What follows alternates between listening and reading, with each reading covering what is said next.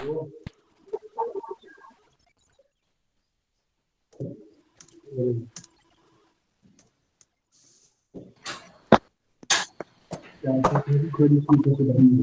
Madam, shall we begin? Yes, please. We are waiting for you, Pramod. Okay, thank you very much. Now that we are joined by our Honorable Vice Chancellor and our most distinguished guests, we are all set, and we will, on a formal note, if I may acknowledge, each one's presence, and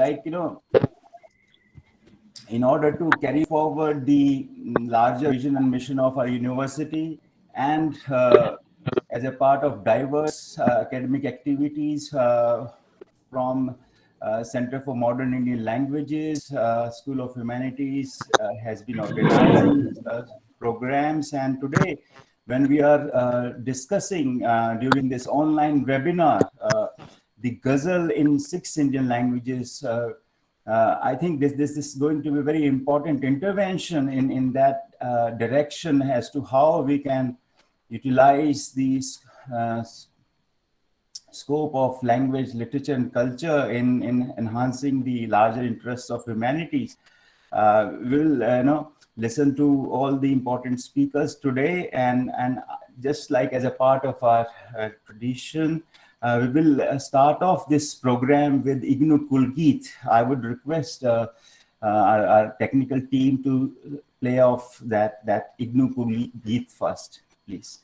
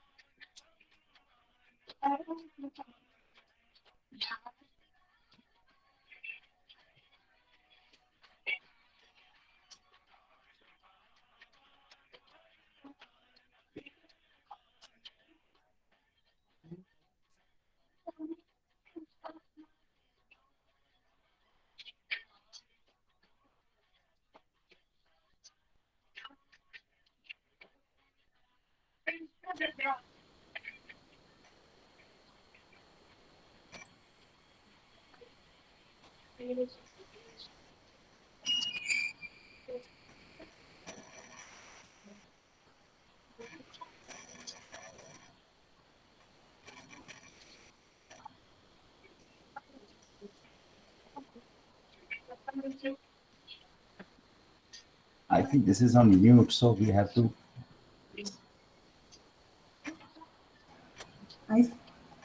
I think there is a problem with the audio. Yes, I think this is on mute. I can see on the image. No. That has been rectified, but still there is still a problem. Anyway, so let's get on with that. I apologize for the technical glitches. That is, in spite of the fact that technology has brought us all closer today, there are still certain aspects of it which give us a little bit of grief. So I apologize, and I think we can go on. Yes, Pramod? Yes.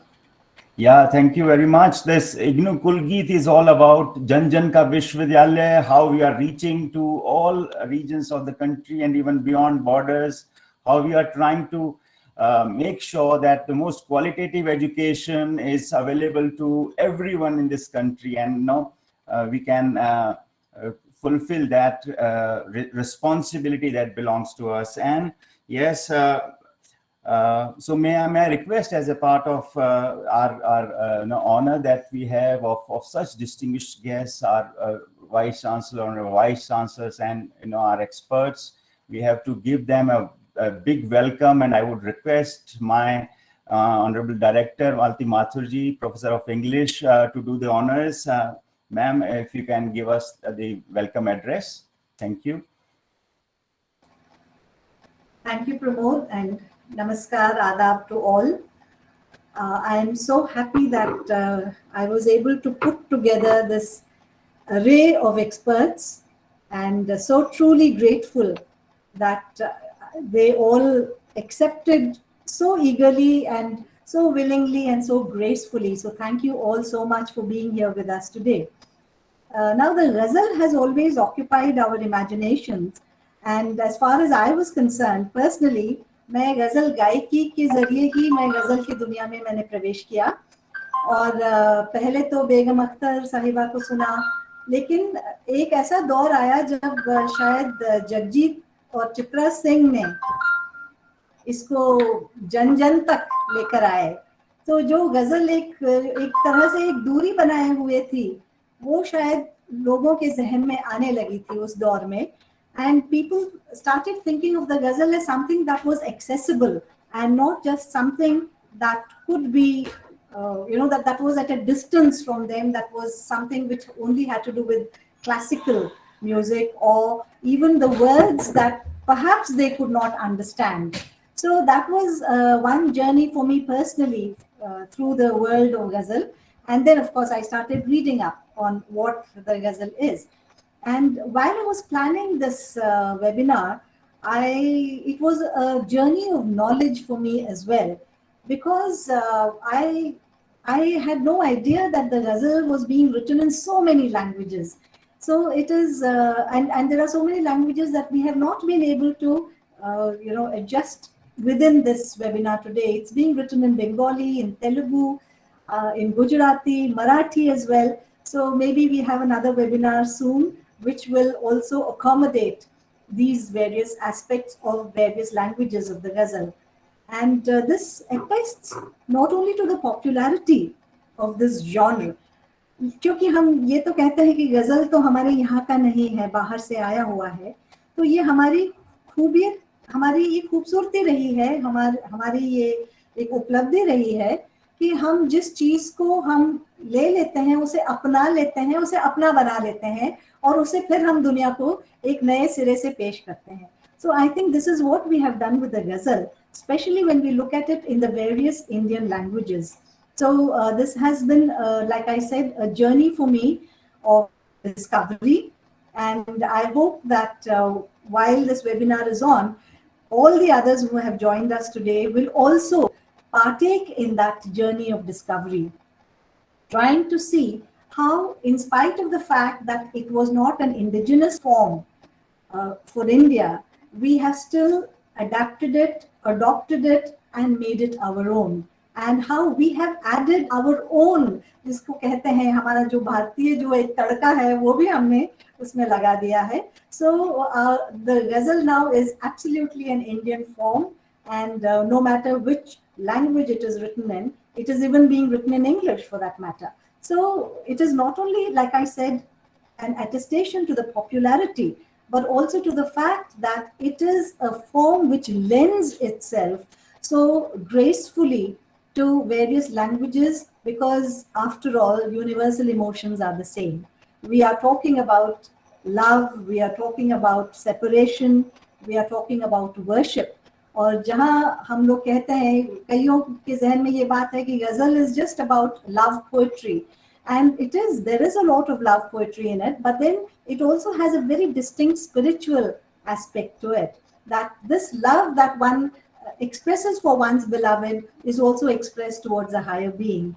So the ghazal today is going to be explored in its various avatars, in its various languages, and I am so very thankful to all our experts who are here today, and I would like to extend a very warm welcome to all of you, sir, to our Vice Chancellor, who has always been very encouraging of all the activities that the Center for Modern Indian Languages and the School of Humanities proposes.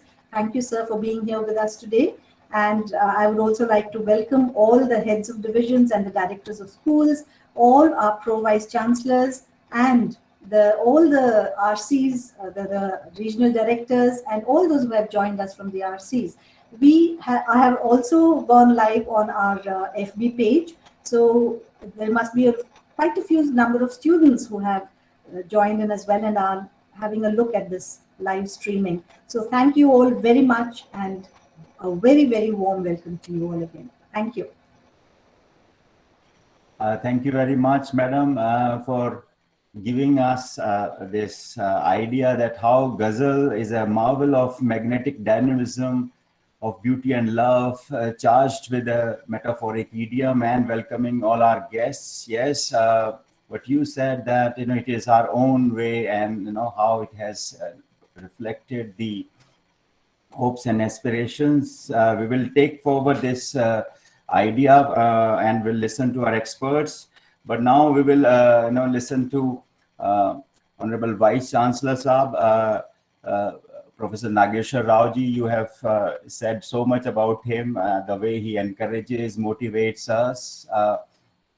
And if I may request him to speak and to guide us about this, may I also add that he has been a teacher for about 4 decades now, and he, as an educational administrator, he's the senior most person in the country, and the way he connects to this academic landscape of ours is unparalleled. So we are so glad, we are so honored and privileged to have your company.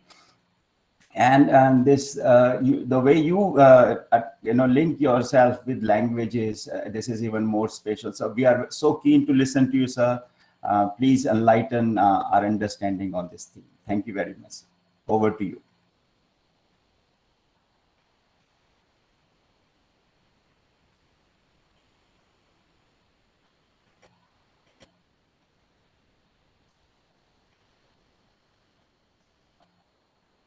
Professor Nageshwar Rao, Honorable Vice Chancellor.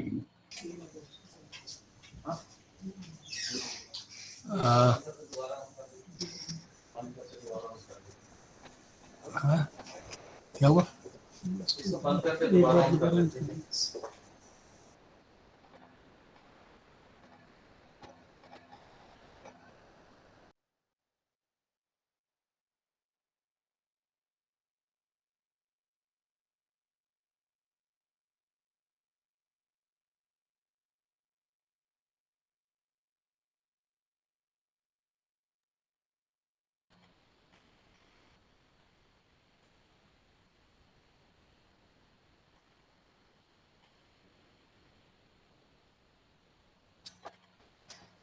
I think there is some kind of a technical problem, because I think he has logged out again.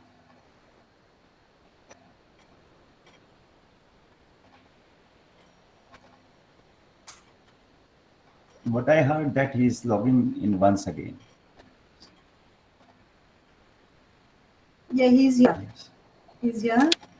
So, sir, yes, thank you very much for your presence, everyone. In this Google Meet and across our social media platform, everyone is keen to hear you, sir. Good morning to all of you.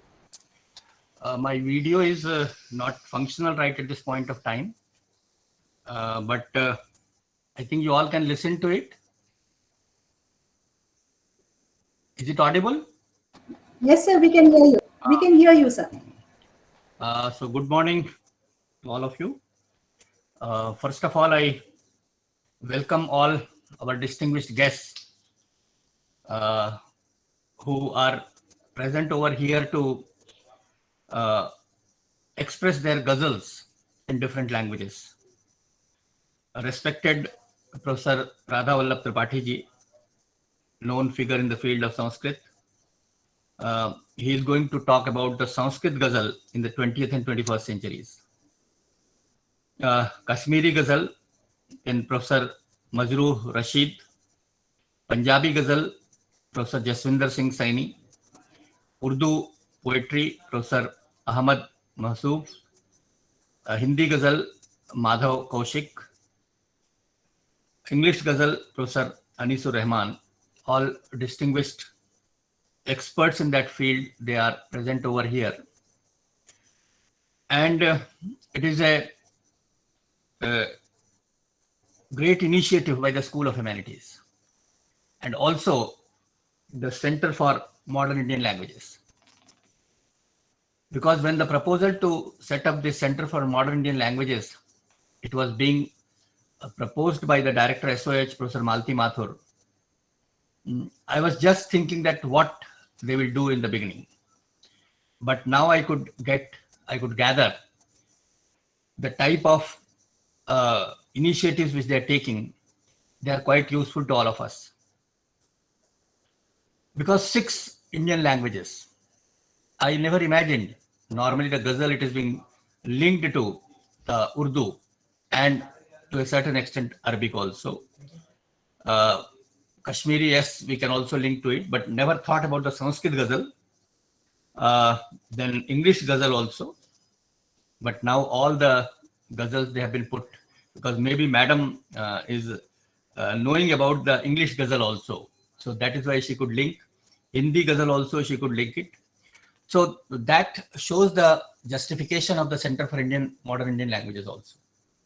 I must compliment her for taking such innovative steps, especially when the National Education Policy is talking about that the languages, they are to be strengthened. The language base that is to be strengthened. And in that perspective, looking to all these languages and trying to find out that what are the common things and how they can be interlinked with each other. That is the greatest initiative. And I have seen the numbers also continuously. The people are trying to connect with us to have these ghazals being heard by all those people. Because when you start listening to ghazal, it enhances your concentration power. The mind power, it is being strengthened. And further, the innovation capability, that is also being strengthened. It is always being said that whenever you strengthen your right hand side of the brain, your innovation and creativity, it goes up. And right hand side of the brain, it is being strengthened only through the music, the dances, or the ghazals. And that is what the right thing which has been initiated by the School of Humanities. And we see that the distinguished experts, they could spare time for all of us. A great moment. It is a historic initiative. Especially I must compliment the director, School of Humanities, Professor Malti Mathur. And she was eager to have it for the last 6 months or so. But somehow it could not materialize in physical mode. But even then, we may do it in due course of time, because already we have created this center. Now the center, it will look into it, how to go for it. And once we see that this experience, this will be quite useful to all of us, how we can inculcate these things in our teaching learning process, that also we can look into it. Great initiative and great innovation also. I must welcome all the distinguished experts. Dr. Anand Prakash ji, Madhav Kaushik ji, Professor Ahmad Mahsood ji, Professor Jasinder Singh Saini ji, Professor Majruh Rasid ji, respected Professor Radha Vallabh Tripathi ji, Professor Anisur Rahman ji, and you all. Thank you very much. Thank you. Thank you very much, sir. Your support, your encouragement, your guidance is very important. And we really value this. You have set the tone for this program. And I think with your blessings, we'll achieve success in our efforts. Thank you very much once again. When we are like, as we all understand that the Ghazal form is ancient, tracing its origins to 17th century Arabic poetry, and it came to South Asia around 12th century due to the influence of Sufi mystics and now mostly prominent as a form of poetry in many languages of the Indian subcontinent. And due to its highly elusive nature, the ghazal has proved capable of an extraordinary variety of expressions around its central themes of love and a bigger worldview. The ghazal tradition is marked by poetry's ambiguity and simultaneity of meaning, and it can usually be interpreted as love for a higher being. I think on this note, we have Dr. Anand Prakash, who is with us to guide us as to how we understand this domain, and the topic that he has identified for himself is a prologue to ghazal, and he'll be reflecting on Indian literary traditions. May I request Dr. Anand Prakash ji to come occupy the dais and address all of us on this important occasion. Thank you, sir. If I could make a very short intervention at this point, please feel free to be bilingual, trilingual, or whatever makes you feel comfortable, because we are talking about ghazals in so many languages. तो हम सिर्फ English में ना बोलें, हिंदी में भी बोलें, और जसवंदर जी तुसी तो पंजाबी विच गल करो जी, it will be very nice. So all of you absolutely feel free to talk in whichever language or to mix up your languages. That would be really nice. Thank you.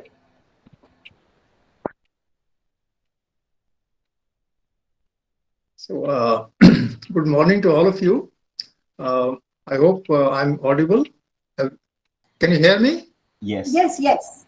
Okay. Good morning, and it's a pleasure, that I'm meeting many friends here, and this is an occasion to share one's views on this aesthetic form, and I feel really privileged. In fact, when Professor Malti Mathur talked to me about it, I started taking notes, making notes, that is, and when I used longhand, then finally I saw that I had written the whole paper. So I felt also very excited, that there are so many things to be said. And I have a written paper that will save time also. I'll stick to, 20 minutes that are allotted to me. And I start by saying it's an honor and a privilege to be a part of the proceedings in the webinar. The subject is of my interest, and I've long been engaged in my mind with the issues and problems concerning the ghazal tradition. I express sincere thanks to Professor Malti Mathur, who gave me this opportunity to share my thoughts on the subject.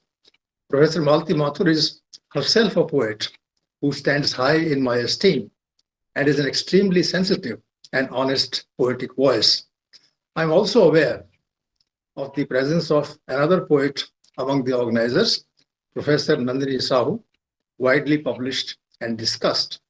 The presence of Professor Niswar Rahman in the group of speakers is not just rewarding, but also empowering. In the form of a book, he has a fine study of the ghazal to his credit.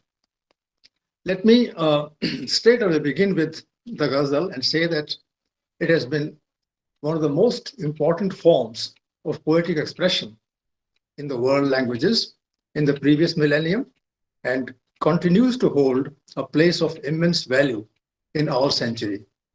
It has a long history and a compact form that has kept evolving as time progressed since it came into being in Arabic in the 7th century. So I really marvel at the richness of this form, that it appeals to people, and it compels them, inspires them, encourages them to make an experiment in this form. Scholars associate a bit distantly, though, with the qasida that was long-winded and unwieldy and tested the patience of the listener that was long back in Arabia. Thus, it might have been thought that the spirit of the qasida, paying encomiums and offering high praise, could be given a tighter frame. compelling brevity, wit, and charm. In the name of the ghazal, this new form struck roots in Arabia and traveled to Persia. The time segment in question would be 10th to 12th centuries. It's as old as that.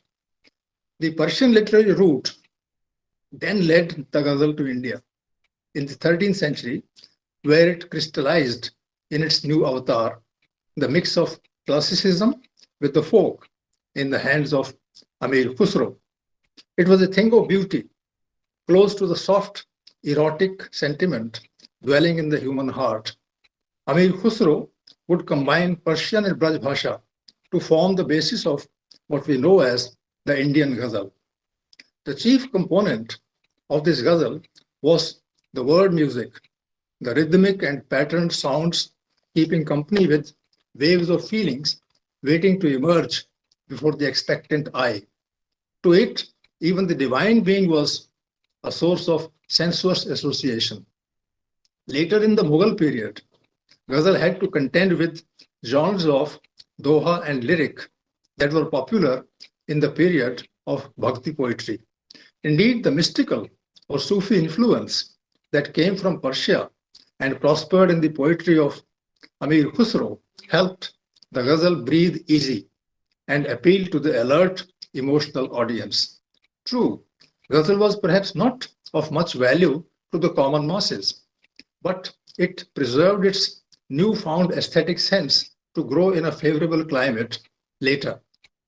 Its immediate requirement may have been the listener well versed in artistic communication, even as the underprivileged and deprived sought emotional sustenance from it for the obvious and simple vocabulary of the less literate.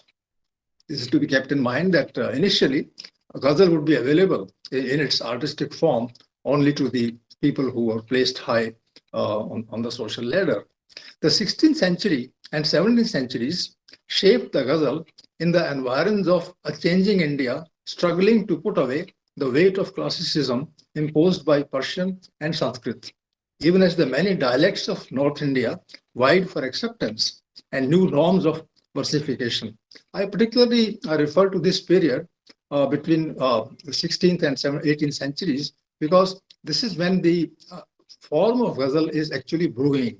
It is coming up, it is struggling, and now it has to connect more and more with the masses and with the larger humanity. Earlier it was transcendence, it was a kind of Sufism, but now it is contending with the social pressures, even the political and cultural pressures of the time. So I give a kind of credence to this particular period. The ghazal had to take hint, if not guidance, from such a process, which was further strengthened by the fresh creative air flowing from the Deccan. The Indian ghazal has a lot to owe, to the tradition that formed itself in a very lyrical and sensuous way in Hyderabad, Deccan, and from there the ghazal came back to us in North India. The keen observers of this literary phenomena give credit for truly Indianizing the ghazal to Wali Dakhini, the great poetic experimenter. He was a kind of a pioneer in the field of Indian ghazal writing. He experimented with language, he experimented with simple feelings, emotions, and he gave them that kind of aesthetic beauty, which later on became the treasure of the Indian ghazal. And he had a kind of prowess with lively articulation. Wali Dakhini or Wali Gujarati, his spirit to connect writing to the language of common use bore fruit. And the 18th century, from its different centers of learning in Delhi, Lucknow, and Hyderabad, Deccan, interacted to give a definitive character to the ghazal that would through time push to the periphery the popular doha and lyric so strongly entrenched in the literary culture of India. So one can say, that a kind of struggle at the level of art, at the level of aesthetics, was there between the Bhakti tradition and its main instruments, doha and the song, and ghazal that had a root elsewhere than the village masses at that point of time. On its side, the new shape and role of doha did not prevent one bit the upsurge of the ghazal. In fact, the two would have strengthened each other. Consider the highly suggestive, pithy, and newly become rather elitist doha. In the 17th century, doha becomes very elitist. It's not the same as that of Kabir in the 15th, 16th centuries. So doing service for the court, than the life in small towns and villages where it truly belonged. The poet of Ritikal, Bihari Lal's dohas, come to mind in that regard.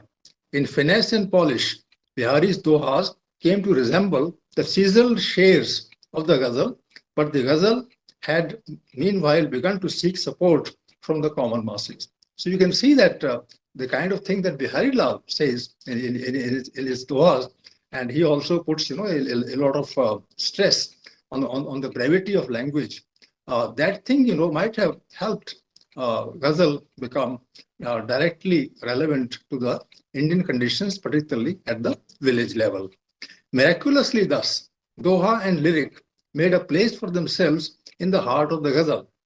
As suggested, we can spot doha in the sher or couplet of the ghazal and lyric in the broadly connecting nature of the ghazal poet's mental state, sad, dissatisfied, or impatient.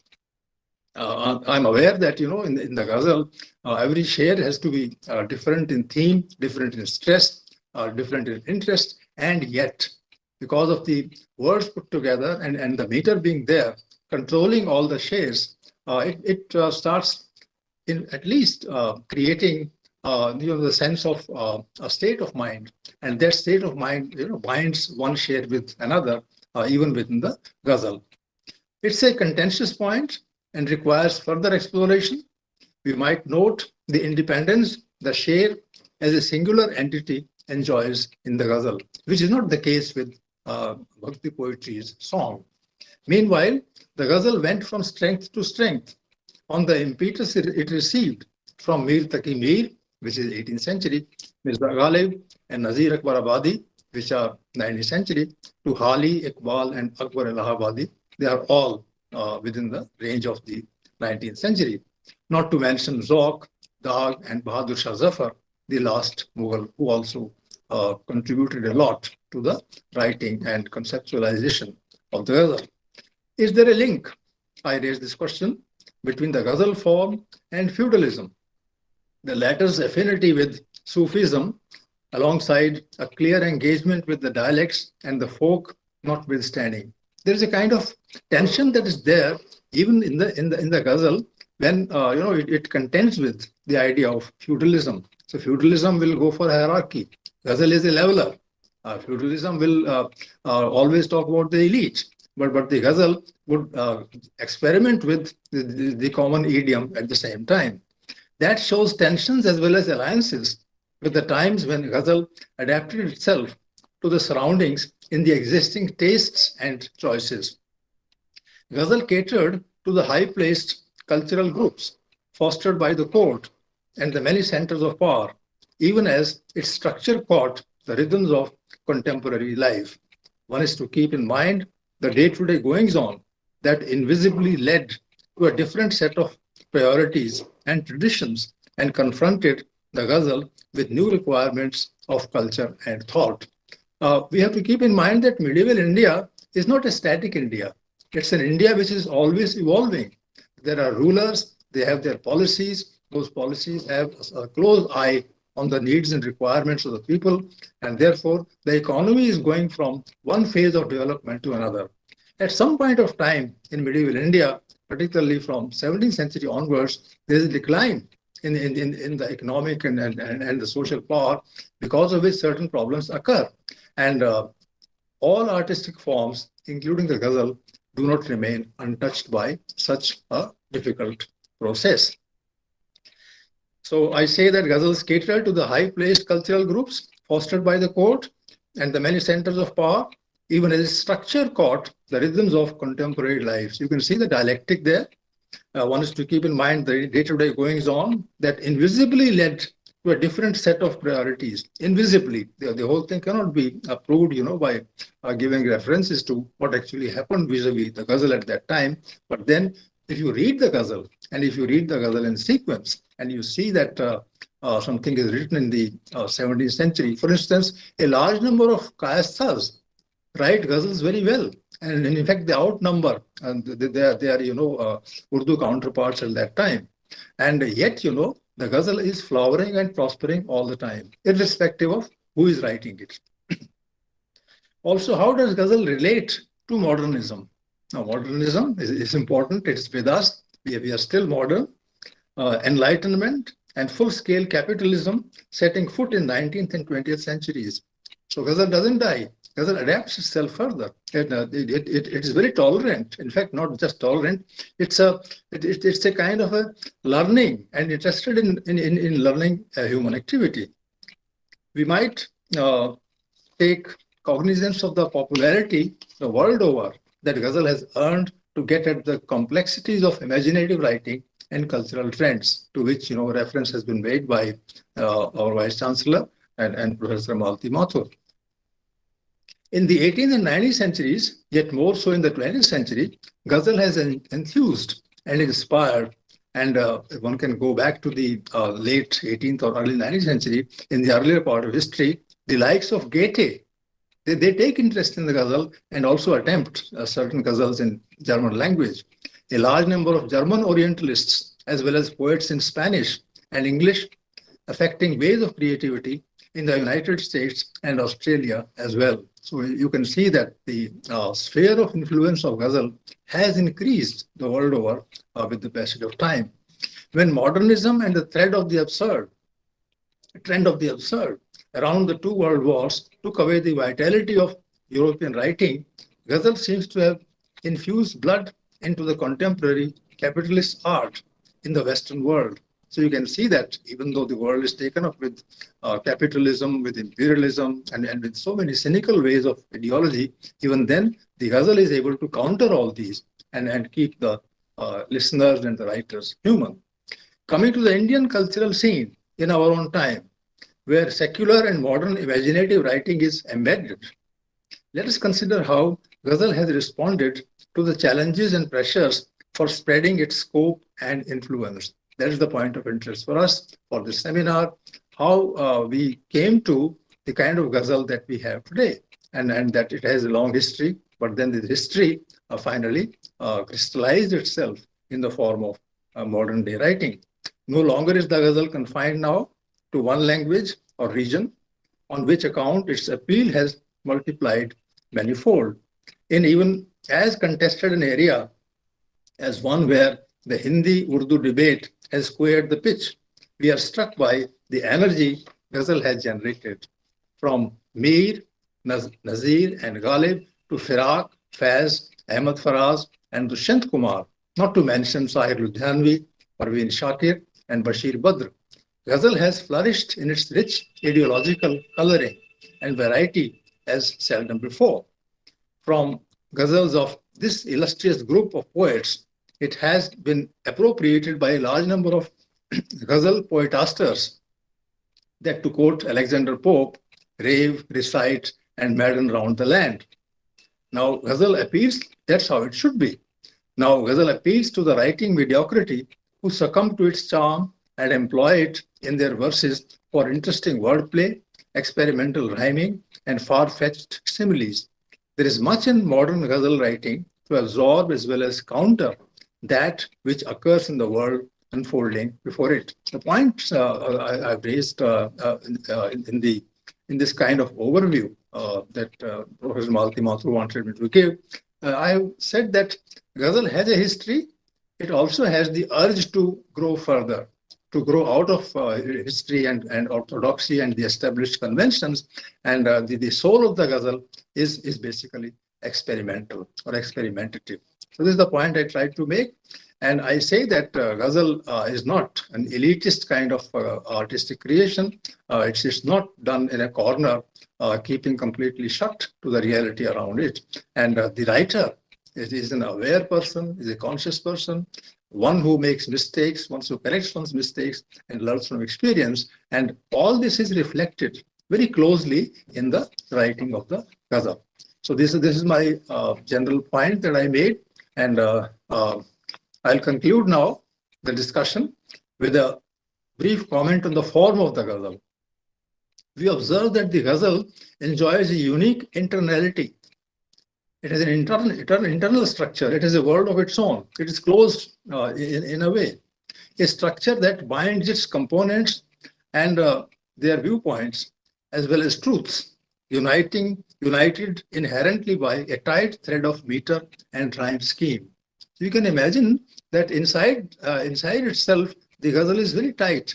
Outside, it is very appealing, very open. So this kind of dialectic that appears in the practice of ghazal writing, and it's being shared by with people outside, that is something that we have to ponder over.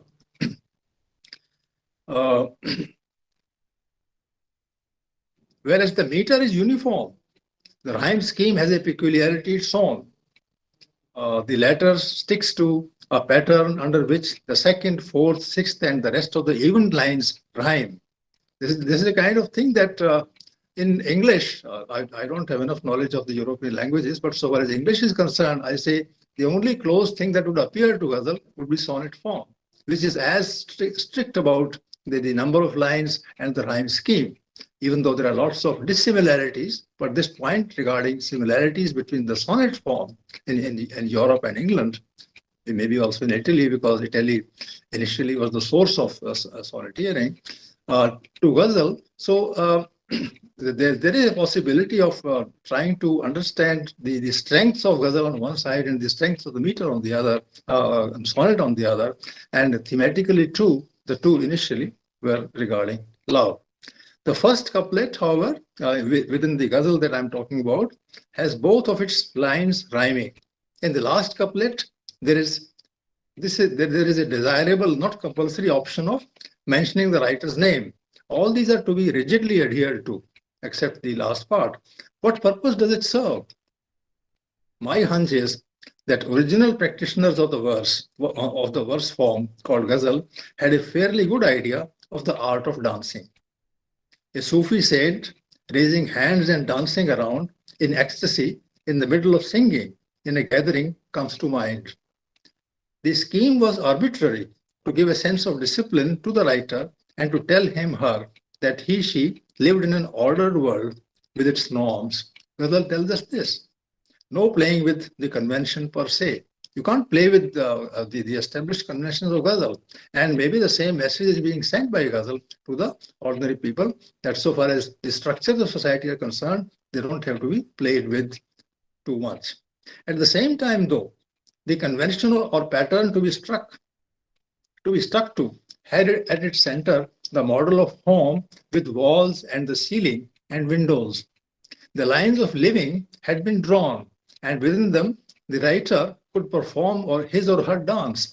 Once defined, the regulations gave ample scope of freedom to the artist, twisting, turning, determining length of steps, even taking strides, increasing or decreasing the speed, jumping, stopping suddenly, and restarting if one wished.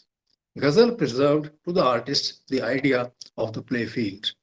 That said, the ghazal as a form necessitates talking or conversing with oneself or an alert listener, particularly one with knowledge of nuance, subtlety, wit, and a concealed message. Mark the last. The ghazal may not be telling you much with respect to ideas, but it sends a message across to you as a listener. This has presumed that the area to be covered in the ghazal was one of romancing, of asking a favor. The assumption that the request could be denied softly or bluntly. A woman or lover with one's whims and fancies would be at the other end. In the obvious sense, the subtlety of truth was at the back of the person or power addressed. Even the divine being would be imagined as a friend, difficult or easy to come to terms with. Also, ghazal is a performative art. Imagine the working. The ghazal writer, as an individual person, stands before a scene with many struggles going on in front of him, even as he is caught in a trance. The act of composing the verse fills him with a heightened sense vis-a-vis emotions and word choice. But in his solitude, he is one with all those who are actively perturbed and unsettled. They would remain away from the poet physically, even geographically, but will speak through him. The process is mysterious, but turns real when the finished ghazal is shared with all those others, literally or metaphorically. Therein perhaps lies the fun and magic of this art form. And I just end the discussion with an anecdote. Ghazal is infectious in appeal and has found great company in music that took it to the mass of audiences and listeners across regional boundaries. Once in a Delhi University gathering, Faiz was asked to recite a couple of his ghazals of his own liking, and he queried, which ones, of Mehdi Hasan or Runa Lala? Thank you. Thank you, बहुत बहुत शुक्रिया आनंद प्रकाश जी, जिस अंदाज से आपने बात कही है, जो हमारे न सिर्फ इस गूगल मीट प्लेटफॉर्म पे, पर क्योंकि ये प्रोग्राम हमारे सोशल मीडिया प्लेटफॉर्म्स पे जा रहा है, बहुत लोग अप्रिशिएट कर रहे हैं, और जिस हिसाब से आपने उर्दू की के बाहर जिस तरह से गज़ल की अपील है और इसकी हिस्ट्री है उसके बारे में बात बताई, ये भी बात बड़ी इम्पोर्टेंट है कि कोई एलिटिस्ट तरह से कोई तो वो नहीं है फॉर्म, बल्कि बहुत ही पीपल्स वॉइस है। और जो मीर से शायर की बात करी आपने, बहुत बहुत है, और फॉर्म पे जो आपने कमेंट किया, इसके लिए हम आपका तहे दिल से शुक्रिया अदा करते हैं सर, बहुत बहुत शुक्रिया। और हम बहुत देर तक, क्योंकि ये रिकॉर्ड हो रहा है सब, और ये हम उसको और गहराई से समझेंगे और तरीके से। इससे अब हम अगले कदम पे चलते हैं, और अब मैं रिक्वेस्ट करना चाहूँगा हमारे और जो प्रोफेसर मजरूर राशिद जो हमारे साथ हैं, is a man of great scholarship, उनसे मैं रिक्वेस्ट करना चाहता हूं कि हमें बताएं कश्मीरी गज़ल, और जो उसमें एक ट्रेडिशन है और एवरीबॉडी। प्रोफेसर राशिद, मैं आपसे रिक्वेस्ट करूंगा कि आप बताएं कि कश्मीरी गज़ल कैसे हम देखें, उसमें जो ट्रेडिशन और हेलो, गुड मॉर्निंग एवरीबॉडी। आपकी आवाज आ रही है sir, please. Okay, good morning everybody. It's a pleasure to be with you, scholars like professor Anis Rahman,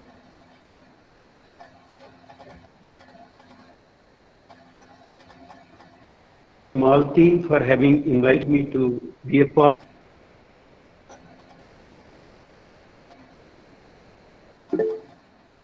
Kashmiri Ghazal, development and experiment, tradition and all other things that have happened to this genre in Kashmiri.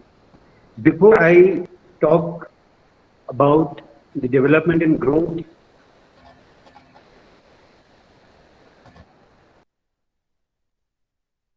I would like to say something about history of Kashmiri poetry. Kashmiri poetry began with works that were written by Lala Arifa, popularly known as Lalamu.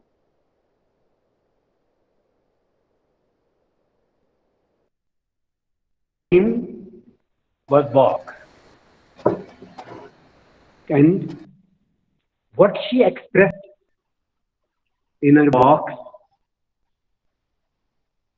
was or were her spiritual experiences,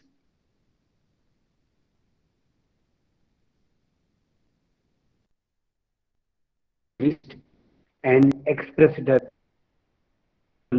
experiences in work. Her younger contemporary, Sheikhul Alam, known as Nunda Reshi, also wrote in that same form, but his verses are known as shuks.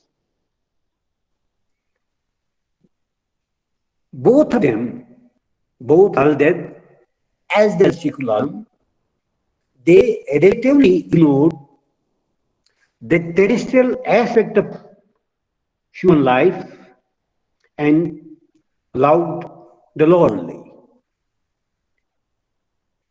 Later on, after a long hiatus, Haba Khatun dawned on the scene of Kashmiri poetry. She sang of human love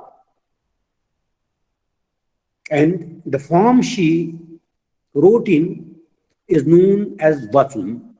You may call it Vachan in Hindi or something else.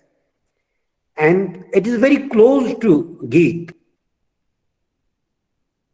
And the chief persona of this form is mainly a lovesick woman who suffers from the pangs of love and yearns and longs for the beloved.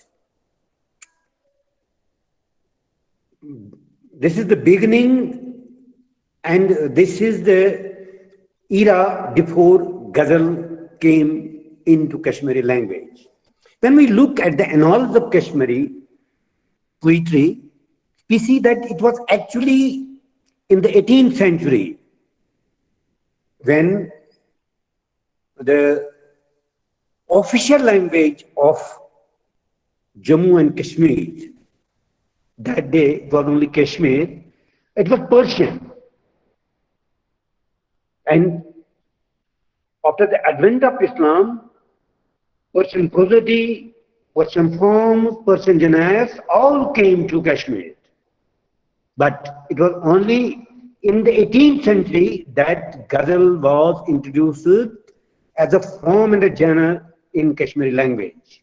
And it was introduced by those poets who were essentially Persian poets from Kashmir. It was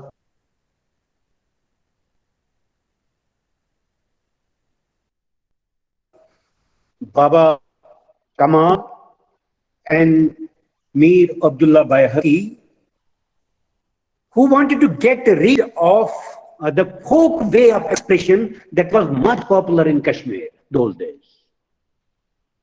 And the only tool that was used by the poets as a medium of expression was Vachan. And it was a kind of a collective expression. These people, they had a knowledge and orientation in classical Persian literature, especially Persian poetry. They wanted to get rid of this collective way of expression and to introduce Ghazal in Kashmiri and to give it a form wherein intellect and spirit and art, personal poetic talent, individual talent comes into play. But the fact remains that the Ghazal as a form did not flourish in the 18th century. Yes, it got introduced in the language, but it could not and it did not flourish. It could not blossom into a form which could attract people. And after the 19th century, Vachan remained the most popular medium of Kashmiri poetry. But in the 19th century, two genres and two Persian literary genres and forms, Mathnavi and Ghazal, virtually became the main medium of expression in Kashmiri language. And Kashmir produced a master Ghazal writer who is known as Rasul Mir. He sang of beauty. He sang the beauties around, and he sang of human love. And he liberated Kashmiri poetry from the folk way of expression and gave it a standard and an artistic pattern. Many people try to write like him, but nobody could excel him or come close to him. His senior contemporary and in a way his teacher Mahmud Ghami did write very good Mathnavis and very good Vachans, but he could not write Ghazal the way Rasul Mir could. He was a great singer of Ghazal. He was a musician also. I will just present a verse, a Kashmiri verse of Rusul Mir.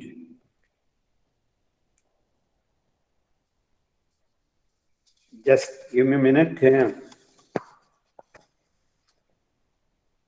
Gum Shabnam Gul Rakhaspet Zanch Arkdantas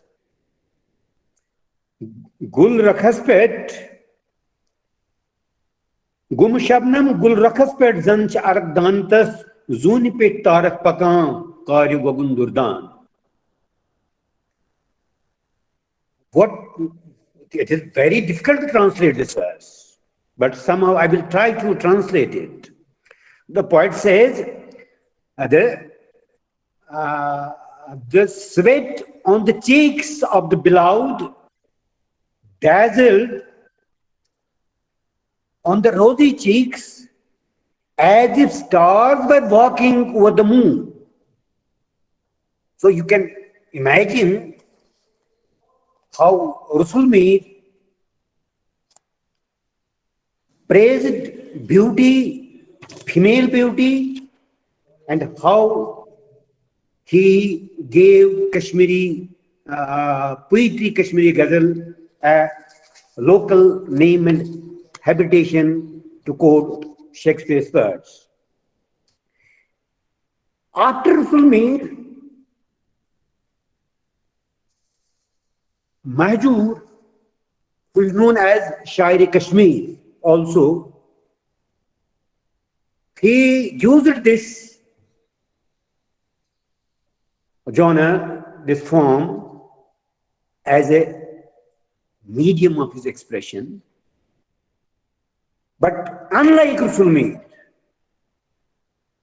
he used Kashmiri symbols, indigenous symbols. Bhumbur Yimburzal. His ghazals are full of pastoral imagery, whereas Rusul Mir, the master of ghazal, he mostly adhered to Persian symbols, scintillation symbols, scintillation metaphor. But Mahjur deliberately made an attempt to liberate Kashmiri ghazal from the influence of for the boring influence of Persian poetry. He infused a new kind of blood, a new kind of emotional verb to Kashmiri ghazal, and he also sang of human love. Though he admits that he has a great impact on his ghazal, great impact of Rusul Mir on his ghazal. But when we look very closely at his ghazals, he is a different poet. He does not only does not sing of love only, but the happenings and the demands of the time he was living in. He was taking cognizance of the times, of the milieu he lived in. Because those were the times when modern education had come and schools had been opened in Kashmir, and new education, new kind of education, modern education, what we call, it was in vogue. He was well read in Persian poetry. He was well read in Urdu poetry. He had read Ghalib, he had read Iqbal, he had read Mir Taqi Mir, and he had a great influence of all these poetries. But he made a conscious attempt to liberate Kashmiri poetry from the influence and create a new and a fresh idiom in ghazal. And he tried to adhere to the meters that are meant for writing ghazal. You cannot write ghazal without a meter. You cannot write ghazal without meter, without technique, because the technique of ghazal,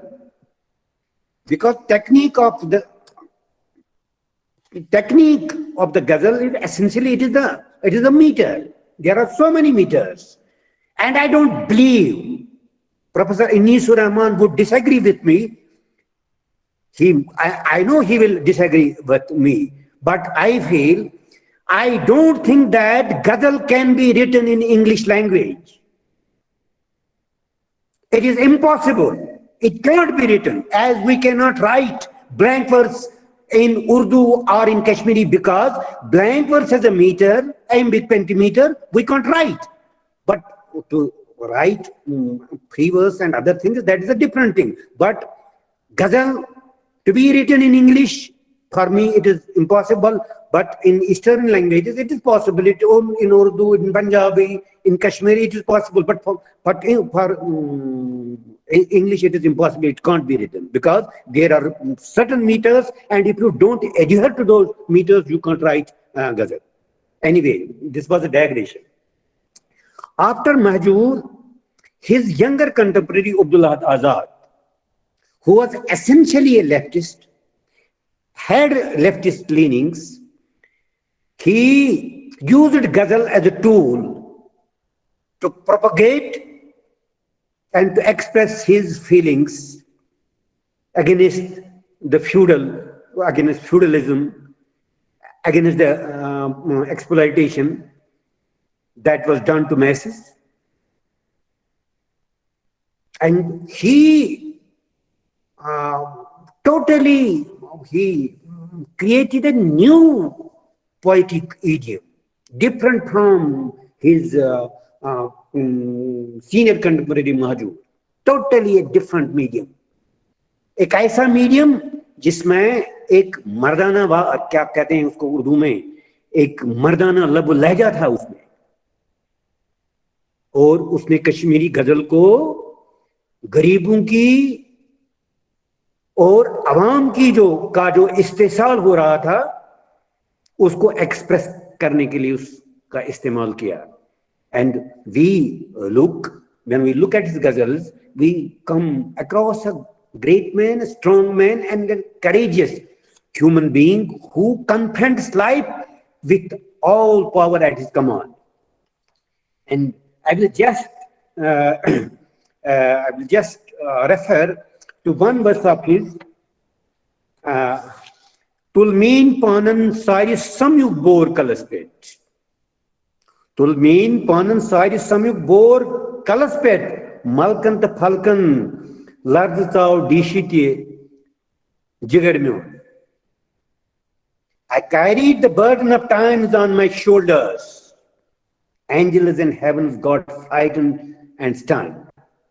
This was his way of expression. It's a totally different way of expression. But everybody knows what happened in the early 40s in every literature, whether it is Hindi, whether it is Punjabi, whether it is Kashmiri, whether it is Urdu literature.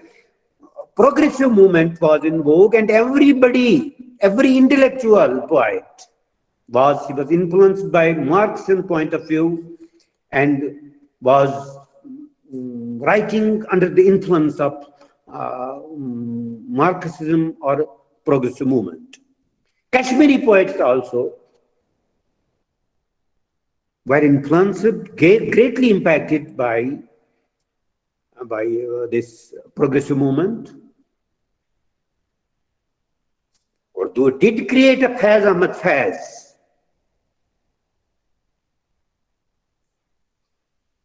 Under the influence of progressive movement.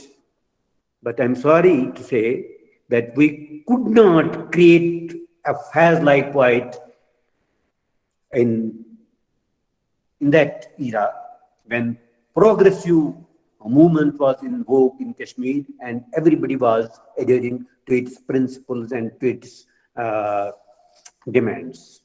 But I must admit one thing, that progressive movement helped Kashmiri literature in general and Kashmiri poetry in particular to grow, because it helped Kashmiri poetic idiom to grow, poetic idiom to blossom into a serious way of expression.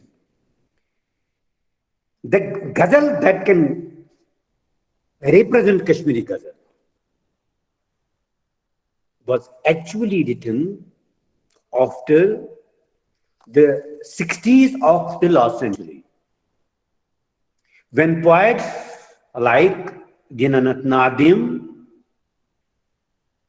Amin Kamil, Ghulam Nabi Firaq, Rahman Rahi, and Ghulam Nabi Khayal like poets departed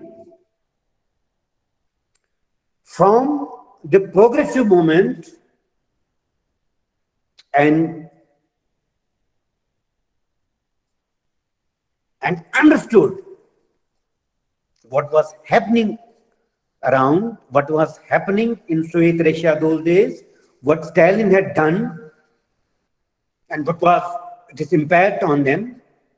And on the other side, modernity or modernism was a reality. They could not escape from its influence. They rather imbibed influences from various directions, including modernism, of which absurdity, alienation, existential crisis were the distinctive features. And when we read ghazals of Nadim, Kamil, Firaq, Rahi, and others, I would recite some verses by them in Kashmiri, so that you also, I have some verses with me. 1 minute, you will bear with me. Dinanath Nadim wrote, I will just quote one verse of Dinanath Nadim. He says, Halashu rotul, halashu pyar. Halashu rotul, halashu pyarun. Cringe lev, punya tisaru. I will try to translate it. It is still pitch dark. Still we have to wait. We are condemned to carry water in the willow baskets. Now I will quote Amin Kamil, a verse by Amin Kamil. Tikt lagit band lifafan mans. Tikt lagit band lifafan mans. Be pata khat dakhanik is. We are letters with postal stamps stuck onto them, but without a name and without an address. In one more verse, he says, Wal danvai raksat was, wal az sadkan meno raat, wal danvai raksat was. Let us both avail casual leave today. Let us wander along with the pathways. And Rahman Rahi, one of the outstanding poets of modern Kashmiri Ghazal, I will quote one verse of him. Sevej sang athan hind, kathan de kotar muj. Sevej sang athan hind, kathan de kotar muj. Siyah rud jarenman gosani kot pedra. O ascetic, the lamps your hands lit up, and the dows of your words all are gone. Whither should you go in these dark showers of rain? Another poet, Ghulam Nabi Khayal, says that गुर्ज पशन तन फिल्न गुलाले, गुर्ज पशन तन फिल्न गुलाले, यन यत lamin चाव खबर कुस. The slopy rose gardens of my house did not blossom with poppies when some unknown spirit sneaked into my house.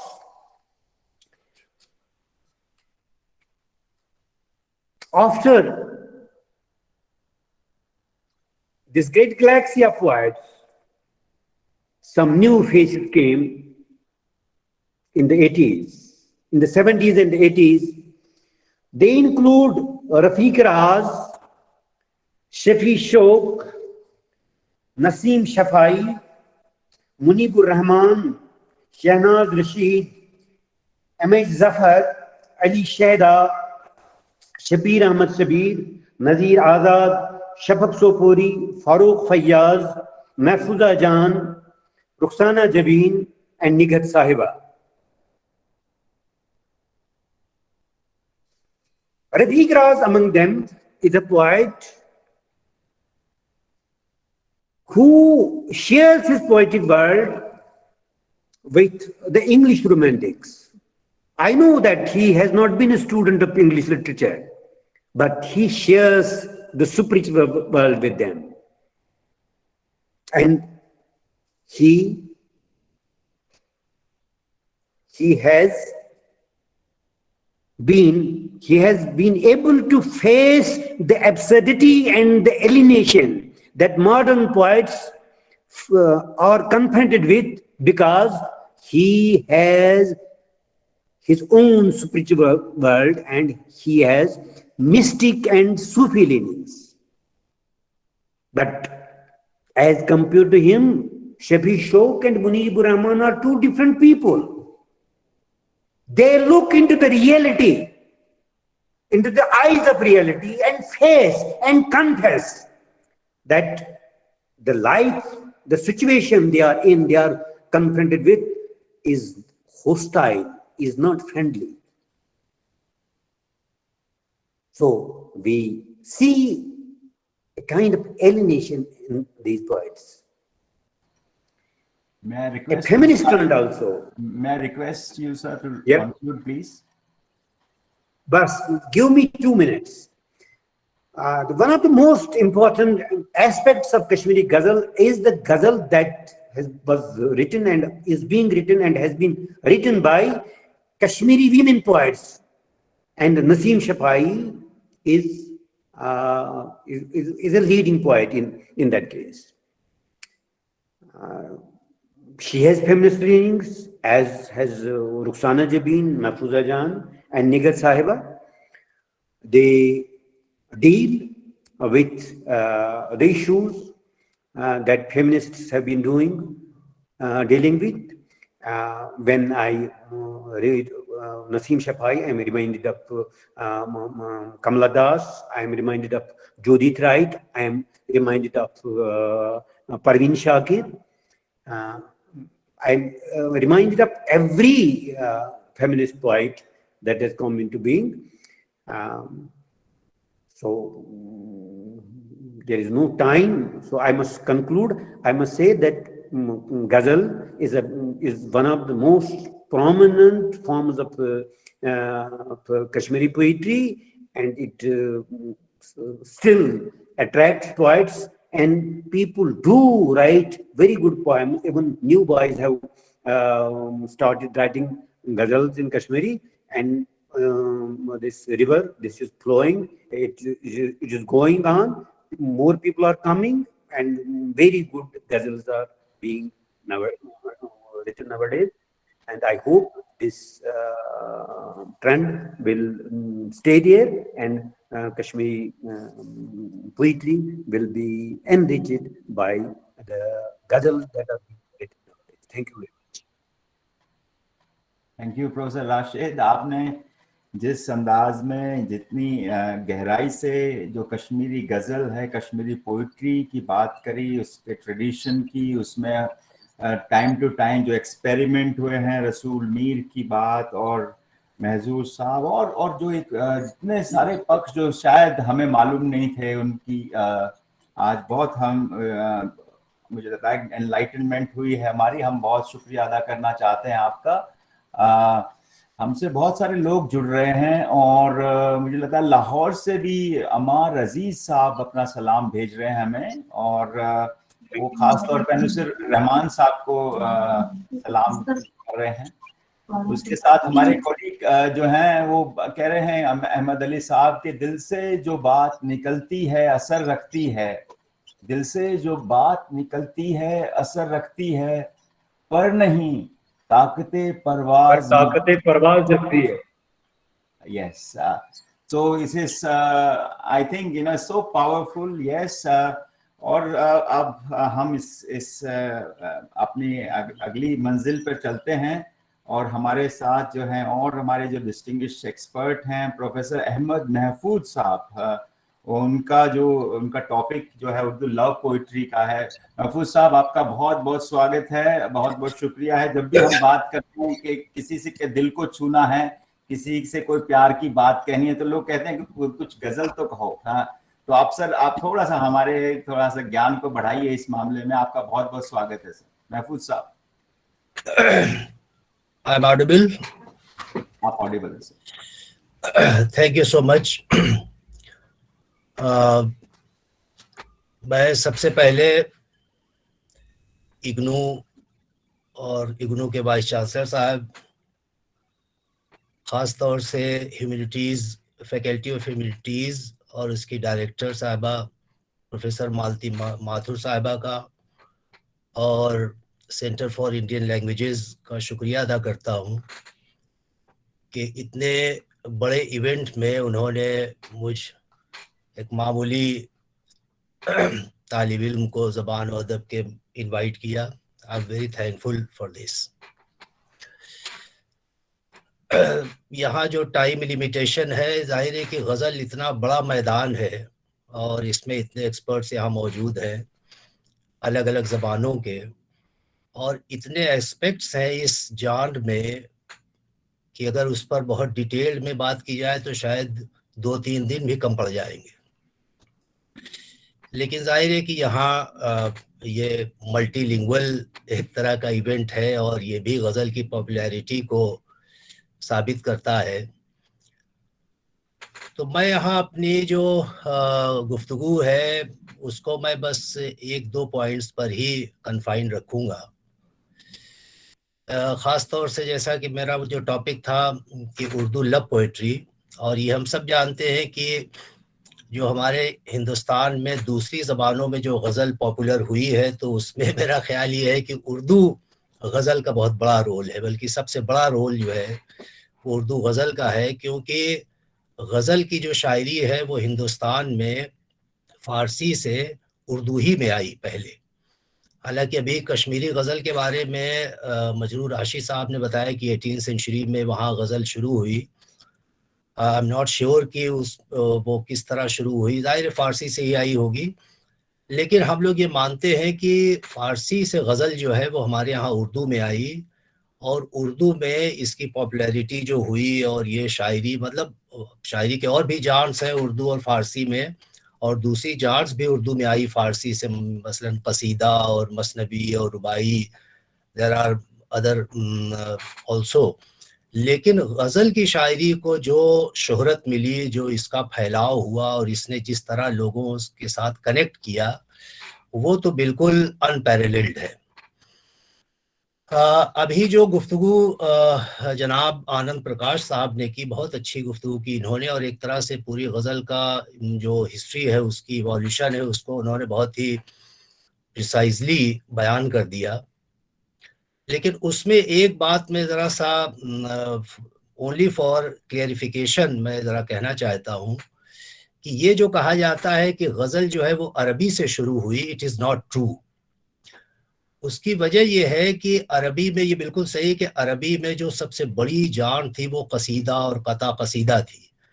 तो कसीदे का जो opening part होता था उसमें पोएट क्या करता था कि वो अपने बिल्कुल रियल जो उसके बिलवेड होते थे, यानी नाम लेकर के उनसे अपने इश्क का इजहार करता था, या अपने सेपरेशन का इजहार करता था, अपनी बेकरारी और बेचैनी का इजहार करता था, but it was not regarded as ghazal. इसको तशबीब और नसीब कहते हैं अरबी में, उर्दू में भी। नसीब वो किस्मत वाला नसीब नहीं, नून सीन ये बे, नसीब। तो तशबीब और नसीब का जो पार्ट था, इसको लोगों ने ये जरूर कहा है कि एज ए जार एज सच फारसी में जो गजल हमारे यहाँ बनी, हमारे यहाँ से मुराद यानी ईरान में, उसका थोड़ा बहुत हम कह सकते हैं कि उसका कुछ एलिमेंट्स जो है वो नसीब से उन्होंने लिए, क्योंकि वहाँ भी एक्सप्रेशन ऑफ लव जो था वो बहुत मेन था, ओपनिंग पार्ट ऑफ द कसीदा उसमें। इसलिए जिस गजल को आज हम लोग पढ़ते हैं या जिस गजल के बारे में हम बात कर रहे हैं एज ए फॉर्म भी, और फिर उसका जो इनर पूरा अंदरूनी जो पूरी दुनिया है गजल की, उसके थीम्स हैं, उसमें जो आइडियाज हैं, उसमें जो थॉट्स हैं, उन सारी चीज़ों के बारे में, ये सारी चीज़ें जो हैं वो पहली बार एज ए जार फारसी में इस्टेब्लिश हुई है। तो गजल का जो बिल्कुल इब्तिदा है या उसकी शुरुआत है वो अरबी से, बस अरबी से हम ये कह सकते हैं कि नसीब वाला जो हिस्सा था उसको फारसी वालों ने अपने यहाँ उसी को एक तरह से कॉन्सेप्चुलाइज करके और फिर एक नई तरह की शायरी शुरू की फारसी में। तो इसलिए सिन्फ के लिहाज से, जानर के लिहाज से ये गजल जो है ये फारसी में इस्टेब्लिश हो गई थी, एक बात। दूसरी बात ये है कि जैसा कि सब लोग कह रहे हैं, और इस पर तो यानी कोई इनकार ही नहीं कर सकता, कि शायरी की जितनी भी विधाएं हैं उसमें सबसे ज्यादा पॉपुलर गजल है। अब गजल की पॉपुलैरिटी की एक तो वजह यह है कि भाई ये लव पोइट्री है, बहुत बड़ा हिस्सा इसका लव पर बेस्ड है, ह्यूमन लव भी है, डिवाइन लव भी है इसमें, और लव के बहुत से डायमेंशंस हैं जाहिर है। तो चूंकि ये इमोशन ऐसा है कि ये बिल्कुल यूनिवर्सल है, तो जहाँ भी कोई बात लव के बारे में होगी तो फौरन आदमी अपने को कनेक्ट कर लेता है उसमें कि भाई अच्छा इश्क मोहब्बत की बात है तो भाई हमारा भी कोई इश्क का जज्बा है, हमारा भी कोई एहसास है। इसलिए एक तो इसके पॉपुलर होने की एक वजह ये है। दूसरी बहुत बड़ी वजह इसकी पॉपुलैरिटी की इसके फॉर्म का मामला है, कि जैसा कि आनंद साहब ने भी बयान किया और सब लोग हम जानते हैं कि अपने फॉर्म के लिहाज से गजल जो है वो यूनिक है। मेरा ख्याल है कि शायद कोई भी किसी भी जबान में पोइट्री का कोई कॉन्सेप्ट ऐसा नहीं होगा कि from the first line to the last उसमें मालूम हुआ कि पोएम है, तो पोएम का मतलब ही है कि भाई 10 लाइन की पोएम है, 20 लाइन की पोएम है, तो उस पूरी पोएम में एक बात कही गई है ऊपर से लेके नीचे तक। लिहाजा अगर कहीं किसी पोएम को अगर हमें रिफर करना हो तो हम पूरी पोएम सुनाना पड़ता है हमें, या बहुत से बहुत उस पोएम का कोई स्टेंजा तो सुनाना। थोड़ी सी प्रॉब्लम आ रही है, आपकी आवाज नहीं आ रही है। आवाज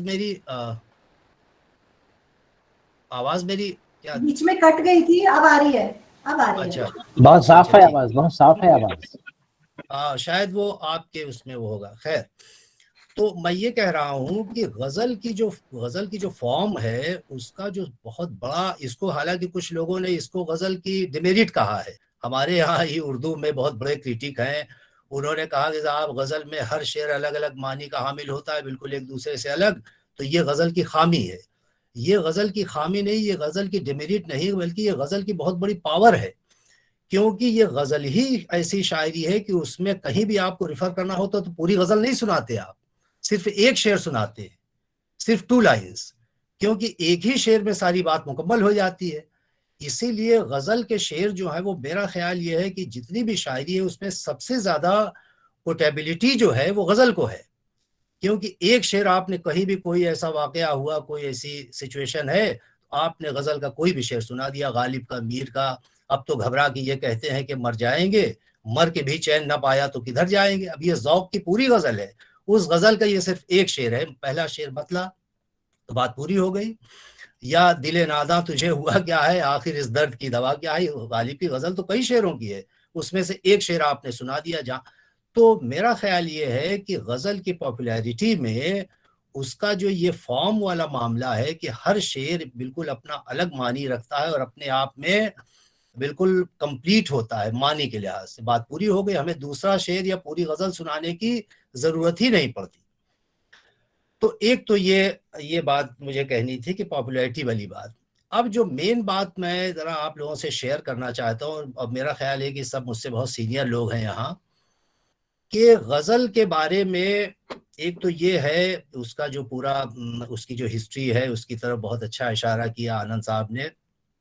और वली जो है वो वली, बिल्कुल इसमें कोई शक ही नहीं है कि वली दकनी वो पहला शख्स है, बल्कि उसको हम इस तरह से फादर ऑफ उर्दू गजल कह सकते हैं।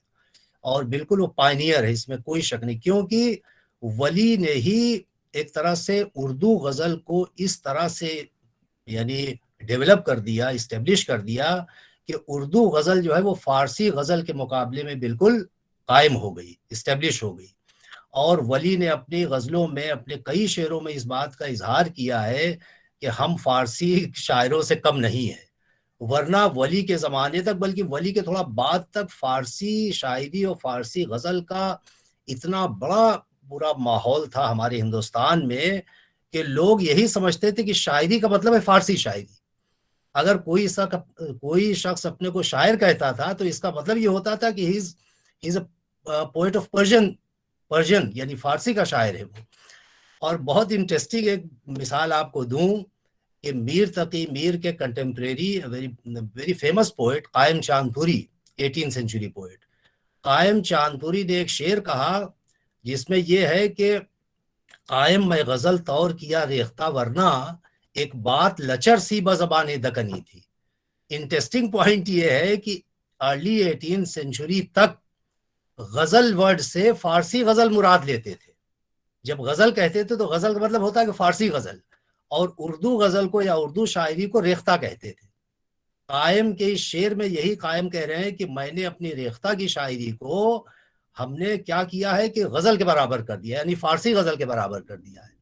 कायम मैं गजल तौर किया रेख्ता वरना एक बात लचर सी बज़बाने दकनी थी।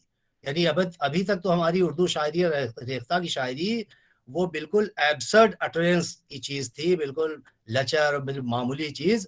हम इतने बड़े शायर हैं कि हमने अपनी रेख्ता की शायरी को गजल जैसी कर दिया है।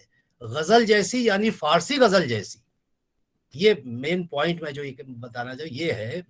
तो अब आप ये समझिए कि गजल की शायरी जो है वो उर्दू में जो इस्टेब्लिश हुई है तो वो बिल्कुल फारसी के मुकाबले में इस्टेब्लिश हुई। और फिर उर्दू शायरों में 18th सेंचुरी में मीर और सौदा और कायम में, फिर 19th सेंचुरी में।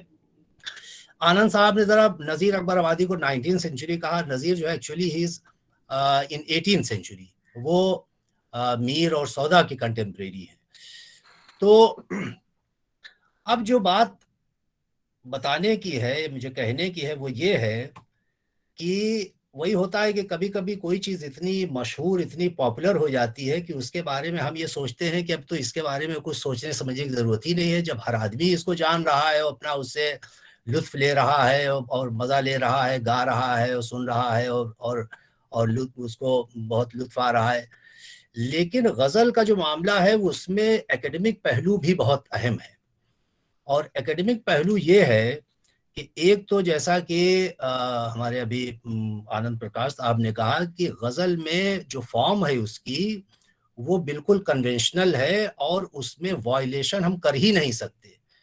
जो उसकी राइम स्कीम है, जो उसका मेट्रिकल पूरा सिस्टम है, जिस बहर में आप चले हैं तो उसी बहर में सारे शेर होंगे, एक लाइन भी आप कम ज़्यादा नहीं कर सकते। राइम का जो पूरा सिस्टम है वही शुरू से लेके आखिर तक चलेगा। तो ये तो पूरा इसके फॉर्म का कन्वेंशन हुआ। लेकिन एक जो दूसरा बहुत बड़ा कन्वेंशन का मामला गजल में है वो है उसके थीम्स का और उसकी पोएटिक्स का हिस्सा।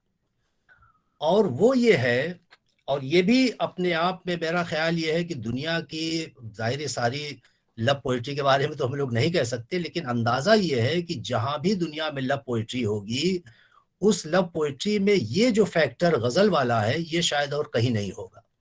और वो है convention of love, convention of themes ghazal के अंदर। मिसाल मैं उसकी ये देता हूँ कि जैसे अब लव का जो मामला है तो जाहिर बात है कि जहाँ भी लव होगा तो वहाँ एक आशिक होगा और एक माशूक होगा, एक लवर होगा और एक उसका बिलवेड होगा। एक इसी में कन्वेंशनल बात यह है कि गजल का जो बिलवेड है, माशूक जो है तो वो वुमेन, लेकिन उस, अब देखिए हमारे यहाँ कन्वेंशन है कि उसको कभी भी फेमिनिन जेंडर में बयान नहीं किया जाएगा, हमेशा उसको मैस्कुलिन बयान किया जाएगा कि वो आया, वो बैठा, और वो बहुत अच्छी नहीं कहेंगे उसको। तो अब ये भी कन्वेंशनल बात है कि गजल की शायरी में है जो बिलवेड है तो वो ह्यूमन है, और वो बाकायदा लेडी है, और बहुत हसीन है, बहुत खूबसूरत है, और उसका हुस्न जो है, उसकी ब्यूटी जो है वो बिल्कुल यानी बेमिसाल है, वो सब है, और जाहिर है कि वो वुमेन है। लेकिन उसको बयान किया जाएगा गजल के शेर में पूरी फारसी में तो खैर जेंडर सिस्टम है नहीं, लेकिन उर्दू में जेंडर सिस्टम बहुत सख्त है। उर्दू में एक शेर आप क्लासिकल गजल का ऐसा नहीं दिखा सकते कि जिसमें बिलवेड को फेमिनिन बयान किया गया हो, क्योंकि ये वायलेशन हो जाएगा, गजल का जो कन्वेंशन है उसका वायलेशन हो जाएगा। एक बात।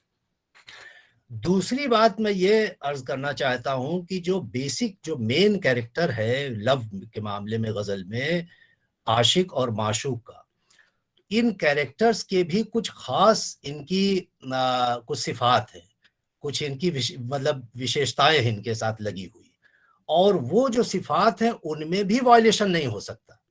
मसलन गजल में बिलवेड जो है वो हमेशा क्रूएल, बेवफा, जालिम, कातिल, ये सब बयान किया जाएगा। यानी बिलवेड का जो कैरेक्टर है वो एक्टिव कैरेक्टर है, वो जिसको हम लोग अपने यहाँ उर्दू में कहते हैं कि वो उसके अंदर फाइलियत है, यानी वो हमेशा डोमिनेटिंग पोजीशन में होगा। और इसके बिल्कुल उल्टा जो लवर का कैरेक्टर है वो पैसिव है, यानी वो रोता रहेगा, बेकरार रहेगा, तड़पता रहेगा, कत्ल होता रहेगा, मारा जाएगा, ये सारी चीजें लवर के साथ है। कहने का मतलब ये है कि बिलवेड को कभी भी, अच्छा बिलवेड जो है वो बेवफा होगा और लवर जो है वो वफादारी करेगा, तो इसके खिलाफ आप गजल में बयान ही नहीं कर सकते। अगर इसके खिलाफ आप बयान करते हैं तो ये कहा जाएगा कि ये शेर गजल का शेर नहीं हो सकता। इसकी एक मिसाल मैं आपको देता हूं। बिलवेड जो है वो हमेशा बेवफा और वादा वफा नहीं करता, वफा करने का वादा करता है लेकिन वादा वफा नहीं करता। अब अच्छा ये सब थीम्स हैं गजल के, इन्हीं थीम्स को जो हमारे शायर जो है बयान करते हैं तरह तरह से। ये न थी हमारी किस्मत की विसाल यार होता, अब गालिब की मशहूर गजल है, ये न थी हमारी किस्मत की विसाल यार होता, यानी यार से बिलवेड का विसाल जो है वो तो हमारी गोया वो भी कन्वेंशन में है कि विसाल पहली बात तो होता ही नहीं, अगर हुआ भी तो वो इतना लम्हाती, इतना मुख्तसर, इतनी थोड़ी देर के लिए होता है कि ना होने के बराबर। अब ये भी थीम है, ये भी कन्वेंशनल थीम है। ये न थी हमारी किस्मत की विसाल यार होता, अगर और जीते रहते, यानी जितना जिए हैं इसमें तो हुआ ही नहीं, अगर 150 साल और जीते रहते तो यही इंतजार होता, अगर और जीते रहते यही इंतजार। यानी वही बात हुई ना कि गालिब भी देखिए, गालिब इतना बड़ा शायर है लेकिन ये लोग कन्वेंशन से बाहर नहीं जा सकते। जो मिसाल में एक और बहुत इंटरेस्टिंग मिसाल है कि बिलवेड जो है वो बेवफा होता है, वादा वफा नहीं करता। अब गालिब का शेर है कि जिद की है और बात मगर खू बुरी नहीं, जिद की है और बात, खू के माने आदत, खसलत, हैबिट, जिद की है और बात मगर खू बुरी नहीं, भूले से उसने सैकड़ों वादे वफा किए, भूले से। अब यहाँ जो इंटरेस्टिंग जो पॉइंट है ये है कि गालिब भी ये जान रहे हैं कि माशूक जो है वो वादा वफा नहीं करता, लेकिन माशूक ने सैकड़ों वादा वफा कर दिए, तो अब उसके लिए उन्होंने शेर में रख दिया भूले से, यानी माशूक भूल गया था। तो अब आप भूले से अगर कोई काम कर दे तो कहा जाएगा कि भाई ये क्या, मैंने तो भूल से ये कर दिया, मैं ऐसा करना थोड़ी चाहता था। तो भूले से उसने सैकड़ों वादे वफा किए, क्योंकि अगर भूले से का जो फ्रेज है अगर गालिब शेर में न रखते तो ये वायलेशन हो जाता कि आप माशूक को वफादार कैसे बयान कर सकते हैं, क्योंकि कन्वेंशनली जो है माशूक तो बेवफा होता है, तो वादा वफा करता नहीं। इसी पर एक बड़ा बहुत उम्दा शेर मीर का सुन लीजिए कि उसके ईफाए अहद तक न जिए, उसके ईफाए अहद तक न जिए, उम्र ने हमसे बेवफाई की। अब जरा ये शेर देखिए, मीर कहते हैं कि माशूक जो है वो तो अहद को, वादे को वफा करता नहीं। तो मीर इसमें इस थीम को इस तरह बयान कर दे रहे हैं कि भाई माशूक जो है वो हमारा माशूक वादा वफा कर देता, लेकिन ये तो हमारी उम्र ने बेवफाई कर दी कि हम मर गए, माशूक को वादा वफा करने का मौका ही नहीं मिला। देख रहे हैं आप, उसके ईफाए अहद तक, यानी उसके वादा वफा करने तक हम जिए ही नहीं, उसके ईफाए अहद तक न जिए, उम्र ने हमसे बेवफाई की। यानी माशूक को बेवफा होना, माशूक की बेवफाई का एक तरह से डिफेंड कर दिया मीर ने इसमें कि भाई हमारा माशूक जो है क्या करें, अगर हम और जीते रहते, जैसे गालिब तो कह रहे हैं कि अगर और जीते रहते यही इंतजार होता, यानी हम और अगर जीते 20-25 साल तब भी वादा वफा ना करता, वो वस्ल ना होता। यहाँ मीर ये कह रहे हैं कि ये उम्र ने हमारे साथ बेवफाई कर दी, माशूक वो तो वादा वफा कर देता, हमें पूरी उम्मीद है। लेकिन देखिए असल बात यह है कि शेरों में जो थीम ला रहे हैं वो बेसिकली वही माशूक की बेवफाई का थीम ला रहे हैं। तो ये बात गजल की दुनिया में, और समझिए कि ये सिर्फ उर्दू की नहीं, अगर वली से हम ले लें तो वली से 200 साल बनते हैं, क्योंकि वली का इंतकाल 1707-8 में हुआ है।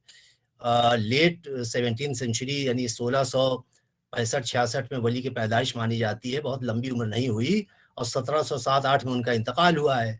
तो अगर वली से हम ले लें तो 20th सेंचुरी के शुरू तक, जहां तक हमारी क्लासिकल गजल का पूरा दौर है, वो 200 साल बनता है। लेकिन उस 200 साल के पीछे जो रवायत फारसी की है वो कई सौ साल की है।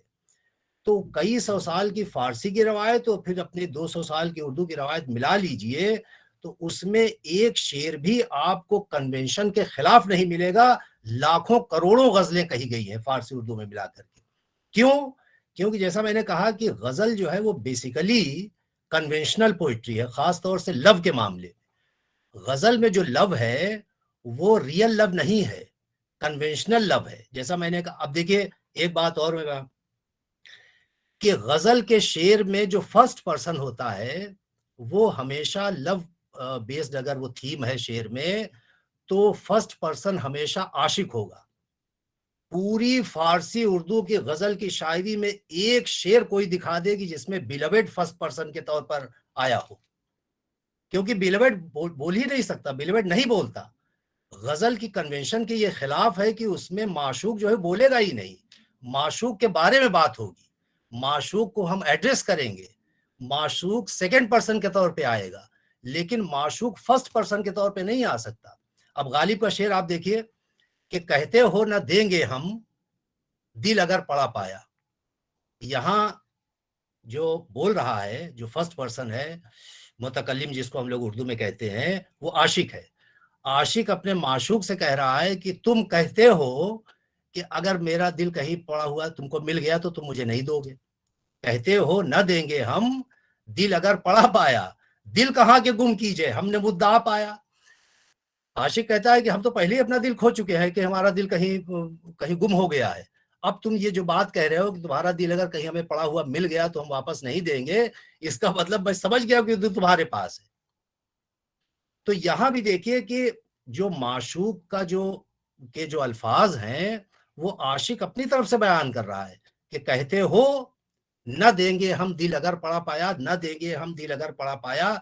ये वर्ड्स हैं माशूक की जबान के, लेकिन माशूक की जबान से अदा नहीं हुए हैं, ये आशिक की जबान से अदा हुए, आशिक कह रहा है।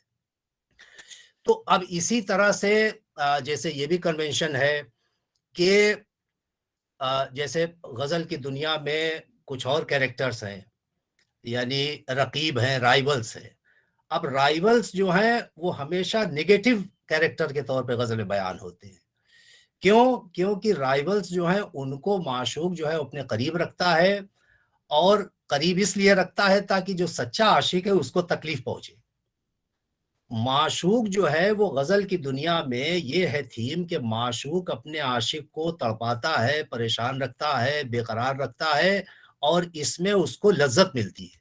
माशूक को इसमें माशूक को लज्जत मिलती है, क्योंकि जितना आशिक उसका तड़पेगा माशूक को उतना ही लुत्फ आता है।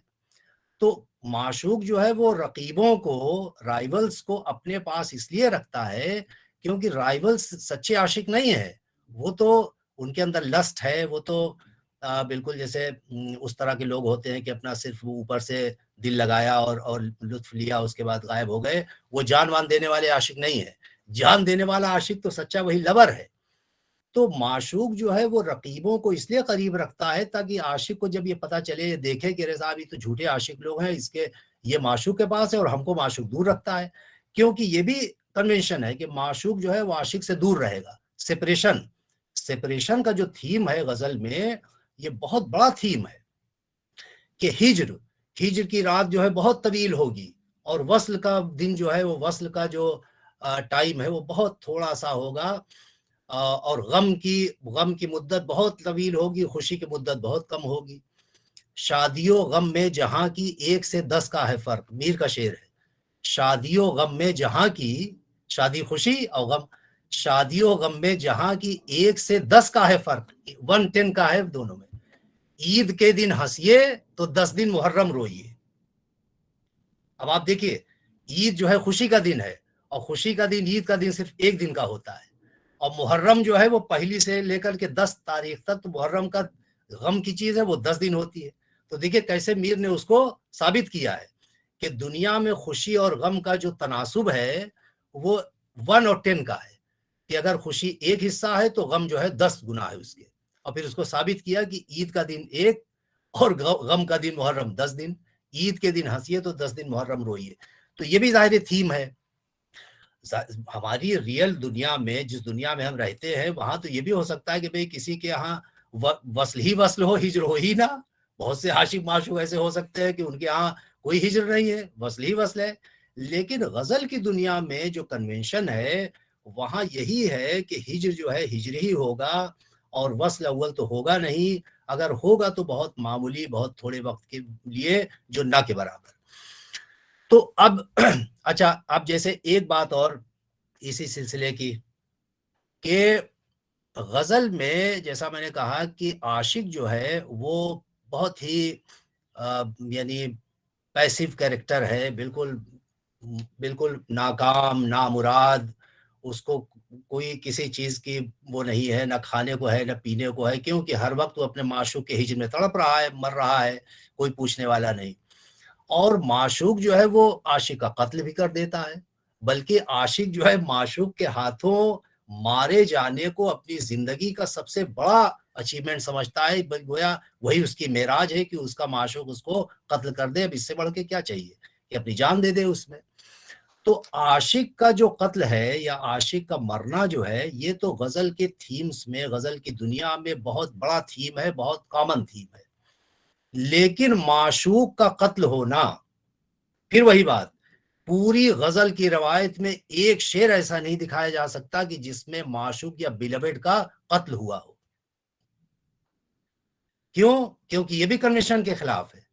माशूक का कत्ल तो बहुत दूर की बात है, माशूक को रोते धोते हुए भी गजल में बयान नहीं किया जा सकता कि माशूक रो रहा है, जबकि जाहिर कि वो भी एक ह्यूमन बीइंग है, इंसान वो भी है, उसके साथ भी तो ये सब होता होगा कि भाई परेशानी, मुसीबत कुछ। लेकिन गजल की दुनिया में ये बात बिल्कुल इम्पॉसिबल है कि माशूक को परेशान दिखाया जाए, या माशूक रो रहा है, माशूक तड़प रहा है, माशूक बेचारा, ये मतलब वो बेचारा हो ही नहीं सकता। बेचारगी की सारी जो सिफत है वो आशिक के साथ होगी। तो ये जो गजल की दुनिया में जो कन्वेंशन है, इन कन्वेंशंस को अगर हम गजल की रीडिंग में अगर न सामने रखें तो फिर बहुत से शेरों को समझने में या उसका सही इवेल्युएशन करने में या उसकी तफहीम में, उसकी अंडरस्टैंडिंग में हमें बड़ी मुश्किल पेश आ सकती है। जैसे अब एक मिसाल और आपको देते हैं। गजल की दुनिया जो है वो हमारी दुनिया ही की तरह एक इमेजिनरी वर्ल्ड है, एक ख्याली दुनिया है, वहां पर सब ऐसे ही होता है। लेकिन हमारी दुनिया की तरह से हर चीज वहां नहीं है, इससे कुछ अलग भी है। जैसा मैंने अभी कहा कि हमारी दुनिया में माशूक जो है वो उसका भी कत्ल हो जाता है। बहुत से आशिक जो है अपने माशूक को कत्ल कर देते हैं, मार देते हैं। हम लोग अखबार में पढ़ते हैं, टीवी पे सुनते हैं कि साहब जो जिससे मोहब्बत कर रहे थे उसी को मार दिया। लेकिन गजल की दुनिया में ये नहीं हो सकता कि माशूक को मार दिया जाए। इसी तरह से जैसे गजल की दुनिया में ये है कि जो माशूक है, जो बिलवेड है, उसका वो एक तरह से वो कुफ्र, काफिर है। काफिर क्यों है? क्योंकि उसको बुत कहा जाता है। बुत यानी जो आइडल है, आइडल हमेशा बहुत खूबसूरत होता है, बुत बहुत हसीन होता है, और चूंकि माशूक भी बहुत हसीन है इसलिए माशूक को बुत कह देते हैं। बुत और सनम, तो सनम जो है जाहिर, बुत और सनम जो है स्टैचू के मानी में है, आइडल के मानी में है। अब जाहिर है कि बुत और सनम है, तो बुत और सनम कहाँ की चीज है? ये जाहिर है कि बुत खाने की चीज है, जो सनम खाना है जहाँ बहुत बुत हैं, और वो कुफ्र का पूरा है मैदान है। अब उसके साथ साथ फिर कौन लोग हैं? वो ईमान वाले लोग हैं, इस्लाम वाले लोग हैं। तो उसमें कौन है कि भाई वाइस साहब हैं, शेख साहब हैं, नासे हैं। ये वो लोग हैं कि ये कहते हैं कि अरे साहब ये इश्क मोहब्बत बहुत खराब चीज़ है, बहुत बुरी चीज़ है, इससे दूर रहो, और ये सब क्या है, ये कुफ्र और हसीन और बुतखाना, ये सब ये तो बहुत गुनाह की चीज़, मना करते रहते हैं। तो अब देखिए गजल की दुनिया में कन्वेंशन ये है कि ये वाइज और नासे और शेख साहब जो क्रिटिसाइज करते रहते हैं या प्रीचिंग करते रहते हैं नमाज रोजा करने की, इनको गजल की दुनिया में हमेशा नेगेटिव कैरेक्टर के तौर पर बयान किया जाता है। ये बड़ी इंटरेस्टिंग बात है। एक शेर आप ऐसा नहीं दिखा सकते कि जिसमें शेख, वाइज और नासे को बहुत ही अच्छे इंसान के तौर पे गजल की दुनिया में बयान किया गया हो गजल के शेर।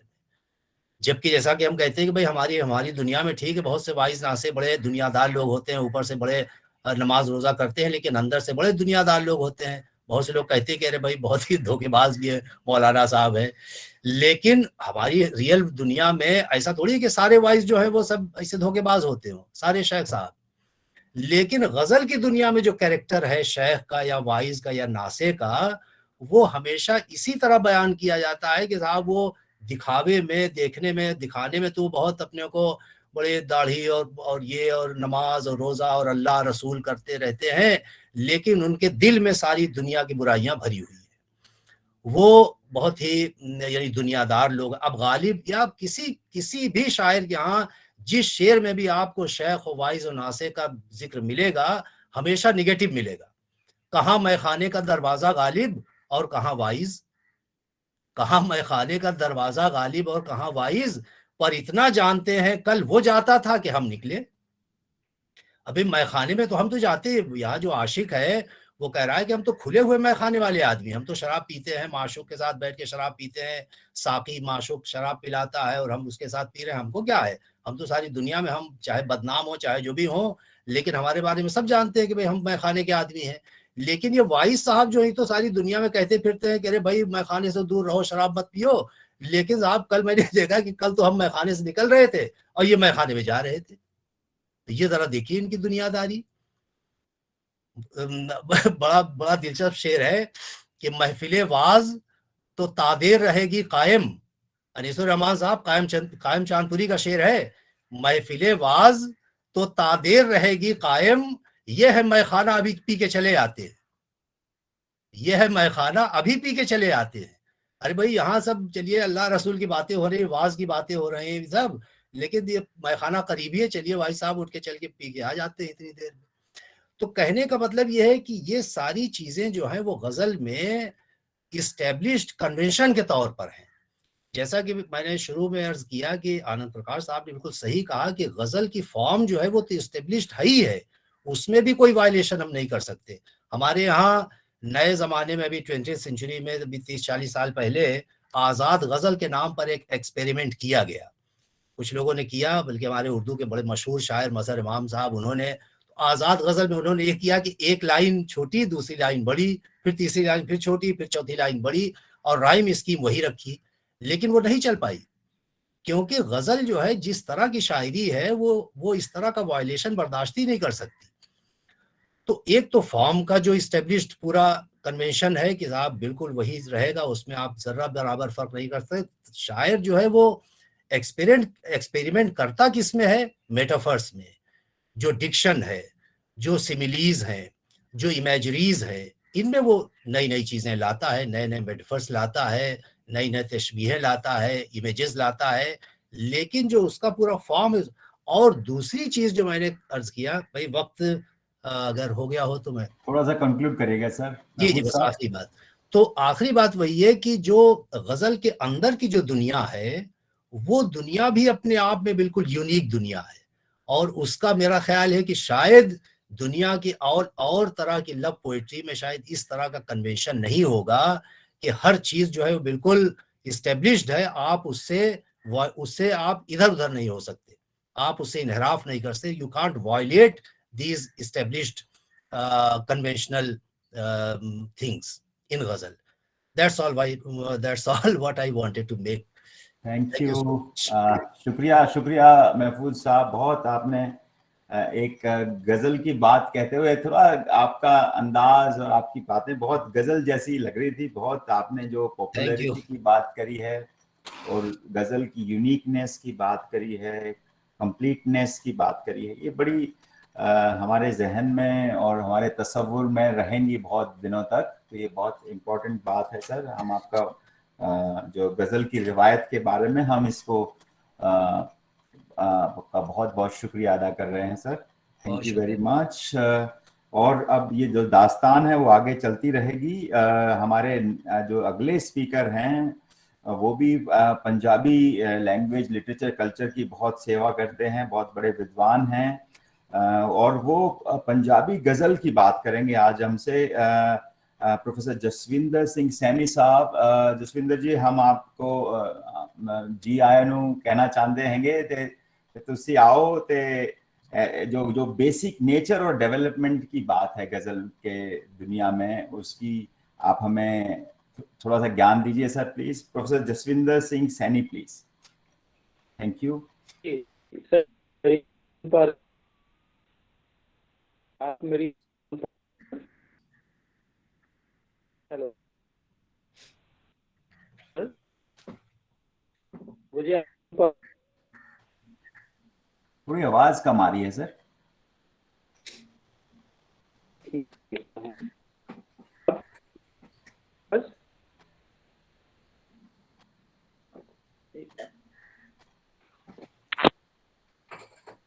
सर अब देखना मेरे पास सर।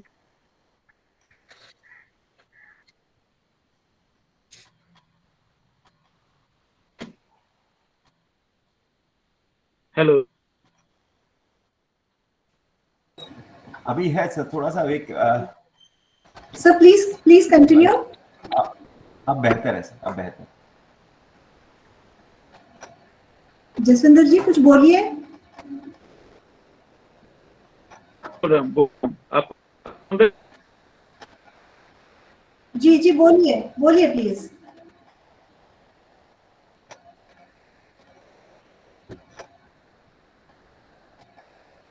आवाज कट रही है शायद, है ना? वो उनकी आवाज आ नहीं रही अभी। मैं धन्यवाद करता हूँ आपका जी और का। क्या आप सुन पा? थोड़ी कट रही है आवाज।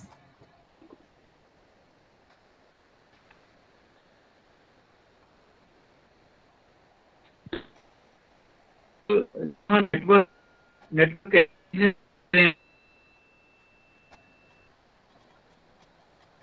मैं कोशिश करता हूँ।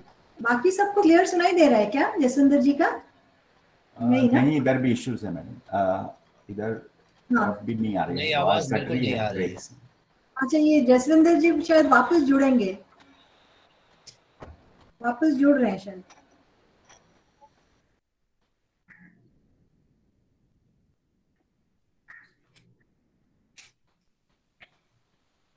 म्यूट है सर, म्यूट अनम्यूट करिए सर एक बार। जी अब ठीक है सर? अब बेहतर है सर, सही है, सही। ओके जी सर। जी सबसे पहले मैं इग्नोर यूनिवर्सिटी के वाइस चांसलर साहब का धन्यवाद करता हूं और डॉक्टर मालती माथुर का। मेरी पंजाबी ऐसी ही है। मेरे पंजाब में वैसे तो जहां न्यूज चैनल और दूसरे चैनल होते हैं उर्दू और हिंदी में, लेकिन हमें बोलने का अभ्यास कम होता है क्योंकि 10वीं तक हम हिंदी पढ़ते हैं। तो मेरी जो पंजाबी है उसमें मेरा एक्सेंट शामिल रहेगा। तो मेरा जो फोकस है, जो मैं पेपर लिखा है, वो पंजाबी गजलें, मूल प्रकृति और उसका विकास, उस पे लिखा है। लेकिन इसके साथ साथ मैं जो प्रवास में गजल लिखी जा रही उसका भी जिक्र करूंगा, जो पाकिस्तान में गजल लिखी जा रही उसका जिक्र करूंगा। तो जो हमारे जो औरत या नारी गजलकारा हैं उनका भी जिक्र करूंगा, और गजल में जो मीटर जहाँ की बरकत होती है उसका भी जिक्र करूंगा। तो ऐसे मैंने एक डिजाइन किया पेपर, तो आपके पास आपके साथ आपके लिए पेश करता हूँ। गजल का समूचा इतिहास इसमें शामिल है। हो सकता है कोई क्योंकि मुझे व्यास नहीं है, मैं कोशिश करता हूँ आप मुझे समझ पाएंगे। इस उम्मीद से मैं पेपर शुरू करता हूँ आपको अपना। पंजाबी में गजलें 17वीं सदी से लिखी जा रही है। पहले पंजाबी गजल लेखक शाह मुराद हैं, जिनकी मृत्यु 1702 ईस्वी में हुई थी। जो गजल लेखक गजलें उर्दू से पहले भी पंजाबी में लिखी जाती थी, लेकिन 18वीं और 19वीं सदी में उर्दू गजलों में जो परिपक्वता और कोमलता आई वह उस समय पंजाबी गजल में नहीं थी। उर्दू गजल की तरह पंजाबी गजल में निरंतरता की भी कमी थी। शाह मुराद ने उर्दू में 14 उर्दू के साथ साथ पंजाबी में 14 गजलें लिखी। उनकी गजलों में जीवन के सारे रंग हैं। महबूब की खूबसूरती, जुदाई, बेचैनी, रहस्यवादी, तेवर, नैतिकता आदि उनकी पंजाबी गजलों को एक अलग रंग देते हैं। मैं एक नमूना आपका पेश करता हूं उनका, शाह मुराद जी का, तो आप समझ पाएंगे। तुझ जेहा ना जमाने सारे या तुझ जेहा ना जमाने सारे यारा अजब तू, वेखन आए सूरज तारे यारा अजब तू, हरगिज ना गुमान करिए डरिए रब अपने थी, सब जो बिके बाजारे जारा अजब तू। ये शाह मुराद का रंग था, जो पहले हमारे गजलकार थे। शाह मुराद के बाद पंजाबी गजलें शायद अन्य काव्य पुस्तकों में पाई जाती हैं, जैसे किस्सा लिखा गया है जहाँ हमारे, तो कुछ जिसमें उर्दू के साथ पंजाबी गजलें थी। तो कुछ नाम हैं जिनका मैं नाम लेना चाहता हूँ। सआदत यार खां रंगीन थे, मोहम्मद बख्श थे, किशन सिंह गारक थे, अजहर पेरा निवासी थे, मिल्खी राम लाहौरी थे। तो ये कुछ गजलकार जो हमारे 47 से पहले गजल जिन्होंने लिखी। तो इस अवधि के दौरान पंजाबी गजलों का पहला संग्रह जो 1947 से पहले छपता है, मौला बख्श कुश्ता का दीवाने कुश्ता है, जो 1903 में छपता है। इस दीवान में 139 पंजाबी गजलें हैं। इस दीवान में पहली बार तगजुल, जिसको आप गजलियत कहते हैं, के रंग ने पंजाबी गजल को और निखारा है। इसमें सभी विषय शामिल हैं जो प्रेम, रहस्यवाद, नैतिकता, देशभक्ति और तत्कालिक समस्याओं को व्यक्त करते हैं। पंजाबी शायरी में शमा, कासद, कातल, परवाना, साकी आदि प्रतीकों को पहली बार कोश्ता जी ही पंजाबी में लेके आए। दीवे और बम्बट जिसे कहते हैं, उसकी शायरी तो हमारे पास का माहौल नहीं। तो कोश्ता जी की एक तो हम आपके साथ शेयर करना चाहते हैं। तैनू तरसन आया सजन दुखियां दे कलापे ते, तैनू तरसन आया सजन दुखियां दे कलापे ते, रही सराने साडे रोंदी सारी सारी रहन शमा। तो 1947 तो पंजाबी गजल उस परंपरा और औद्योगिकता का संगम दिखता है हमें। इसमें एक और जहाँ पारंपरिक विचार अपना रंग और गहराते हैं, वहीं दूसरी ओर जीवन के आधुनिक मुद्दे भी गजलों का विषय बनते हैं। इस काल में गजलों का सिलसिला, इस तरह की मिक्स किस्म की गजलों का सिलसिला जारी रहता है।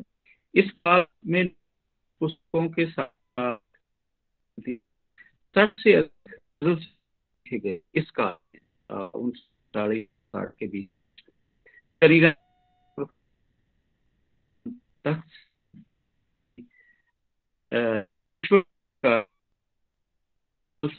विश्व सिंह पाश बाकी साथी तारा सिंह पासपुरी सिंह शिव कुमार गोविंदपुरी गोविंद नाम है जो से तक की गजलें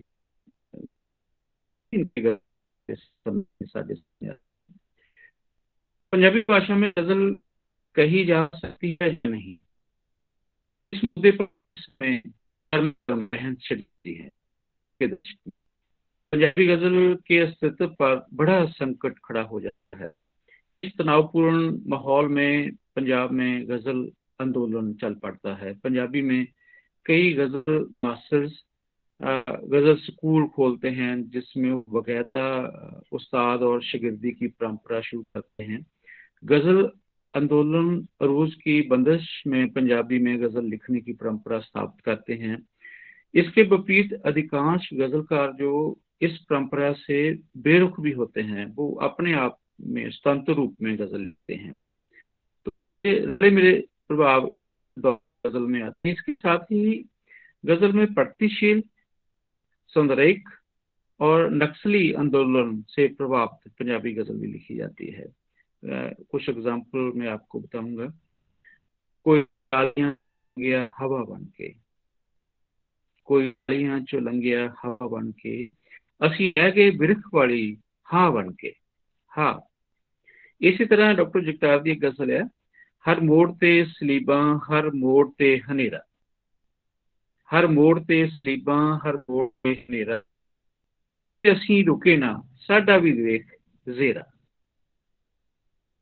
पंजाब 20वीं सदी के 8वें और 9वें दशक में पंजाब समस्या का समा जहां रहा, आप जानते हैं सभी। इस बीच इस क्षेत्र में सिख रहा था।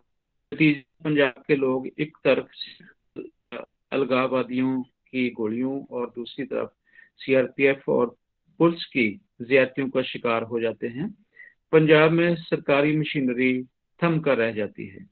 पूरा वातावरण आतंक, भय, नरसंहार, लाचारी, अस्तित्वी तनाव से गदला हो जाता है। गजल समान जीवन की करंट बातों का जवाब नहीं देती। वैसे अक्सर होता है कि गजल एकदम इमीडिएट कोई रिस्पॉन्स नहीं देती, लेकिन पंजाब के इस माहौल में भी गजलें चिन्हों और इशारों, प्रतीकों के माध्यम से वर्तमान सत्य की कई अहम और सूक्ष्म जो परतें हैं उसको प्रकट करती है। एक शेर में पेश करता हूँ, आप इसका रंग देखिए।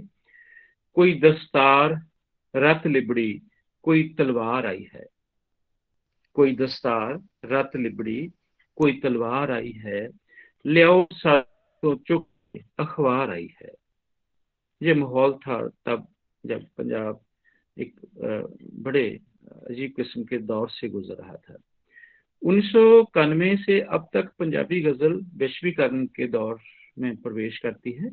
दुनिया की अन्य भाषाओं की इस नए प्रवेश में पंजाबी गजल का नए प्रवेश का पंजाबी गजल पर भी प्रभाव पड़ता है।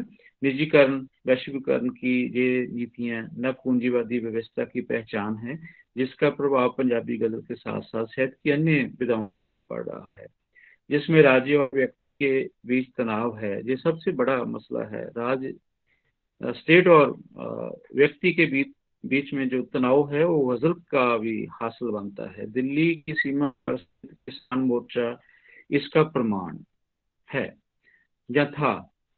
अपनी सीमाओं के कारण पंजाबी गजल की प्रकृति शुरू से नावर है। आपकी गजल में, पंजाबी गजल में एक बहुत खूबसूरत बात है कि वो डिसिडेंस है, नावर है। स्टेट के खिलाफ, किसी भी बंधे बनाए सिस्टम के खिलाफ हमेशा नावर रहती है पंजाबी गजल की। जो है कुछ आपको और एदा के जान और जेकर ਸਾਰੀ ਹੀ ਰੂਹਾਂ ਤੇਹਾਂ ਦੇ ਰਿਸ਼ਤੇ ਹੀ ਮੁੱਕ ਜਾਣਗੇ, ਰੂਹਾਂ ਤੇਹਾਂ ਦੇ ਰਿਸ਼ਤੇ ਹੀ ਮੁੱਕ ਜਾਣਗੇ। ਪਹਿਲਾਂ ਨਦੀਆਂ ਦੀ ਚਿੰਤਾ ਸੀ ਹੁਣ ਜਾਪਦਾ ਹੈ, ਪਹਿਲਾਂ ਨਦੀਆਂ ਦੀ ਚਿੰਤਾ ਸੀ ਹੁਣ ਜਾਪਦਾ, ਇੱਥੇ ਨਿਆਣੇ ਮੁੱਕ ਜਾਣਗੇ। तो ये हालात ने जो पंजाब के मौजूदा हालात ने। अब तक पंजाबी में 17 से अधिक पुस्तकें और लगभग 2000 गजल लिख चुके हैं या लिख रहे हैं।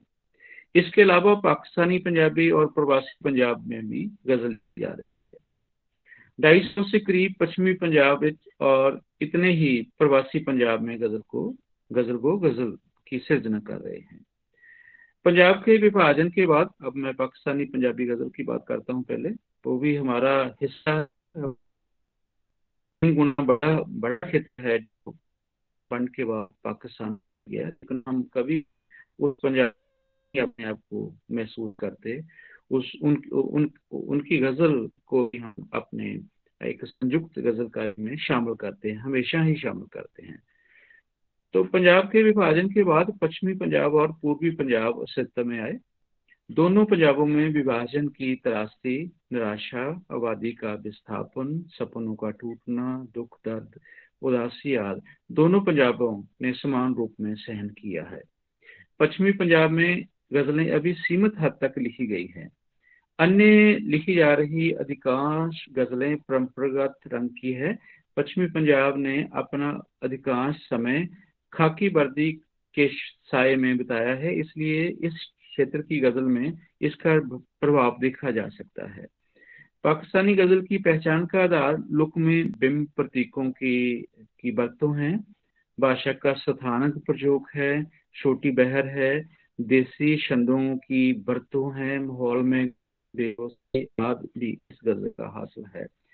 समकाल में लिखी जा रही पाकिस्तानी पंजाबी गजल विच कभी कभी आधुनिकता और गजलियत का रंग भी उगड़ता दिखता है। कुछ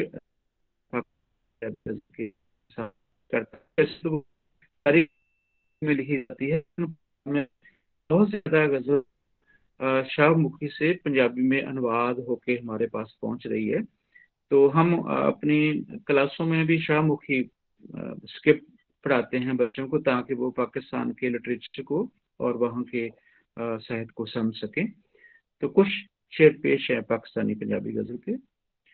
तो पहला है उस्ताद दामन का, आप सभी जानते हैं उनका नाम। इन्हां आजादियां हथों बर्बाद होना, होए तुसी भी हो होए असी भी हाँ। इन्हां आजादियां हथों बर्बाद होना, होए तुसी भी हो होए असी भी हाँ। लाली अखियां दी पई दसदी है, लाली अखियां दी पई दसदी है, रोए तुसी भी हो रोए असी भी हाँ। 47 दी बनते उस्ताद दामन जी दा। उस तो बाद तनवीर बुखारी उन्होंने बहुत बड़े गजलकार ने। आधुनिकता का रंग देखो, मर गया तनवीर होई ना किसी नू भी खबर, मर गया तनवीर होई ना किसी नू भी खबर, नाल दे कमरे च उमें रेडियो बजदा रहा। ਜਾਂ ਫਿਰ ਉਹ ਕਹਿੰਦੇ ਨੇ ਮੇਰੇ ਸ਼ੇਰੀ ਮੇਰਾ ਆਲ ਦੁਆਲਾ ਇੰਜ ਦੇ ਸਾਵੇ, ਮੇਰੇ ਸ਼ੇਰੀ ਮੇਰਾ ਆਲ ਦੁਆਲਾ ਇੰਜ ਦੇ ਸਾਵੇ, ਜਿਸ ਤਰ੍ਹਾਂ ਡਰਾਈਵਰ ਕੋਲੋਂ ਡੀਜ਼ਲ ਦੀ ਬੂ ਆਵੇ, ਜਿਸ ਤਰ੍ਹਾਂ ਕਿਸੇ ਡਰਾਈਵਰ ਕੋਲੋਂ ਡੀਜ਼ਲ ਦੀ ਬੂ ਆਵੇ।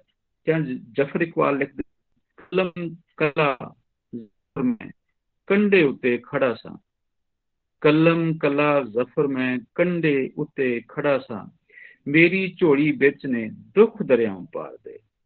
इस पार दी दा जिक्र कर रहा जफर इकबाल, ते मैं उस पार दा जिक्र कर रहा।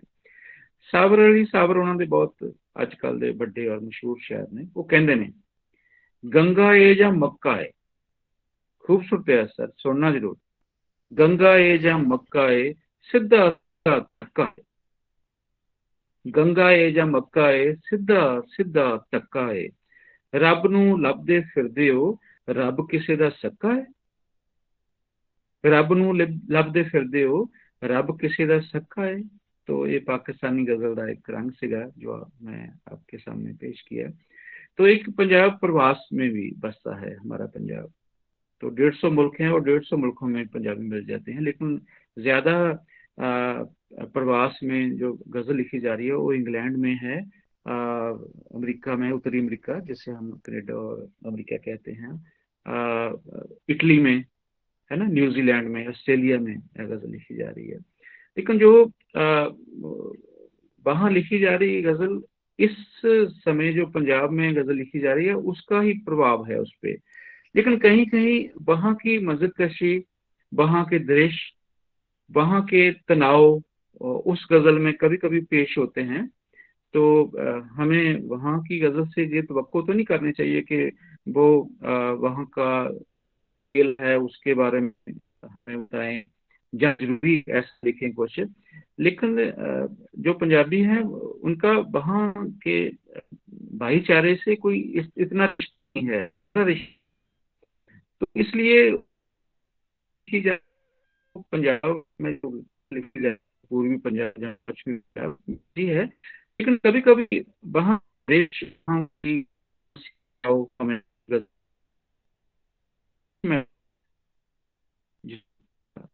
चाहूंगा और फिर में रहते हैं उनकी एक गजल है, मन क्यों ना तो शाम मैं वोट जतना मना क्यों तुम वोट दी शाम भाल रहना क्यों जला जला पालदा क्यों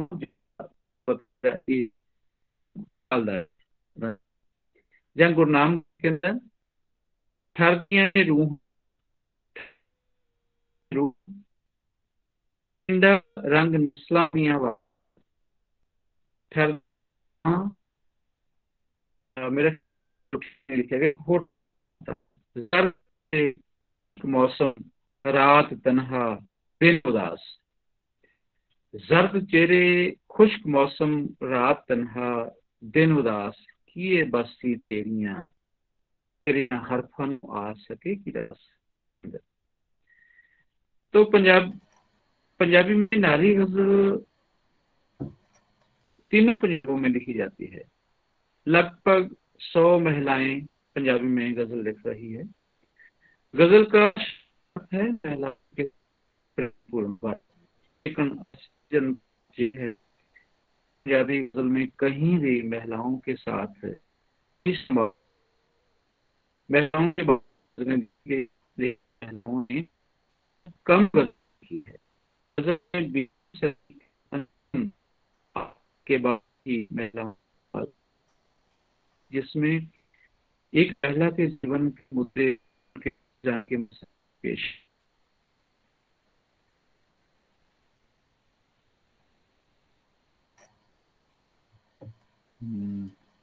There is some technical issue there, I think.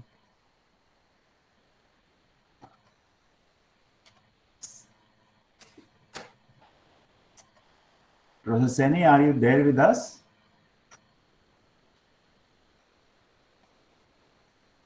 Sir, unmute करेंगे एक बार please. His voice, Seni, are you there? his voice keeps breaking. और conclude करेंगे सर प्लीज, थोड़ा सा समय हो रहा है sir please. Professor Saini please conclude.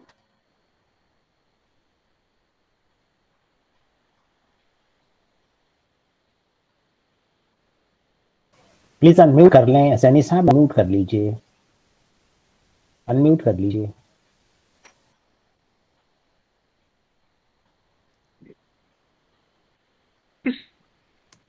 सारा पंजाबों में लिखी जा रही है, पश्चिमी पंजाब, पश्चिमी पंजाब, तो बहुत अच्छी गजल लिखी जाए, खास करके औरतों के पॉइंट ऑफ व्यू से, उनके जी जान के मसले जो पहली बार हमारे साथ एक गजल के मैं अपनी बात करूंगा। लंगा रोज एक दरे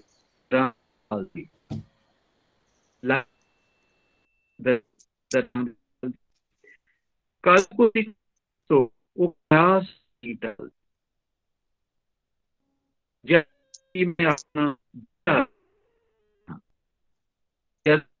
अपना तस्वीर उसका नहीं दिया। तो एक गजल में पाबंदी गल की सारी गलती नहीं, पहली गल सारी गलती मेरी नहीं, जिस मेरी भी है कि मैं तेरी, तो मैं कंक्लूड कर रहे हैं। तो पंजाबी ਦੇ ਵਿੱਚ ਜਾ ਰਹੀ ਹੈ ਦੇ ਅਕੋਰਡਿੰਗ ਆ ਰਹੀ ਹੈ, ਲੇਕਿਨ ਬਹੁਤੇ ਜਿਹੜੇ ਉਹ ਵੀ ਨੇ ਜੋ ਹੈ ਸ਼ਾਮਲ 65 ਵਿੱਚ। दिक्कत ये है कि ज्यादा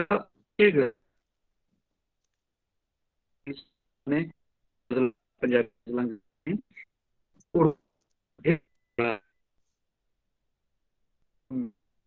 लेकिन हमें जल्दी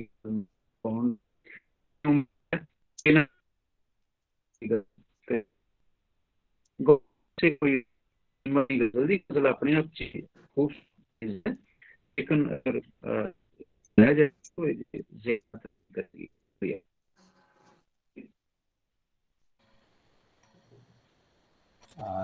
थैंक यू प्रोफेसर सैनी।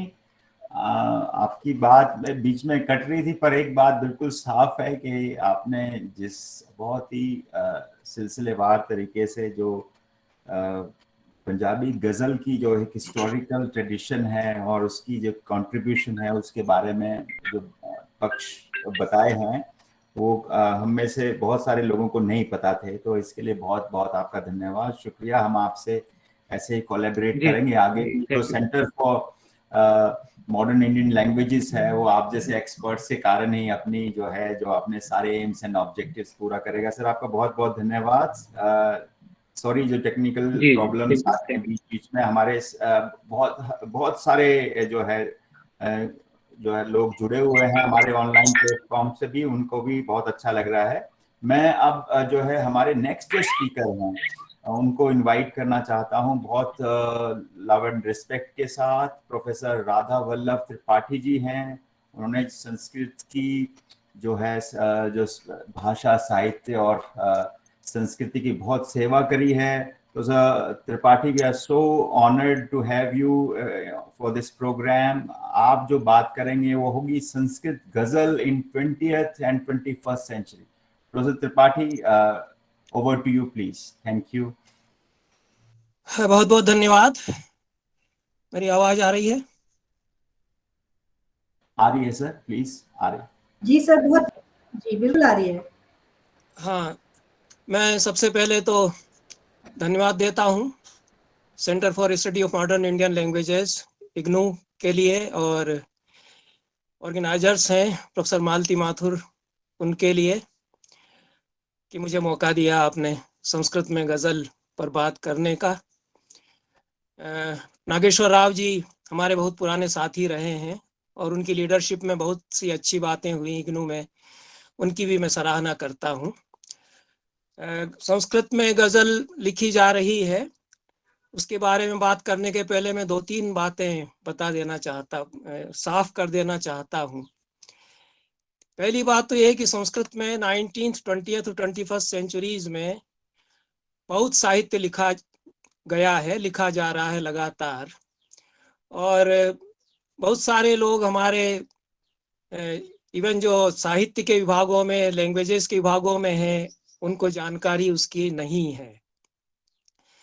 उसकी वजह यह है कि एक कॉलोनियल कंस्ट्रक्ट था संस्कृत के बारे में कि वो पंडितों पुरोहितों की कर्मकांड की भाषा है या वेद पुराणों की भाषा है, और वो 1000 साल 1500 साल पहले मर गई थी। ये झूठ उन्होंने इस तरह से फैलाया और हमारे दिमागों में भरा, और हमारा सारा एजुकेशनल सिस्टम, पूरी पद्धतियां इस तरह से बनाई गई कि इवन जो हमारे संस्कृत के जो प्रोफेसर्स थे वो भी यही मानते थे कि संस्कृत में नया तो 1000 साल से बहुत हुआ नहीं है, और जो पुराना है वही हमको पढ़ाना है। ये एक मिथ था, ये हम लोगों ने तोड़ा पिछले 30-40 साल में, और हमने देखा कि संस्कृत में अपार साहित्य लिखा गया। मेरी bibliography of modern Sanskrit writings है, उसमें 5000 एंट्रीज हैं, जो केवल लाइब्रेरीज में जो मुझे किताबें छपी हुई नए साहित्य की मिली उनके बेसिस पर बनाई गई है। उससे 3-4 गुना साहित्य होगा 20th सेंचुरी का संस्कृत में। तो मैं बार बार ये कहता रहा हूँ कि 19th और 20th सेंचुरी में जितना लिटरेचर संस्कृत में लिखा गया उसको आप एक तराजू के पलड़े पर रखें, और ठीक है 5000 साल पुराना 10,000 साल पुराना ऋग्वेद से लगाकर साहित्य है संस्कृत में, उसको आप दूसरे पलड़े पर रखें तो क्वांटिटी के मामले में शायद ये 1920th सेंचुरी वाला पलड़ा ज्यादा भारी होगा, क्योंकि क्वांटिटी में, क्वांटम में बहुत ज्यादा है जितना साहित्य लिखा गया। और अंग्रेजों ने उसको दबाकर इसलिए रखा गया कि अंग्रेजों के खिलाफ ही कविताएं लिखी जा रही थी संस्कृत में, पत्रिकाएं खूब छप रही थी, क्रांति पर बातें की जा रही थी, तो वो उसको पूरा किस तरह से मार्जिनलाइज किया जाता है पूरी एक बड़ी ट्रेडिशन को, उसका ये जो कॉलोनियल कंस्ट्रक्ट है संस्कृत के बारे में उसका बेहतरीन नमूना है। और उसको हमने आजादी के बाद खूब पोसा, उसको हमने खूब अच्छी तरह से पाला पोसा है, जो मिथ संस्कृत के बारे में था, क्योंकि इसमें सबका इंटरेस्ट था कि उसको पूजा पाठ की भाषा बना करके रखो ताकि उस पर थोड़ी श्रद्धांजलि हम चढ़ाते रहेंगे, और उसमें जो कुछ नया हो सकता है उसको दरकिनार किया जाता रहे। हालांकि दरकिनार नहीं किया जा सकता आपको, क्योंकि हम लोग तो लिख रहे हैं, मैं तो खुद संस्कृत में लिखता हूँ, मेरी 25 ओरिजिनल राइटिंग की किताबें हैं संस्कृत में, गजलें भी मैंने लिखी हैं, मुझे साहित्य अकादमी अवार्ड मिला है संस्कृत पोएट्री पर, मॉडर्न संस्कृत पोएट्री पर, और कई लोग हैं ऐसे, हर साल साहित्य अकादमी अवार्ड मिलता है, नेशनल अकेडमी ऑफ लेटर्स का संस्कृत का, उसमें बहुत सारे अच्छे कवियों को अवार्ड संस्कृत के मिलता ही है। एक बात यह थी। दूसरी बात यह थी कि संस्कृत में एपिक्स लिखे जाते रहे 1920th सेंचुरी में, ड्रामा खूब लिखा गया और नए जॉनर्स बहुत आए, नई विधाएं बहुत सारी आईं, उसमें गजल भी आई। और हमारे किसी मित्र ने, शायद प्रोफेसर आनंद प्रकाश जी ने बताया कि सोनेट में और गजल में कुछ करीबी है, तो सोनेट भी लिखे गए संस्कृत में और अच्छे सोनेट लिखे गए, मैंने भी सोनेट लिखे हैं संस्कृत में। तो एक ये दूसरी बात थी।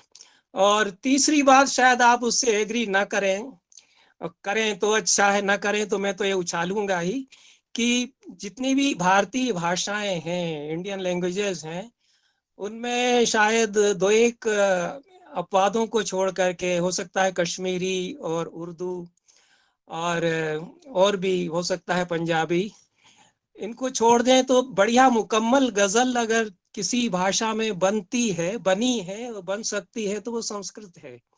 उसकी मेरे पास वजहें हैं। उसकी एक तो वजह यह है कि फारसी और संस्कृत में इंटरेक्शन की हिस्ट्री है 1500 साल पुरानी कम से कम, कि पंचतंत्र का अनुवाद पहलवी में होता है, फिर फारसी में होता है, पुरानी फारसी में होता है, फारसी का लिटरेचर भी संस्कृत में तर्जुमा होता है। ये तो बहुत दबाया गया इस बात को कि फारसी का यूसुफ जुलेखा 15th सेंचुरी में संस्कृत में बढ़िया उसका तर्जुमा पंडित कर रहे हैं, फारसी सीख रहे हैं, फारसी और संस्कृत के कोश लिखे जा रहे हैं, अकबर के 3-4 कोश, डिक्शनरीज बनाई गई जब फारसी कोर्ट की भाषा हो गई मुगल पीरियड में। तो फारसी और संस्कृत का लेन देन बहुत हुआ 1500 साल पहले की हमारी हिस्ट्री में, और मुगल पीरियड में बहुत ज्यादा हुआ। इसको शायद हमारे किसी सम्मानीय वक्ता ने बताया भी कि फारसी का एक्सचेंज जो है इंडियन लैंग्वेजेस से, और जब ये खुसरो आए उस समय बहुत ज्यादा हुआ। एक वजह ये है कि फारसी की करीबी की वजह से, उर्दू के तो इतना करीब नहीं संस्कृत आई, फारसी के छंद संस्कृत में आए, फारसी के लिटरेरी जॉनर संस्कृत में आए। और एक बड़ी वजह यह है जो कि किसी भी मॉडर्न इंडियन लैंग्वेजेस में अब नहीं है, कि संस्कृत के जो पारंपरिक छंद हैं, करीब 300-400 छंद संस्कृत के जो बहुत ट्रेडिशनल छंद थे, कालिदास के जमाने में जैसे वसंत तिलका, शार्दुल विक्रीडित, मंदाक्रांता में हम लोग उस समय पोएट्री लिखी जाती थी, अभी भी वैसी उन छंदों में लिखी जाती है, थीम्स नई आ गई, ब्लैंक वर्स में भी लिखी जाती है, लेकिन जो हमारे ट्रेडिशनल मीटर्स थे उनमें बराबर क्रिएटिविटी संस्कृत में, क्योंकि हमारे खून में रमे हुए हैं, वो हमारे निकलते हैं वैसी ही जुबान से, उनकी रिदम, उनके रिदमिक पैटर्न्स हमारे भीतर से रम जाते हैं जब हम पढ़ते हैं अपने क्लासिक्स को, तो उनमें क्रिएटिविटी बराबर हमारे यहाँ होती रही। उनमें से बहुत सारे छंद ऐसे हैं जो फारसी की जो गजल की बहरें हैं उनके बहुत करीब हैं, लगभग करीब वही स्ट्रक्चर उसका बनता है, केवल पढ़त की जो पद्धति है,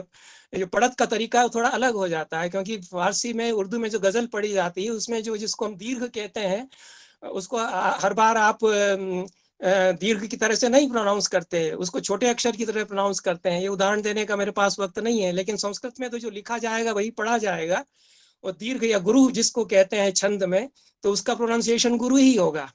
तो स्ट्रक्चर वही है जो फारसी की बहरों का है, लेकिन पढ़त का जो तरीका है, उस छंद की रिदमिक पैटर्न थोड़ा सा अलग हो जाता है। लेकिन बहुत सारे हमारे पंडितों ने इस बात को समझा कि गजल का जो फॉर्मेट है वो तो हमारे छंदों के बहुत करीब है, तो गजल उन्होंने फिर उसी तरह से लिखी। और स्ट्रक्चर पूरा आएगा कि काफिया है, रदीफ है, मक्ता है, मतला है, पूरा जो गजल के स्ट्रक्चर्स हैं उनके साथ पक्की गजलें लिखी गई। केवल ये है कि गजल के जो कन्वेंशंस बताए गए, हमारे किसी दोस्त ने बताए, शायद अहमद साहब ने, कि वो माशूक की बेवफाई ही होगी और वाइज की और उसकी मुल्लाओं की वही होगी, उनको डिक्रा ही किया जाएगा। ये कुछ संस्कृत में ऐसा नहीं है। कहीं कहीं थोड़ा बहुत आया होगा प्रेमिका की के विश्वासघात पर, लेकिन वो नहीं लिया गया। और जहाँ तक मैं सुन सका, मैंने बहुत थोड़ा ही सुना जो पंजाबी पर बोल रहे थे, तो मेरे ख्याल में पंजाबी में भी कोई ऐसा कन्वेंशन पूरी तरह से माना गया हो। वो क्यों मानेंगे हमें आज़ादी इतनी होनी चाहिए कि हम फॉर्मेट हमने लिया, और वो हमारे लिए फॉरेन फॉर्मेट है ही नहीं, वो तो हमारा अपना हो गया। इतनी ज्यादा करीबी थी कि हमारे यहाँ तो पंडित लोग कहने लगे कि ये फारसी में गए हैं संस्कृत के छंद, हालांकि ऐसा नहीं है। वो फारसी की अपनी ट्रेडिशन है, उन बहरों की और परंपरा की, वो करीब बहुत आ गए एक दूसरे के, और नजदीकियां उनमें थी, वो बात अलग है। तो इतनी सारी कुछ जनरल बातें मुझे करना थी।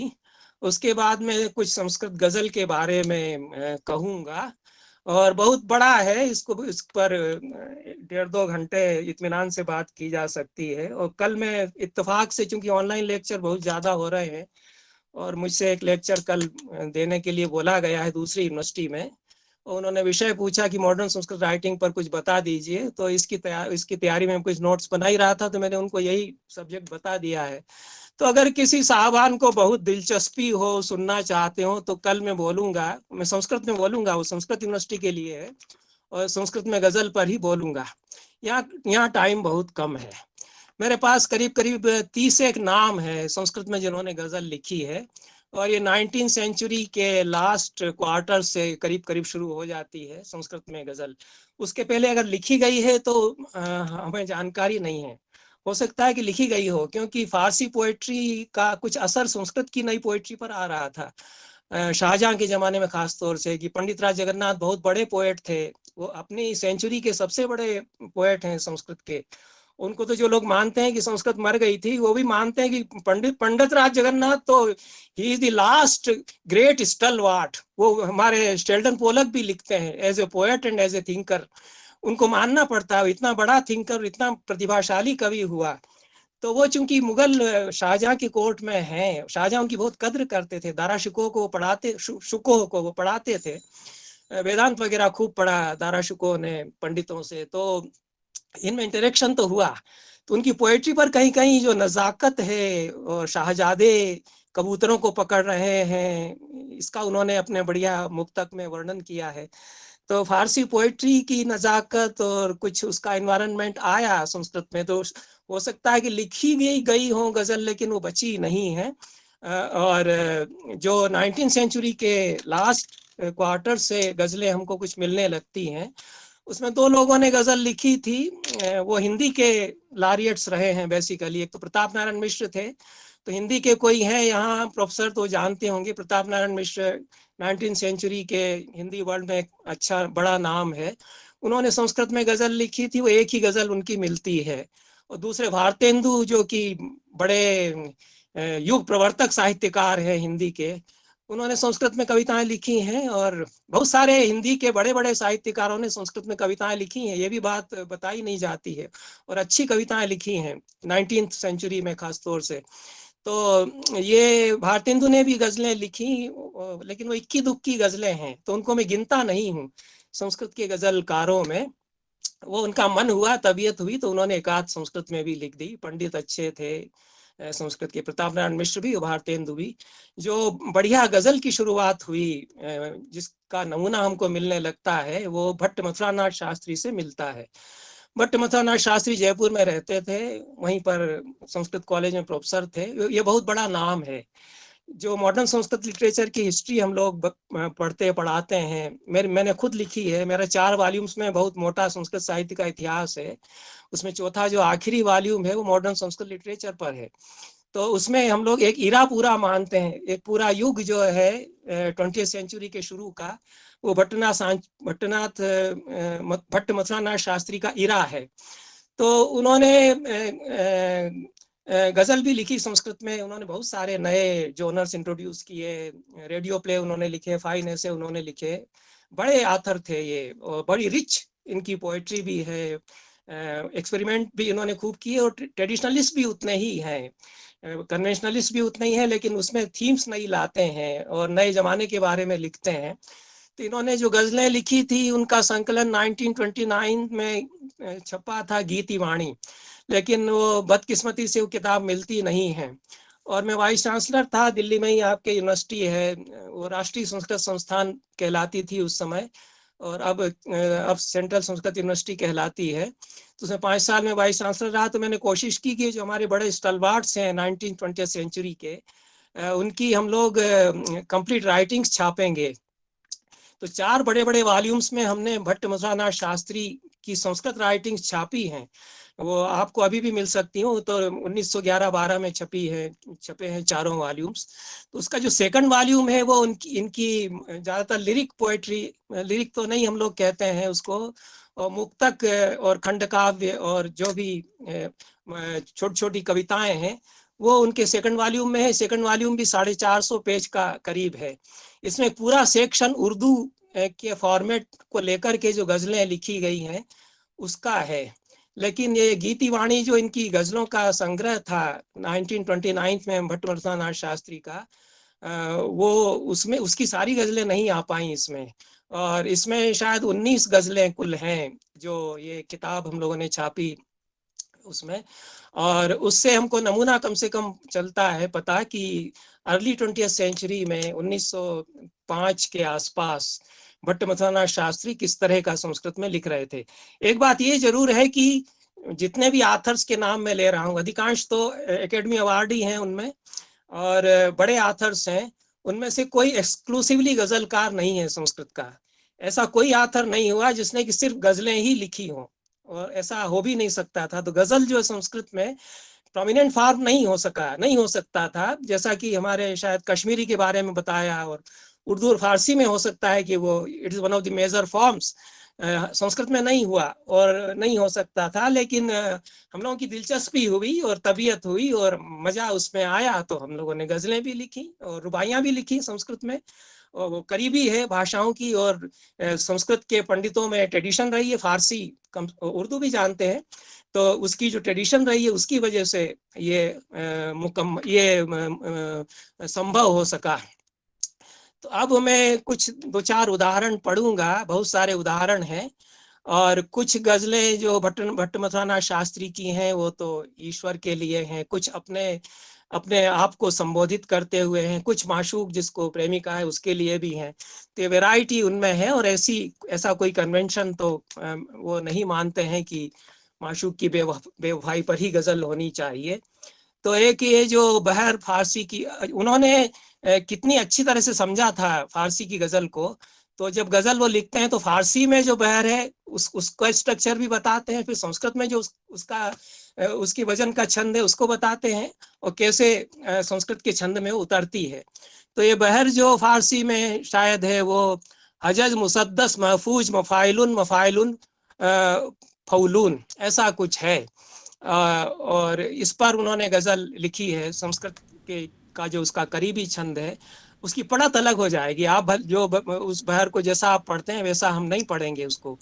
अहो कम वा श्रेयम दीन बंधो स्वदुखम कम वदेयम दीन बंधो, ये इस तरह से उसको फिर पढ़ा जाएगा, चाहे गाएं आप चाहे पढ़ें। और बहरे रमल मुसम्मन महफूज ऐसा कुछ नाम है, महजूफ। तो ये इसके वजन पर उन्होंने गजल लिखी है। हे गणे गुणा वधे करुणा निधे यवधीयताम, इस तरह की है। और कुछ जिनमें कि एकदम संस्कृत का बढ़िया छंद बनता है, उनमें गजलें हम लोग अभी भी लिखते हैं।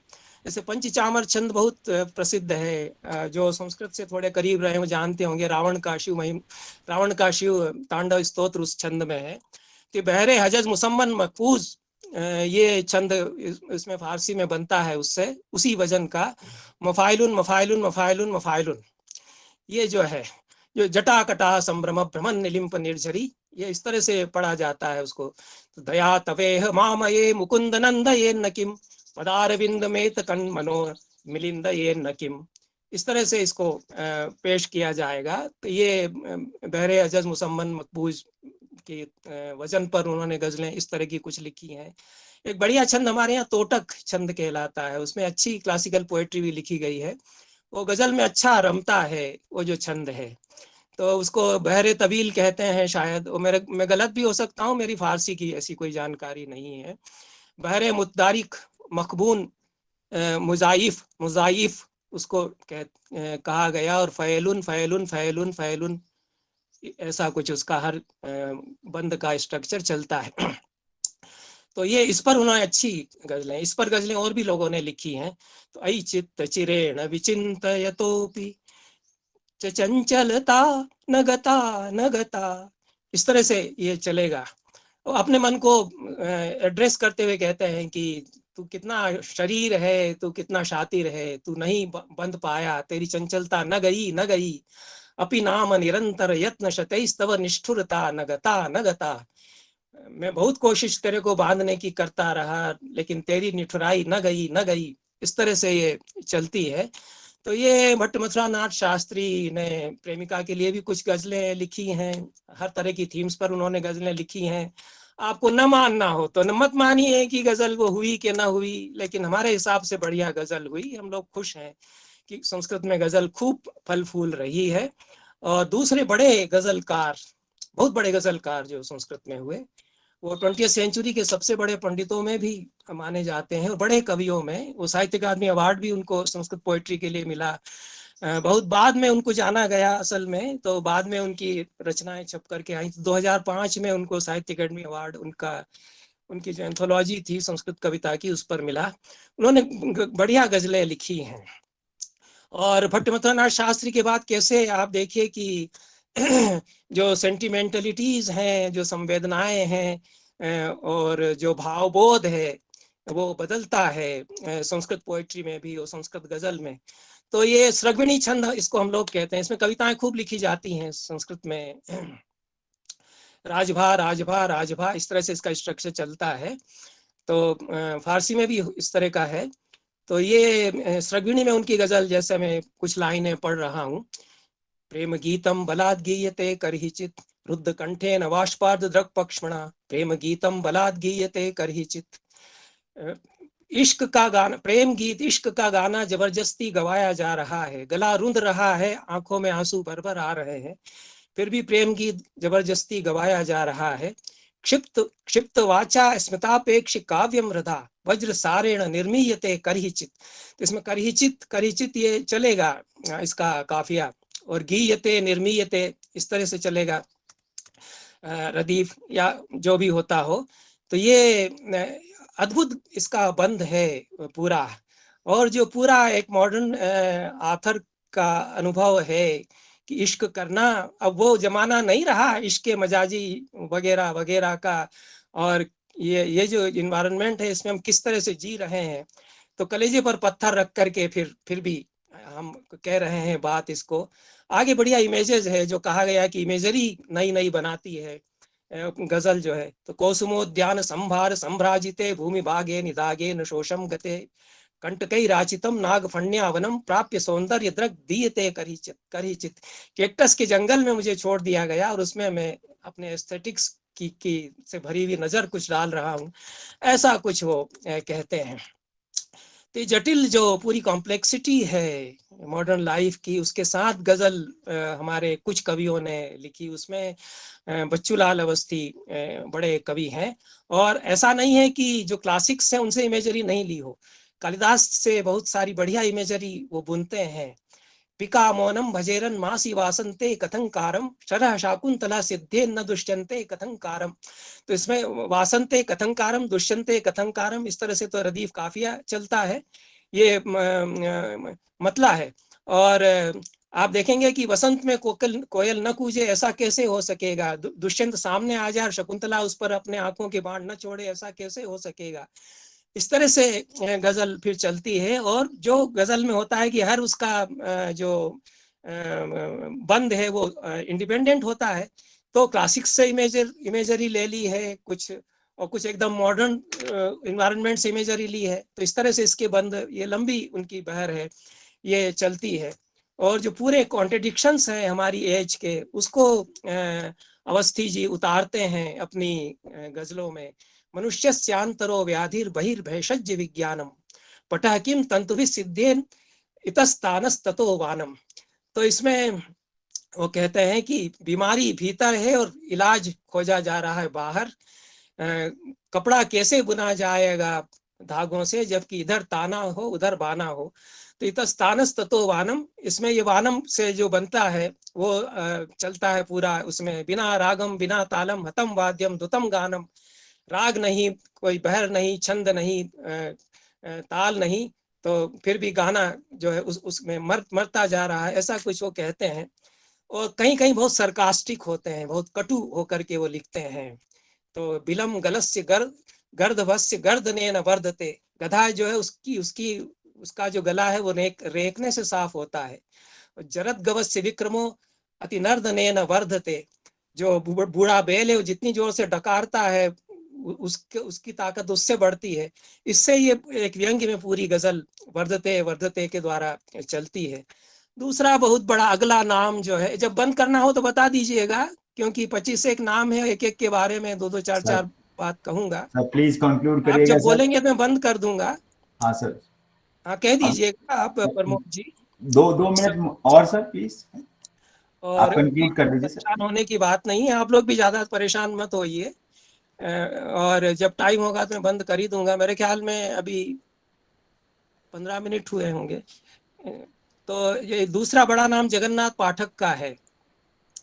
ये बहुत यशस्वी कवि हैं संस्कृत के, और ये भी साहित्य अकादमी अवार्डी हैं। इनके बहुत सारे काव्य संग्रह छपे, और बहुत कम कवि ऐसे हुए जिन्होंने केवल अपनी संस्कृत गजलों का ही अलग से संस्कृत संग्रह छापा हो। उसमें अभिराज राजेंद्र मिश्र हैं, वो भी बड़े कवि हैं। उनकी 3-4 एंथोलॉजी ऐसी हैं जो केवल संस्कृत गजलों की ही हैं। बाकी जितने पोएट्स हैं वो अपने काव्य संग्रह छापते हैं, उसमें किसी में 10-15, किसी में 20-25, किसी में 5-10, इस तरह से उनकी गजलें भी हैं। अलग अलग तरह के रंगत की कविताएं वो उसमें शामिल करते हैं। तो जगन्नाथ पाठक की बहुत सारी एंथोलॉजीज छपी हुई हैं, 7-8 उनकी। और उसमें कापिशायनी शराब को कहते हैं, मृद्विका अंगूर की शराब को कहते हैं, पिपासा प्यास को कहते हैं। इस शीर्षकों से उनकी 3 एंथोलॉजी शुरू में छपी थी 1980 से 1987 के बीच में, और बाद में उनकी 4-5 और एंथोलॉजीज आई हैं संस्कृत कविता की। उनमें सभी में गजलें हैं, अच्छी खूबसूरत गजलें हैं। उमर खय्याम का इन पर बहुत असर रहा। मधुशाला की जो इमेज है वो बहुत ज्यादा आती है। मधुशाला की इमेज इनकी पोएट्री में भी आती है, गजलों में भी आती है। और इंतजार के कई सारे डायमेंशंस हैं। प्रतीक्षा, आगतो द्वारी कश्चिदेव स्यात्, यत् प्रतीक्षास्ति ते स एव स्यात्। शायद दरवाजे पर आ गया होगा कोई, जिसका इंतजार है वो आ गया होगा कोई, ऐसा कुछ वो कहते हैं इस गजल में। और किम त्वं मदन्ति के येषु तेहि नो दिवसागता। अब ये देखिए कि ये लाइन जो है उन्होंने पुरानी क्लासिकल पोएट्री से ले ली है, तेहि नो दिवसागता, भवभूति की पोएट्री से, और इस पर पूरी फिर वो गजल लिखते हैं। तो तम मदन्ति के येषु तेहि नो दिवसागता, किम प्रतीक्षया तेषाम तेहि नो दिवसागता। तुम मेरे पास होते थे जब वो दिन बीत गए, और अब उनका इंतजार करने से क्या वो दिन बीत गए। इस तरह से पूरी गजल ये चलती है। एक नाम जो मैंने लिया वो अभिराज राजेंद्र मिश्र का है। वो प्रोलिफिक ऑथर हैं, उनकी 50 किताबें ओरिजिनल संस्कृत राइटिंग की छपी हुई हैं। और मधुपर्णी उनकी केवल गजलों का संग्रह है। मतवारणी, शालभंजिका और हवीरधानी, ये उनकी गजलों के ही संस्कृत गजलों के संग्रह हैं।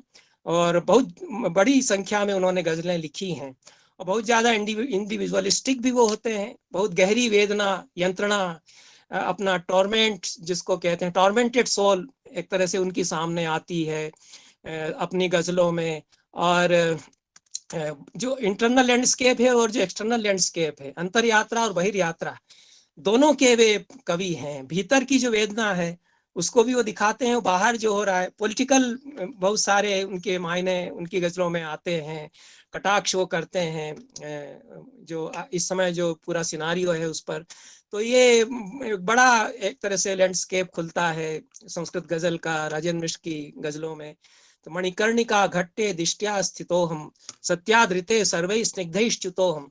मैं मणिकर्णिका के घाट पर खड़ा हुआ, अपने सत्य से अपने सत्य को छोड़कर बाकी सब से जुदा किया गया, ऐसा कुछ वो कहते हैं। तो ये बहुत ज्यादा वेदना वाली गीतें, वेदना वाली उनकी गजलें हैं। और जो बाहर हो रहा है दुनिया में उस पर भी बहुत उन्होंने सेटायरिकल होकर के लिखा है। तो मेरा ख्याल है कि मैं ज्यादा आपको परेशान न करूं, एक मिनट का समय हो तो मैं कहूंगा कि अब कुछ तोड़फोड़ जरूर की गई बाद में। हमारे यहाँ बहुत एक्सपेरिमेंटेशनल पोएट्री लिखी गई और जबरदस्त एक्सपेरिमेंट्स हुए। शायद अगर आप उसको देखें तो लगेगा कि जितने ज्यादा एक्सपेरिमेंट हुए हैं संस्कृत पोएट्री में उतने शायद और किसी लैंग्वेज में उतने ना हुए हों। कि सररिलियस पोएट्री है, मोनो इमेज पोएम्स हैं। तो गजल तो ये हर्षदेव माधव बहुत बड़े एक्सपेरिमेंटल पोएट हैं, उन्होंने लिखी और ट्रेडिशनल फॉर्मेट में भी गजल उन्होंने लिखी। लेकिन उन्होंने बाद में बहुत तोड़फोड़ भी की और उस पर काफी विवाद भी हुआ। जो हमारे बीच थोड़े कन्वेंशनलिस्ट थे उन्होंने कहा कि गजल में ये सब नहीं हो सकता है, और उन्होंने कहा कि मैं कर रहा हूँ, उस पर कंट्रोवर्सी होती रहेगी। उन्होंने एक गजल जो है सेरोगेट मदर पर लिखी है और मेरे हिसाब से बहुत बढ़िया गजल है। और गजल का फॉर्मेट तो उसमें थोड़ा टूटता है। नास्ति वात्सल्यम ही माता त्वम न सा मूर्ति रूपा किंतु श्रद्धा त्वम न सा। तेरे भीतर कोई अफेक्शन वात्सल्य नहीं है, तू वो माता नहीं, मूर्तिमयी श्रद्धा तू नहीं हो सकती है, तो पूजा नहीं हो सकती है। इस तरह से ये गजल चलती है, सिरोगेट मदर को एड्रेस्ड है। तो ये एकदम नई थीम्स पर और थोड़ा सा फॉर्मेट बदल करके भी गजलें लिखी गई। अब मैं एक बात केवल यही कहना चाहता हूँ कि भट्ट मथुरानाथ शास्त्री जो कि 1889 में पैदा हुए और जो बच्चूलाल अवस्थी जो कि 1918 में पैदा हुए थे। ये बच्चूलाल अवस्थी तो 5-6 साल पहले तक जिंदा थे, हम लोगों ने उनके मुंह से उनकी गजलें संस्कृत में सुनी। जगन्नाथ पाठक की गजलें उनकी मुंह से हमने सुनी। उनकी पीढ़ी से लगा करके जो सबसे नई पीढ़ी है वो ऋषिराज जानी, उनकी उम्र 25-26 साल है। उनको युवा साहित्यकार संस्कृत का जो संस्कृत के लिए जो साहित्य अकेडमी का अवार्ड है वो मिला हुआ है। उन्होंने भी एकदम नई तर्ज की गजलें संस्कृत में लिखी हैं। तो इसके साथ मैं अपनी बात समाप्त करता हूँ। मैंने शायद वक्त ज्यादा ले लिया है, मैं बहुत अफसोस मुझे है इस बात का। बहुत सारे बहुत बढ़िया नाम छूट गए हैं और जो गजल की बहुत अच्छी पकड़ रखने वाले थे हमारे बीच, राजदीन पांडे हैं और प्रवीण पंड्या है। इन पर मैं कभी आगे मैं बात करता रहा हूँ इन पर, मैंने खूब लिखा भी है, बोलता भी रहा हूँ। बलराम शुक्ल बहुत बड़ा नाम है, आपके दिल्ली में ही रहते हैं, आप उनको बुला के सुनिए। फारसी के बहुत बड़े कवि हैं, उनको तो ईरान गवर्नमेंट ने अपना नेशनल अवार्ड दिया है फारसी पोएट्री के लिए। वो संस्कृत में रीडर हैं संस्कृत विभाग में, वो फारसी संस्कृत दोनों में वो बढ़िया कविता लिखते हैं और गजल भी लिखते हैं। अब ज्यादा मैं तकलीफ आपको नहीं दूंगा, मैं अपनी बात यहीं खत्म करता हूँ। बहुत बहुत धन्यवाद आप लोगों को, आपने मुझे वक्त दिया, सुना। और मिसेज माथुर को बहुत शक था कि संस्कृत में भी क्या लिखी जा रही है, तो मैंने कहा हाँ लिखी जा रही है। तो शायद धीरे धीरे लोग माने कि हाँ मुकम्मल गजल नई अच्छी पोएट्री संस्कृत में संभव है। बहुत बहुत धन्यवाद। बहुत बहुत धन्यवाद सर। हमें कोई परेशानी नहीं है, पर सर जो आपने जिस मुझे लगता है बिंदुवार तरीके से बहुत गहरी बातें करी हैं सर, और मुझे ये जो आपने कॉलोनियल कंस्ट्रक्ट की बात करी सर, ये जो मुझे लगा ये अब जो हमारे पास जो ऑनरेबल वाइस चांसलर और हमारी जो डायरेक्टर मैडम है, हमारे पास 7 नए लोग आए हैं सर, 7 नई फैकल्टी आई है। ये हिस्ट्री की बात होगी सर, जिस हिसाब से लोग काम कर रहे हैं। तो बहुत सर्टिफिकेट, डिप्लोमा और MA सब तरह से प्रोग्राम्स आ रहे हैं। तो अब जो संस्कृत के बारे में जो भी मिथ्या भाव हैं, जो भी नेगेटिव स्टीरियोटाइप्स हैं, वो टूटने वाले हैं सर। हाँ, तो और हम मुझे लगता है हम अपने आंखों के सामने वो होता हुआ देख रहे हैं सर। ये अब तो और भी कॉलोनियल कंस्ट्रक्ट्स बहुत हैं, वो सब धीरे धीरे टूटेंगे सर। और आपकी जो लीडरशिप है उसको हम अप्रिशिएट करते हैं सर। आप ऐसे ही, मुझे लगता है आपने 30 नामों की बात करी, और भी हम एक डेडिकेटेड लेक्चर करेंगे सर। ये जो centre of modern Indian languages का जो पूरी संकल्पना है वो इसी को सोच के करी गई है sir. Thank you very much sir, और we are very privileged, thank you. और अब हम जो है, और हमारे एक और डिस्टिंग्विश्ड स्पीकर हैं जो कि बात करेंगे एवोल्यूशन ऑफ हिंदी गजल। वो भी एक हमारी स्कूल ऑफ ह्यूमैनिटीज का परिवार ही हैं। डॉक्टर श्री माधव कौशिक जी हैं। हमेशा वो, हम उनसे एक बार फोन करते हैं, कोई भी हेल्प लेनी होती है, कोई भी गाइडेंस, वो हमेशा हमारे साथ होते हैं सर। हमें बहुत सम्मान का अनुभव हो रहा है सर आप लोग, आपके साथ। कौशिक साहब प्लीज, आप जो एवोल्यूशन ऑफ हिंदी गजल की जो बात करेंगे सर, आप हमारा इस पे ज्ञान बढ़ाइए sir please. Thank you.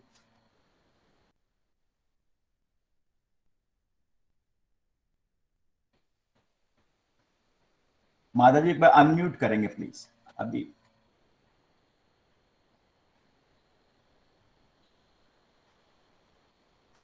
Unmute नहीं हुआ सर।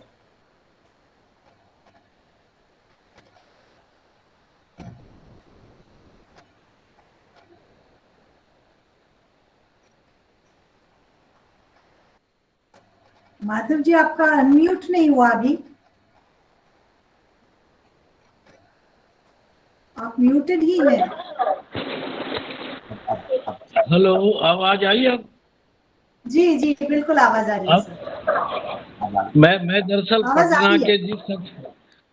पटना की एक मीटिंग में हूँ, और सर्किट हाउस में यहाँ मुझे लगता है बहुत कम वो आते हैं, तो शायद आवाज बीच में कटे तो मुझे माफ भी करेंगे आप। और वास्तव में राधा वल्लभ जी को सुना, पूरा तो मैं नहीं सुन पाया, बीच में मीटिंग छोड़ के कुछ थोड़ा अवकाश मैंने निकाला। पहले तो पूरे संस्थान को, इग्नू को, इस बात के लिए मैं बधाई देना चाहूँगा कि उन्होंने गजल पे एक तरह से पूरे हिंदुस्तान का एक परिदृश्य सामने रखा। ये बहुत अच्छी बात भी है और बहुत बड़ी बात भी है, क्योंकि जिन विधाओं पे कम बात हुई है वो थोड़ी सी दुर्बल, जितना हमारा समाज संकीर्ण है उसी अनुपात में हमारी साहित्यिक संकीर्णता भी है। तो उस संकीर्णता की वजह से कुछ एक चीजें हम पीछे छोड़ते चले गए हैं, उनका मूल्यांकन पूरी तरह नहीं हुआ। तो कोशिश मेरी यही रहेगी कि जो बातें हो चुकी हैं उनको ना दोहराया जाए और आगे से बात की जाए। सच बात तो ये है कि हमें बहुत देर बाद ये समझ आया कि विधाएं साहित्य की होती है, भाषा की नहीं होती। हम हमेशा ये मान के चलते रहे कि गजल तो उर्दू की विधा है, वो दूसरी भाषाओं में नहीं आ सकती, हिंदी में नहीं आ सकती, प्रांतीय भाषाओं में नहीं आ सकती। ये एक तरह संकीर्णता का भाव था।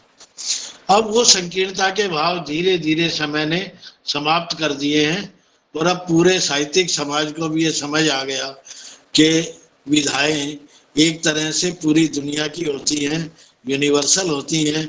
किसी एक भाषा का उस पर एकाधिकार नहीं मान सकते। हमारी जितनी गद्य विधाएं हैं सारे यूरोप से आए हैं।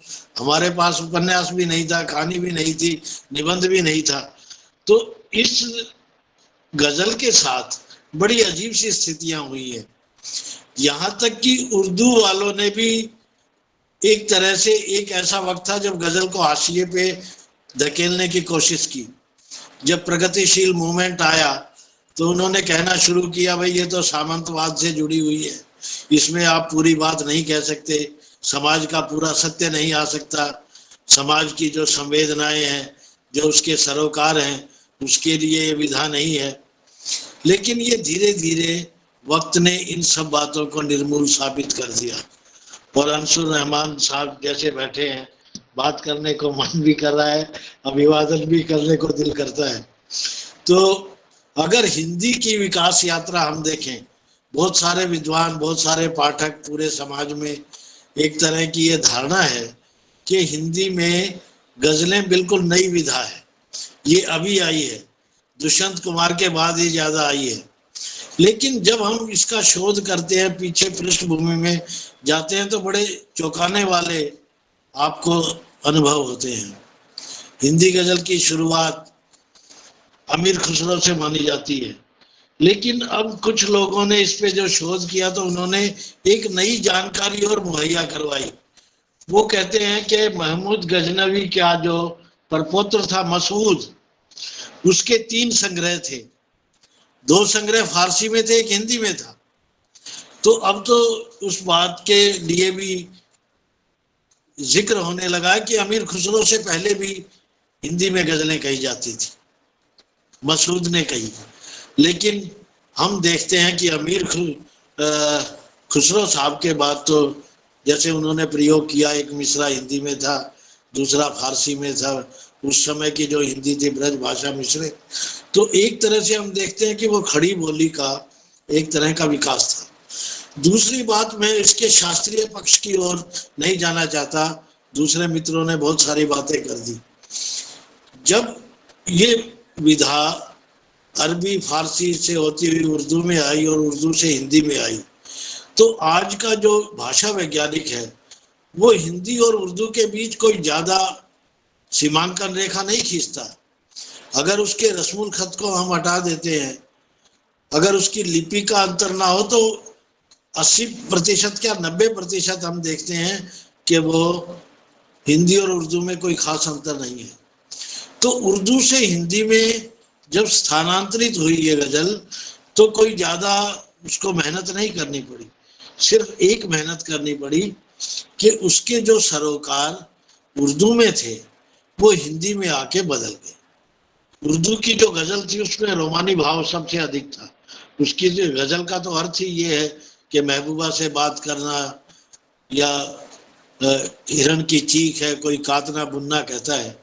लेकिन जब वो उर्दू से हिंदी में आती है तो वो हवेलियों की, सामंतों की, उन मुजरों की, उससे सबसे दूर हो जाती है।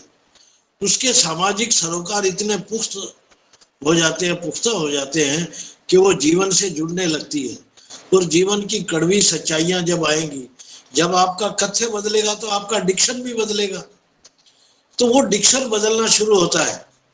श्री फरहाद के किस्से नहीं होते हैं, गुलो बुलबुल के किस्से बंद हो जाते हैं, परियों की कथाएं उसमें नहीं है। वो रोमानी भाव की जगह हम देखते हैं कि उसमें समाज का यथार्थ आने लगा। आम आदमी की आह और कराह, मैं तो ये मान के चलता हूँ, दोनों उसमें शामिल होने लगी। और आप देखेंगे कि भक्ति काल में मीरा के बहुत सारे जो पद हैं वो गजल की बहरों में है। कबीर की तो एक गजल बड़ी कोट की जाती है, अमन है इश्क मस्ताना, अमन को होशियारी का, रहे आजाद या जग में हमन, दुनिया से यारी का, कबीरा इश्क का नाता दुई को दूर कर दिल से, ये चलना राह नाजुक है हमन सरबोझ भारी क्या। ये कबीर की गजल है। तो भक्ति काल में भी हम देखते हैं कि हिंदी गजल की उपस्थिति है। इसी तरह मध्यकाल में जब दखनी हिंदी का जो प्रभाव था, वजही, मोहम्मद कुली कुतुब शाह, वली दखनी, इनकी गजलें ऐसी लगती है जैसे कमाल की गजलें हैं। एक तरह से बिल्कुल जिसको शिफ्ट ऑफ पैराडाइम हम मान सकते हैं, ऐसा हुआ है। और एक कुली कुतुब शाह की 5 गजलें राहुल सांकृत्यायन ने हिंदी की काव्य धारा में शामिल की हैं, और ये मानते हैं कि ये हिंदी की रचना है, हिंदी की गजलें। इसी तरह से रामचंद्र शुक्ल ने अपने इतिहास में लिखा है कि हातिम के समय में उर्दू के महाकवि सौदा हुए हैं, जो पहले हिंदीपन में सनी शायरी नहीं बल्कि सर्वसाधारण की प्रचलित हिंदी भाषा में शायरी करते हैं, कविता कहते हैं। ये रामचंद्र शुक्ल अपने इतिहास में लिख रहे हैं। इसी तरह हम देखते हैं कि 17वीं और 18वीं सदी में जब संत कवि हमारे आए, संत कवियों ने, जब संत कवियों की भाषा बिल्कुल आम जनता की भाषा है, वो सर्वसाधारण की भाषा है, उस सुधकड़ी भाषा में हजारों हजार जितनी हमारी लोक भाषा है उनके शब्द भी हैं। उर्दू और हिंदी के बीच में जो सेतु का काम किया, ये बड़े ध्यान से सुनना, हिंदी और उर्दू के बीच में जो मिलाने का काम किया, एक पुल का काम किया, उसकी शुरुआत हमारे संत कवियों ने की है, दखनी हिंदी के कवियों ने की है।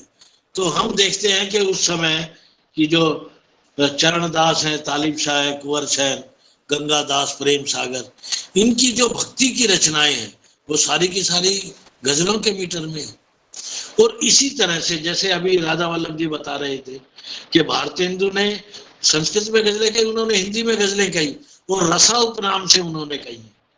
रसा उपनाम से उनकी बहुत सारी गजलें हैं।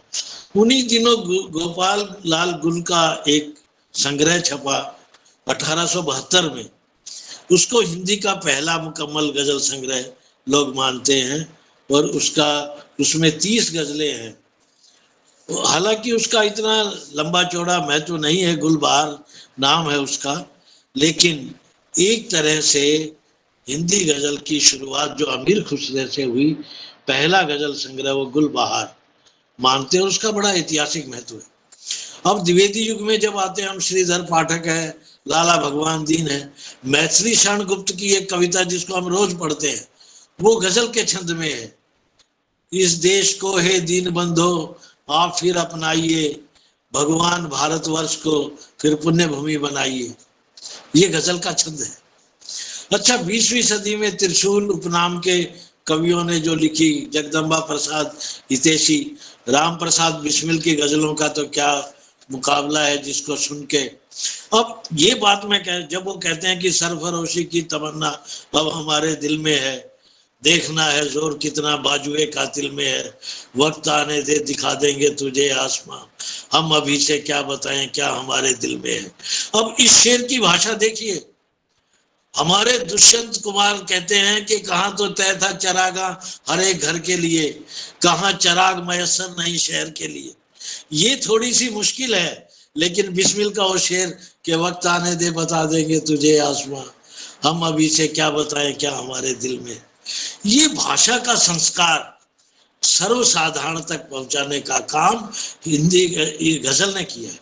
अच्छा, उसके बाद जब छायावादी कवि आते हैं हमारे, जयशंकर प्रसाद है, महादेवी है, निराला का तो एक पूरा संग्रह बेला, वो गजलों का संग्रह है। उसके बाद जब हम छायावादोत्तर कविता में आते हैं, उस समय तो धूम थी एक तरह से। राधा वल्लभ शास्त्री है, राम स्वरूप सिंदूर है, बलबीर सिंह रंग की गजलें तो जब वो मंचों पे बैठते थे और मंचों पे जब सुनाते थे वो तो कमाल की थी। पधारी चांदनी है तुम कहाँ हो, तुम्हारी यामिनी है तुम कहाँ हो, दिल बहुत बेकरार है यारो, मौत का इंतजार है यारो। उसके बाद जो प्रयोगवादी कवि आए, उनमें सबसे बड़ा योगदान जिन्होंने दिया, मैं शमशेर बहादुर सिंह को मानता हूं। शमशेर बहादुर की गजलों में हालांकि उसमें उर्दू का रंग है, लेकिन हम उसे उर्दू नहीं मान सकते। मैं ये मानता हूं कि हिंदी और उर्दू हिंदुस्तानी है, और उस हिंदुस्तानी में उन्होंने गजलें कही।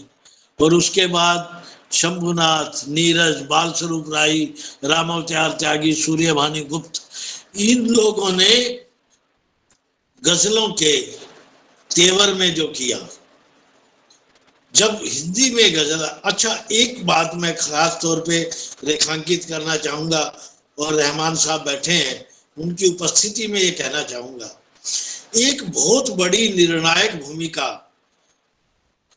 जदीद शायरों ने निभाई है। हिंदी और उर्दू के बीच की जो दूरी है, जो भाषा का संस्कार है, वो उन लोगों ने किया है। शकीब जलाली की आप गजलें पढ़िए, आप विमल कृष्ण अश्क की गजलें पढ़िए। विमल कृष्ण अश्क लिखते हैं, अब के बाहर आई तो आंखें उजड़ गई, सरसों के पूरे खेत में पत्ता हरा न था, उसे छत पर खड़े देखा है मैंने कि जिसके घर में दरवाजा नहीं है। ये वो शायरी की टोन है हिंदी गजल ने जिसे अपनाया। मैं ये मानता हूं कि दुष्यंत कुमार के आने से पहले हिंदी गजल के जो, उर्दू गजल के जो ये जदीद शायर है, चाहे वो बशीर बद्र साहब हैं, निदा फाजली हैं, विमल कृष्ण अश्क हैं, शकीब जलाली हैं, इन लोगों ने हिंदी और उर्दू के बीच की तमाम दूरियों को समाप्त किया और समाप्त करके एक ऐसी भाषा का रचाव किया जिसको आम आदमी सड़क पे बोलता है। दुष्यंत कुमार अपनी किताब की भूमिका में लिखते हैं कि मेरी गजलों की भाषा वो भाषा है जब उर्दू फारसी के सिंहासन को छोड़ के नीचे उतरती है और हिंदी संस्कृत के सिंहासन से नीचे उतर के दो बहनों की तरह आम सड़क पे बोलने वाले आदमियों की भाषा में जो बात करते हैं, मेरी गजलों की वो भाषा है। और आज मैं ये बड़े दावे से कह सकता हूँ कि अब हिंदी और उर्दू गजल का जो भाषा का मुहावरा है वो एक तरह का है। उर्दू का कोई भी शायर इस समय जो लिखने वाला है, नाम गिनवाने की आवश्यकता नहीं, रहमान साहब आपको बता देंगे या बता चुके होंगे कि वो उन सब की भाषा इस समय आम आदमी की भाषा। वो जमाना गया जब हम पढ़ते थे तो एक कवि के बाद पीछे शब्दार्थ और ग्लोसरी दी होती थी और हम उसके अर्थ पढ़ के आइडिया लगाते थे। अब ऐसी स्थिति ना उर्दू में है ना हिंदी में है। आम भाषा में सीधी सादी बात कहते हैं। दुष्यंत कुमार ने आके एक चीज जो पैदा की वो ये की कि जिस विधा में हम रोमानी बात करते थे, मन की बात करते थे, बहुत नाजुक ख्याली जिसमें आती थी, वो नाजुक ख्याली की जगह जब एक कल्पना कीजिए, आपातकाल का माहौल है, लेखकों के ऊपर पाबंदी है, कोई बोल नहीं सकता, बहुत बड़ा सेंसर है। गजल एक ऐसी विधा है जो इशारों में बात करती है। उसकी सांकेतिकता इतनी जबरदस्त है कि वो सच्ची सच्ची बात कहेगी, लेकिन वो इस अंदाज से कहेगी कि सामने वाला उसको सेंसर नहीं कर सकता। जब वो कहते हैं कि हो गई है पीर पर्वत सी निकलनी चाहिए, इस हिमालय से कोई गंगा निकलनी चाहिए, पीर पर्वत सी पिघलनी चाहिए। इसी तरह जब वो कहते हैं कि एक पत्थर तो तबीयत से उछालो यारो, ये एक तरह राजनीति का जो मुहावरा था, जो जड़ता हमारे दिमाग में आई थी। आपातकाल के दिनों में हम देखते हैं कि हर भाषा की जितनी विधाएं हैं सारी की सारी नतमस्तक हो गई थी, सबने सर झुका लिया था। उस समय गजल एक ऐसी चीज थी, दुष्यंत की गजल ऐसी थी जिसको जयप्रकाश नारायण कदम कुआ के अपने यहाँ से पढ़ते थे। बदलाव की जो आकांक्षा थी, कर गुजरने की जो आकांक्षा, कल नुमाइश में मिला वो चीथड़े पहने हुए, मैंने पूछा नाम तो बोला कि हिंदुस्तान है। लगता है कि पूरे एक नक्काशी कर दी उन्होंने हिंदुस्तान की स्थिति की। कभी जब वो कहते हैं कि भाई इस तालाब का जल गंदा हो गया, इसे बदलना चाहिए, जिल्द में तब्दीलियां करना मेरा मकसद नहीं, हंगामा खड़ा करना मेरा मकसद नहीं, मेरी कोशिश है कि ये सूरत बदलनी चाहिए। तो दुष्यंत कुमार के इस मुहावरे ने हिंदी के उस तमाम पीढ़ी को, जो पीढ़ी अब मैं एक छोटा सा एक उदाहरण और देना चाहता हूँ। गजल की लोकप्रियता की सबसे बड़ी विशेषता है कि वो बहुत छोटी सी बात छोटे छोटे शब्दों में आम आदमी की भाषा में लोगों तक पहुंचा देती है। उसका हर शेर इंडिपेंडेंट है, ऐसा लगता है जैसे गुलदस्ता है। एक मित्र उसे गैलेक्सी ऑफ थॉट कह रहे हैं और वो मुझे बहुत अच्छा लगा। वाकई वो गैलेक्सी ऑफ थॉट भी है, गैलेक्सी ऑफ सेंसिटिविटी भी है। वो आपको ट्रांसपोर्ट करती है, वो आपके जहन में आ जाती है, आपको याद हो जाती है। मुक्त छंद की कविता प्रयोगवाद में, नई कविता के दौर में आम आदमी से इतनी दूर चली गई थी, वो उसके स्मरण शक्ति में नहीं रहती थी, उसकी यादाश्त का हिस्सा नहीं बनती थी, जीवन का हिस्सा नहीं बनती थी। वो जो खला पैदा हुई, जो शून्य पैदा हुआ, उस शून्य को भरने के लिए गजल की विधा ने बहुत बड़ा काम किया। और देखते हैं, अब आप देखिए कि उस विधा में जो रोमानी भाव शुरू हुआ था, पूरी दुनिया का रोमांस उसमें था, दिल की हर धड़कन उन्होंने उसमें जज्ब की है। इतनी कमाल की नाजुक ख्याली है कि आप बता नहीं सकते। हमारे मित्र कहते हैं कि जब वो हवेलियों से घुंघरुओं को छोड़ के जब चौपाल में आती है तो वो मदिरा की जगह कड़वा और कसेला नीम का पानी पीती है, और उसके सरोकार, उसकी टोन निरंतर बदलती रही है। ये गजल की सबसे, देखिए वही विधा जिसका विरोध उर्दू वालों ने भी किया एक वक्त में, बल्कि एक आंदोलन चला था। आज वो विधा इतनी लोकप्रिय है कि अंग्रेजी तक चली गई है। हिंदुस्तान की तमाम 24 भाषाओं में गजलें कही जा रही हैं, खूब कही जा रही हैं। और मेरा ये मानना, हम साहित्य अकादमी में जब नए लोगों को, युवा लोगों को आमंत्रित करते हैं रचना पाठ के लिए, तो हमें हैरानी होती है, क्या तेलुगु, तमिल, गुजराती, मराठी। अब देखिए, उर्दू जैसी लताफत हर भाषा में नहीं है, उर्दू जैसी इमेजरी भी नहीं है, उर्दू जैसी परंपरा भी नहीं है, लेकिन हर लेखक ने, हर भाषाविद ने, हर भाषा में कहने वाले गजलकार ने अपनी भाषा के अनुरूप अपनी डिक्शन तैयार की, अपनी भाषा के अनुरूप उन्होंने छंद में भी परिवर्तन किया, और वो परिवर्तन कोई बुरा नहीं है। अब उर्दू की हर चीज को, अब कई बार मेरे पिताश्री स्वयं उर्दू के बड़े आलोचक थे, बड़े विद्वान थे, वो मुझे कई बार छेड़ते भी थे, कई बार कहते थे अरे वो हमारी बात, वो लताफत कहाँ से लाओगे। लेकिन हमने कहा कि हमारा सरोकार अब लताफत रहा ही नहीं, हम उस नाजुक दौर से गुजर चुके हैं, हम जितनी मुसीबतें हम झेल रहे हैं। फिर एक बात और है, हर भाषा ने अपनी तरह, मुझे कई बार वो छेड़ते थे, तो शहर को शहर के कैसे बांधेगा, कैसे करेगा। तो मैं भी मजाक में कह देता था, जब आप शेखो ब्राह्मण कह सकते हैं, ब्राह्मण नहीं कह सकते, तो हम भी टोन अप कर सकते हैं। तो हर भाषा ने थोड़ा उसको टोन अप किया, और शुरू में तो हमें ये अजीब सा लगा था, विद्वानों को भी अजीब सा लगा था। अब विद्वानों ने भी उस भाव को, ये जो शुद्धतावादी प्रवृत्ति है, भाई भाषा और विधाएं और कविता तो एक बहता हुआ दरिया है, खुद राह बना लेगा बहता हुआ पानी है। तो ये बहता हुआ पानी राह बना रहा है।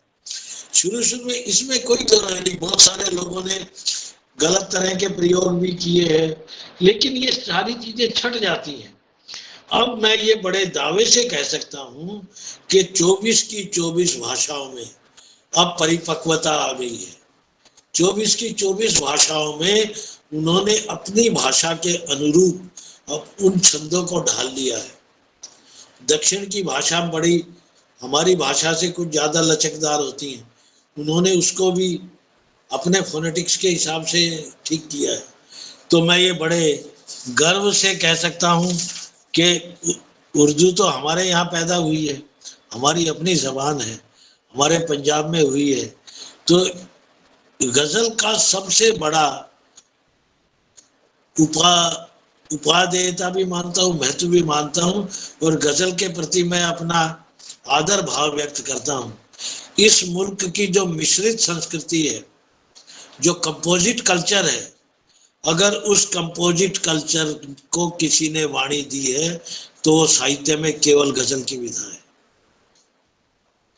हमारी मिश्रित संस्कृति का सबसे उज्जवल रूप, जिसमें हमारी भारतीयता है, जिसमें हमारी, जिसको हम कह सकते हैं कि असली राष्ट्रीयता उसी में है।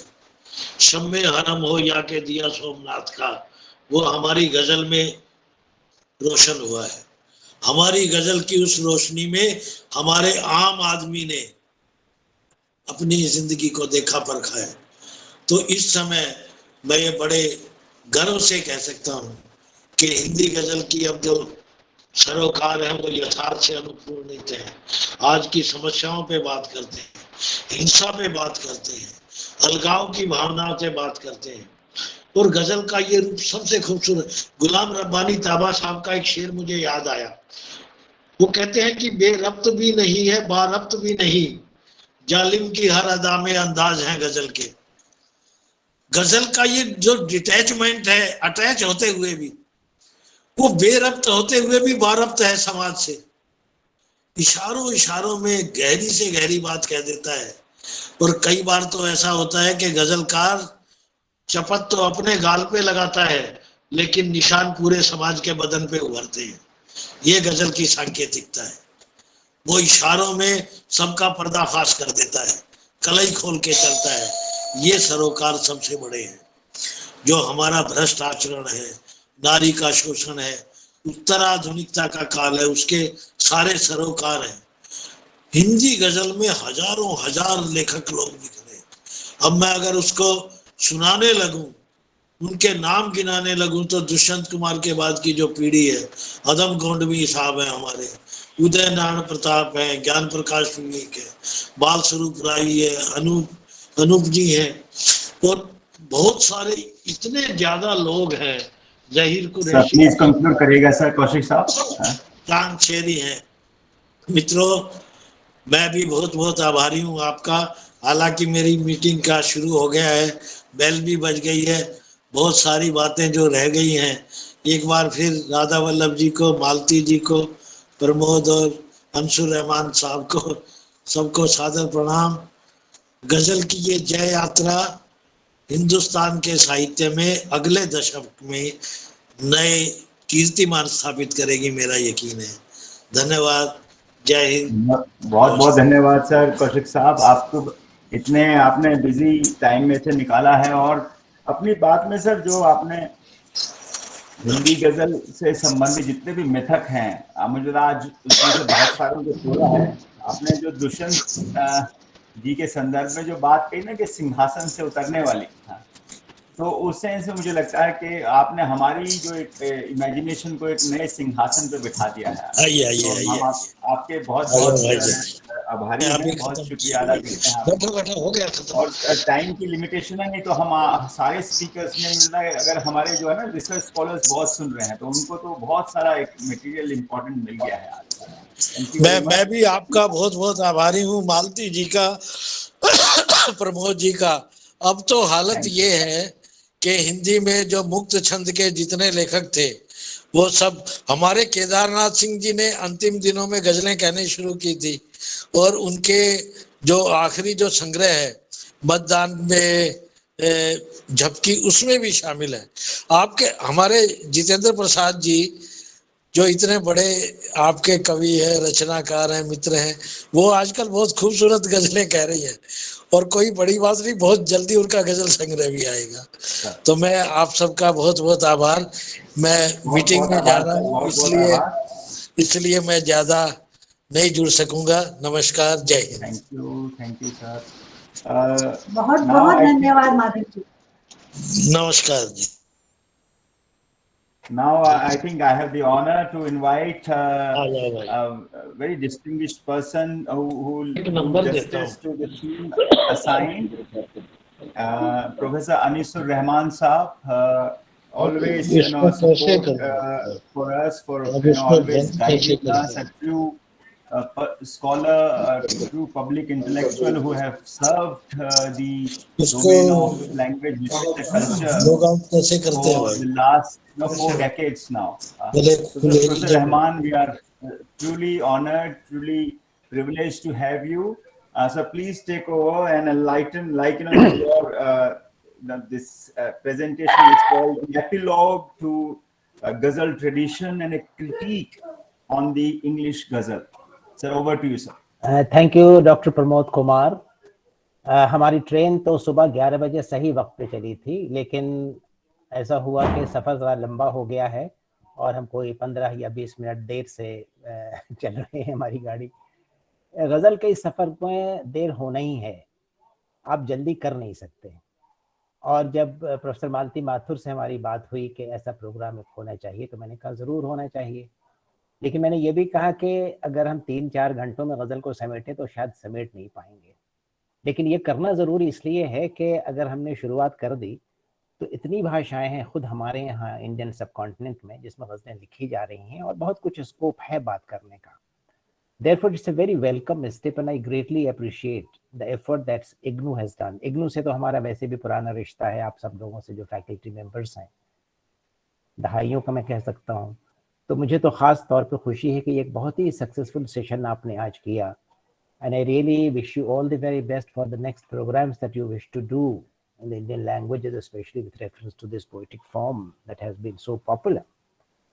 So this session has been extremely enriching for me personally. Let me tell you very frankly, however much you read about Ghazal and debate the Ghazal as such, but you will always be lacking somewhere or the other because there is so much to explore and so much to know. And that's why I say it has been a very enriching form for me, enriching engagement for me in this morning. I would say also that Ghazal is a form which is unlike any other form in the world literature. And I use this word world literature with caution. It's only in the literal sense that I'm using the word world literature, because it is a concept which is being popularized these days. And I do not entirely agree with that concept of world literature, but that is a different debate altogether. So my point is that Ghazal is a form unlike any other form in world literature. And also it's probably, and I think probably is not the right word, and also I would say certainly, it's one of those forms which has been the most popular in the world literature. So from that point of view, thinking about Ghazal and talking about Ghazal is without an end. You will go on and on. And because you have so many languages that you can talk about when you think of Ghazal and when you talk about Ghazal. That's why and at one place I wrote it as a very infectious appeal. In my book, where I have put together Urdu ghazals from the 16th century onwards to now, I have used this word, and in the long introduction that I have written there, I have tried to trace out the trajectory of this form, which is a very unique form, and you have already known about it during the 5-6 talks that we have had so far since morning. So I'm doing a kind of an epilogue, and what can I do in the epilogue? And I have to be very short and very brief also, because much has already been said, but a few points in the form of epilogue that I will say. Reference has been made to the Arabic heritage of the Ghazal. And very rightly, my friend, Professor Ahmed Mahfouz has made a good distinction that we should not be generalizing that it comes from Arabic so-so per se. It's there in the Tashbib and the Nasib, which is the kind of a prologue, kind of a qasida where it was a prologue, and there you have the romantic ideas. Poetry in Arabia was a communal activity, and people used to gather and people used to write and sing and present two kinds of poems there. Poems of valor, poems of valor and courage, and then poems in praise of their patrons, you can say, and then on the other hand, poems which were basically romantic hankerings, about romantic hankerings, because the lovers and the beloved had separated. So it was a kind of a pleasure-seeking conference that they used to have, and then that is how it all started. I'm not going into those details. So that reference has already been made by Professor Ahmed Mahfouz. But very interestingly, look at the trajectory of Ghazal. When it comes out from there, it goes to Spain and to Africa. And in medieval Spain, you have Ghazals in the Hebrew. Moses bin Ezra is supposed to be one of the major writers of Ghazal who wrote in the 11th century. Mid-11th century he was born. And then he also wrote in the Arabic language. And when you move on from there, you go to the West African languages called Hausa and Fulfulde. It's wonderful trajectory of this form. And that is why I said it has been probably the most popular of all the forms in the world literature. To the West African languages, Hausa and Fulfulde.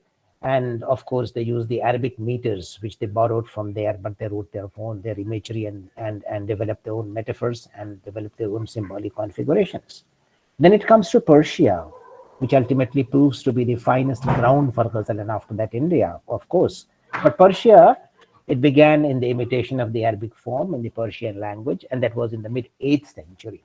So about 150 years later, it reaches Persia, and it is how it gets its fluorescence in the hands of Abdullah Jafar Rudhi.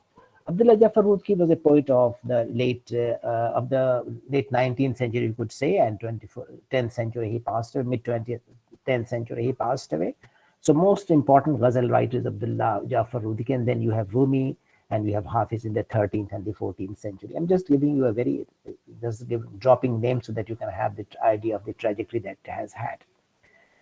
During the 19th century, the influence of Sufism, which Maltiji has referred to, which Pramod, you have also referred to, and everyone refers to. So the Sufi impact is there. The Persian Ghazal, it starts getting its contours much more clearly, and it starts identifying itself with all its characteristic features.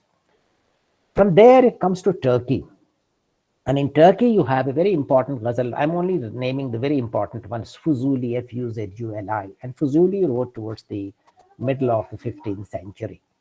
And he wrote in the Azerbaijani Turkish, the Azerbaijani variety of the Turkish language. And he distinguished himself as a poet of that language and wrote Ghazal basically.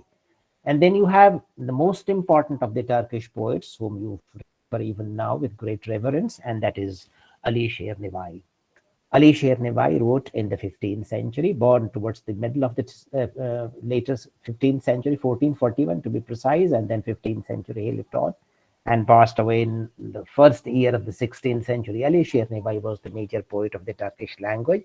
He was an Afghani by birth, and he wrote in the Chagatai language of Turkey, in the Chagatai kind of the Turkey, you can say, and is a major master of the Uzbek literature. So in the hands, it passes from one to another, and then one place to another place, and it goes from one place to another, finds a destination, it keeps on changing the destination, the language and the metaphors and the symbolism and all, the narrative and the subject material, as you can call it. And then the most important of all the destinations from where we are talking about today, it reaches India. And we name Amir Khusro when you think of that. Amir Khusro, and one very famous ghazal that we often talk about. We don't have enough of Amir Khusro available with us, and that is the Halim Iskima Kunta Ghaful Durai Naina Banai. But it has been sung, everyone knows about that. But when you move forward and you come across another poets, you reach in this late 16th century, a poet like Quli Qutb Shah, Priyabaj Payala Priya Jaina, Priyabaj Yaktil Jia Jaina. He was the 5th emperor of the Qutb Shahi dynasty of Golconda. A very major poet, a very secular person. He combined people, languages together and developed a kind of poetry that became a milestone for the Urdu poets to imitate and to write in the later stages. That is 16th century. In the 17th century, you come across, Mahfuz Sahab has already talked about that poet, a major poet, that is Wali Dakhani or Wali Gujarati, as you call, that is 17th century. I'm just naming the important ones. When you reach the 18th century, you come across the greatest of all the Urdu poets who ever wrote, including Ghalib. That is Mir Taqi Mir. Mir Taqi Mir is a major 18th century poet, and he wrote in Persian, but his Urdu Ghazal and 5 divans and huge amount of work that he has left behind to mull over, that we have been continuously doing, and it's an endless exercise engaging with her. After that, you come to Ghalib in the 19th century. These are the marks, landmarks, the hallmarks that distinguish the Urdu Ghazal greatly. And from Ghalib, you reach, after 19th century, you come to the modern age where you meet poets like Iqbal, poets like Firaq, poets like Faiz, poets like Nasir Kazmi, and you have a very powerful poet whom I greatly admire, that is Rajendra Manchanda Bani, and Nida Fazli and Kishwar Nahid, and you name it. That is a long, long list of so many poets who started writing both in India and Pakistan. Luckily, we have not yet divided our literatures, calling Indian literature and Pakistani literature. It's Urdu literature here and Urdu literature there. So as we did at one point of time, English literature, that is British literature, and American literature, that is that. So Australian literature, of which Malti Mathur is a student, and Canadian literature. But luckily, we have still not been talking about Pakistani or Urdu literature as such, or Indian literature as such. That is how it is going forward. Now, I will not talk about the form and the features of this ghazal. We all know that, but just let me briefly, in one sentence, mention that it has a certain rhyme pattern, that it follows a qafiya and a radif pattern, that it has A, B, B, B, A, C, A, D, A type. That is the kind of a form. But one thing very important to take note of is that it should not be confused with dohas. Doha and sher are not the same thing. Doha does not follow the same musical pattern and the same metrical pattern that a ghazal follows, that a sher of the ghazal follows, and at least 5 shares coming together compose a ghazal. That is the information that one comes. There is just one idea in a sher. You jump from one idea to another when you go from one sher to another. That is how we all know about ghazal. It's the archetypal poetry of love. And Professor Ahmed Mahfuz was talking essentially about one aspect of it, but there are so many. But he rightly and wisely did that he spoke about the love poetry, of which it is the epitome. You have the most important examples of love poetry that you have at all in the Urdu language. It is to be found in the ghazal tradition. So archetypal poetry of love, you can say, is there in the Urdu language that it came through. And it's now later, in the later stages, even though it is found earlier, but later you would find that it does not remain limited only to the idea of love. It goes beyond the idea of love. And love is defined and redefined in every age and in every poet, you could say. So it talks about Ghame Jana and Ghame Dora simultaneously, and together it goes in that manner.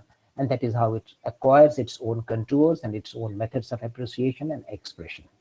So that is how it goes on, and there are certain things which have been institutionalized. The reference has already been made, but just let me tell you who are the persons who populate this world of the ghazal. There is the ashiq, you all know about that. There is the mashuq, the lover and the beloved, if you could say that. Then there is a very important person there, Raqib. He's all the time envious. He's a rival. He's a very important character in the tradition of the Urdu ghazal. He's full of rivalry against the beloved and against the person who is in love with his. Then you have this messenger, the qasid, who takes the message from one end to another and brings back. So a lot of poetry is there about the qasid. This is another third very important character. Then we have a muhtasib. Muhtasib is a god of faith. He guards you all the time. You have a saqi, you know about that saqi. You have a qatil. He is one who devastates you. So he is another important character. You have a sheikh and you have a brahman. These are about 7-8 important characters who populate the Urdu ghazal. And wherever you read, you will find in the traditional ghazal and also in the later part, many more characters join. And that is when the protest poetry comes into being, and many more important writers, some references have already been made too. Apart from the characters, there are certain concepts also which have been universalized and which have been also institutionalized. For example, hijr. Separation is a very important concept in Urdu ghazal.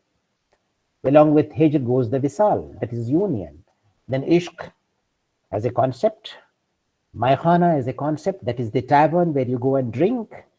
Then paimana as a concept where you have the cup and the cask and the jar from where you drink. You have the qafas, the nest where the bulbul is. You have the chaman, that is the garden. You have the bijli, that is the lightning which kills and which devastates. You have the ashya, which is devastated, which is the daman of the person. And the gareban who tears his collar, and after that he finds himself to be a lunatic. And the gul and the bulbul and the bismil, all these are the concepts. These are institutionalized concepts of the Urdu ghazal. But all these are institutionalized concepts of the earlier years. In the later years, you will find that new ideas, new conceptions have come together. And of course, some references to that have been made by my good friend just a while ago when he was speaking about Hindi ghazal, that is Madhi Kaushal. So there are several examples. I will not go into the examples because I would like to take you to the English tradition, how it all developed. But broadly speaking, ghazal has not all the time been eulogized. One important Urdu critic says that it is a semi-savage form of Urdu poetry. Semi-savage. Urdu की गजल जो है वो एक नीम वहशियाना सिन्फ़े सुखन है. A very important critic of Urdu says, and then बिल्कुल इसके बरक्स, there is another opinion which says कि ये उर्दू शायरी की आबरू है. This is the prestige of Urdu poetry. So first was Kalimuddin Ahmad, another is Rashid Ahmad Siddiqui, who says that. लेकिन सबसे अच्छा जो डेफिनेशन मुझे लगा वो लगा फिराक साहब का. उन्होंने कहा कि ये इंतहाओं का तसलसल है. It is a series of climaxes because there are 5, 6, 7, 8, 9. और फिराक साहब तो गजलें पता नहीं कितने शेर कहते थे, 20, 25, 30 शेर कहते थे और उनकी गजलें लंबी होती थी. So each couplet, each share, you would say, even couplet is not the right word for a share. So each share you would find is complete unto itself, and it opens up new avenues for you to enter into it. And that is how this whole ghazal is composed and constituted of. So it is a series of climaxes. You go from one. So to sum it up, let's say it starts from Arabia, goes to Spain, goes to Africa, goes to Persia, goes to Turkey, goes to South Asia. And in South Asia, and after that it reaches Europe. If I go to the another direction of the globe, South Africa, Europe, and North America, Australia, and Canada, and where not. Everywhere it's all around, you will see. So I'm not going into the examples, but let me now come to the English part of it. And I will try and keep pace with the time also. My conclusion, therefore, is that literary forms are not sacrosanct to any particular language or a literary tradition. That is very well proven by the ghazal itself. Ghazal which originated or had its origin somehow or the other in Arabic language and from there to Persian and then to Urdu. So it has not been kept or monopolized by these languages only. And no, that is why I saw there is no language can ever be sacrosanct, no form can ever be sacrosanct. And any form, any language, anywhere can use this. And that is what has been proved by the ghazal, by the journey or the trajectory of the ghazal. Ghazal explores new images and metaphors from language to language and from territory to territory, if I were to say. It's a meta text of a text and of a culture. It's a meta text. I always said Ghazal is a meta text of a text, and it's the meta text of a culture. It goes beyond the text and it goes beyond the cultural identifiers, and that is where you find the Ghazal gaining its greatest strength that it has had, and it has been a history of more than 1500 years now. So in 1500, more than 1500 years, over 1500 years, we have come to realize that Ghazal is a meta text of a culture and meta text of a literary text that you have been attuned to reading all these times. It has moved away from the center and it's to be found everywhere now. And center, if at all, there is no center now. There is no, if you students of post-colonial literatures would know, there is no center as such. Similarly, Arabic is no center, Persia is no center, it's everywhere, and every location is a center for the Ghazal from where it originates.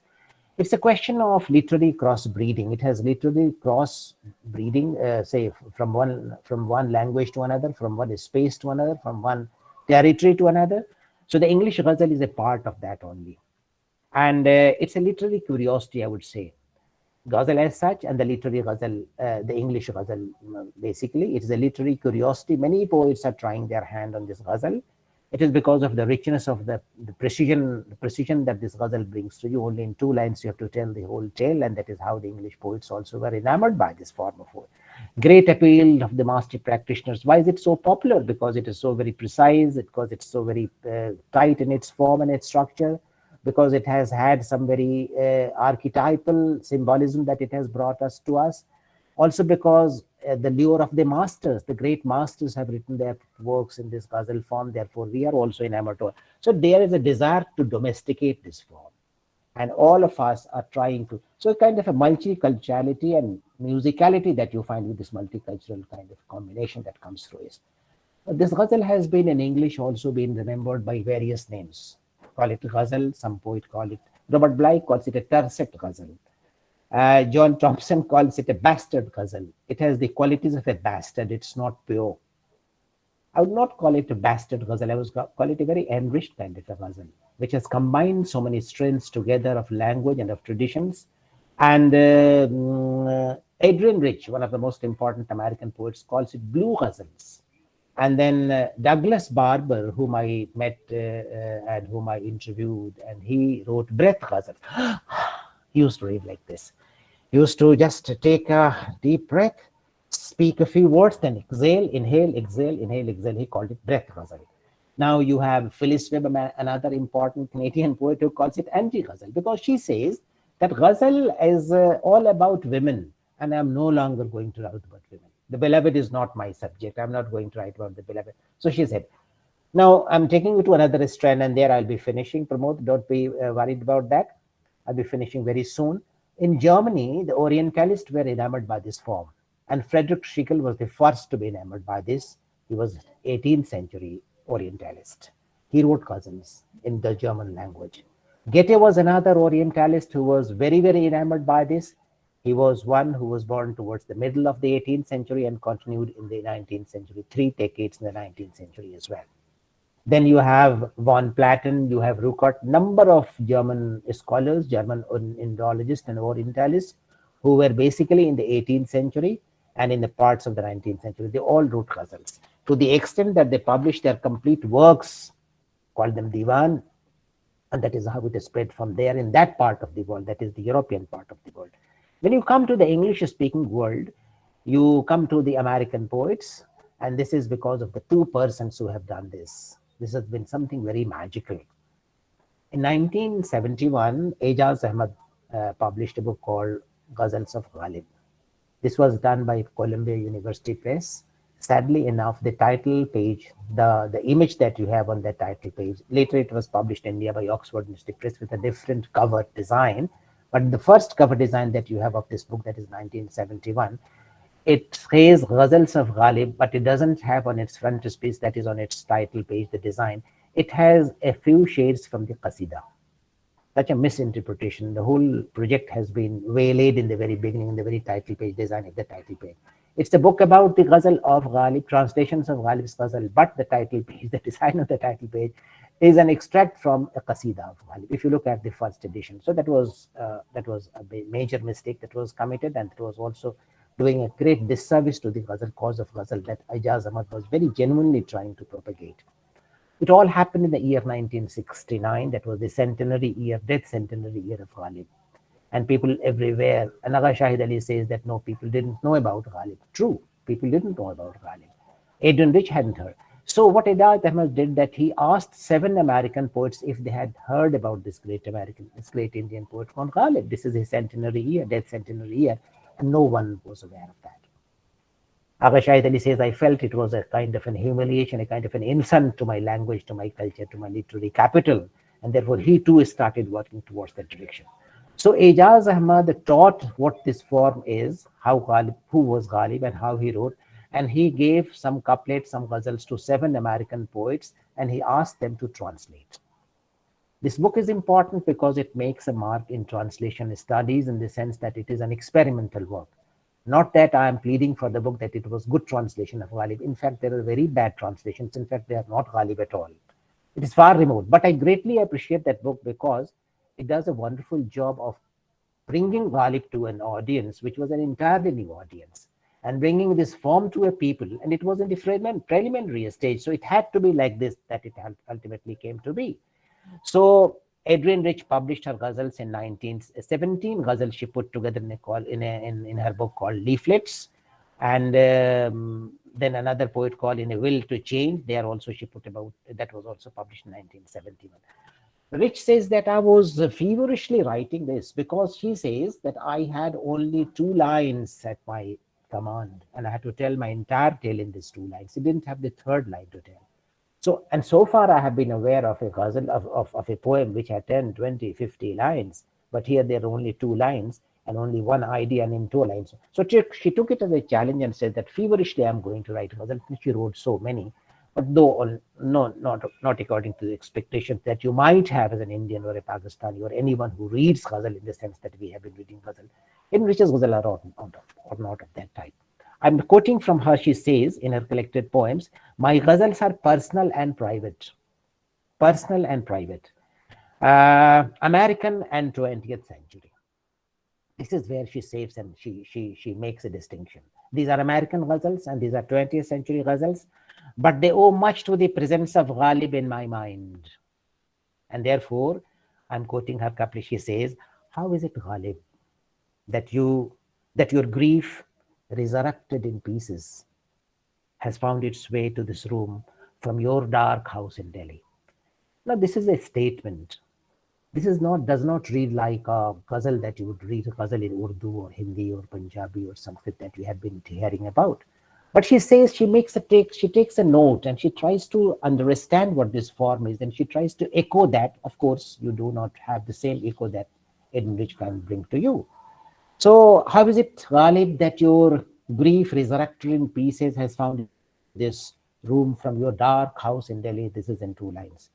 Then she says in another couplet, when they read this poem of mine, they are translators. So I and you, she says, you are translators. And we all are translators. And then she says in the second line, every experience speaks a language of its own. True. Every experience speaks a language of its own. So this is how Adrian Rich is trying to look at this ghazal, and she writes her own kind of a ghazal, and which is 20th century and which is American. The features of Adrian Rich's ghazal is that these are free association of ideas. That is one plus point, because ghazal also is a free association of ideas. You move on from one couplet, from one shade to another, and the subject changes. She also does the same. There is an inner rhythm close to the original. She is trying to develop that rhythm because she knows very well that it has to be distinguished. If at all one can distinguish ghazal, it has to be distinguished because of the assonance that it has, the musicality it has.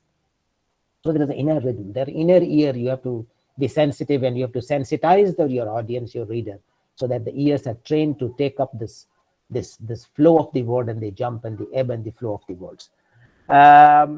She also takes the qualities that she takes liberty from the form of the ghazal, but she couldn't help it either. That's how it all.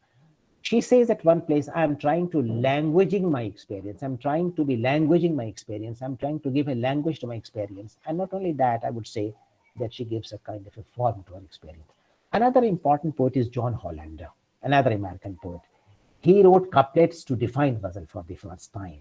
And there he says that this is what a ghazal is, so I'm not going to quote from there. Robert Bly is another important poet who wrote, but coming to Canada, you come across one very important poet, that is Jim Harrison. Jim Harrison, I'm quoting from Jim Harrison, who says, I have not adhered to the restrictions of metrics and structures of the ancient practitioners. He says, no, I can't do that, those metrics. Then says, the couplets are not related by reason and logic. The only continuity is through a metaphoric jump. And that is where he tries to distinguish his ghazal. He says that metaphoric jump is all I know about ghazal, because ghazal is strengthened by the metaphoric jump that it takes. And there he has been successfully able to find that what the basic material is. And I'll give you an example from there, how he thinks of this metaphoric jump.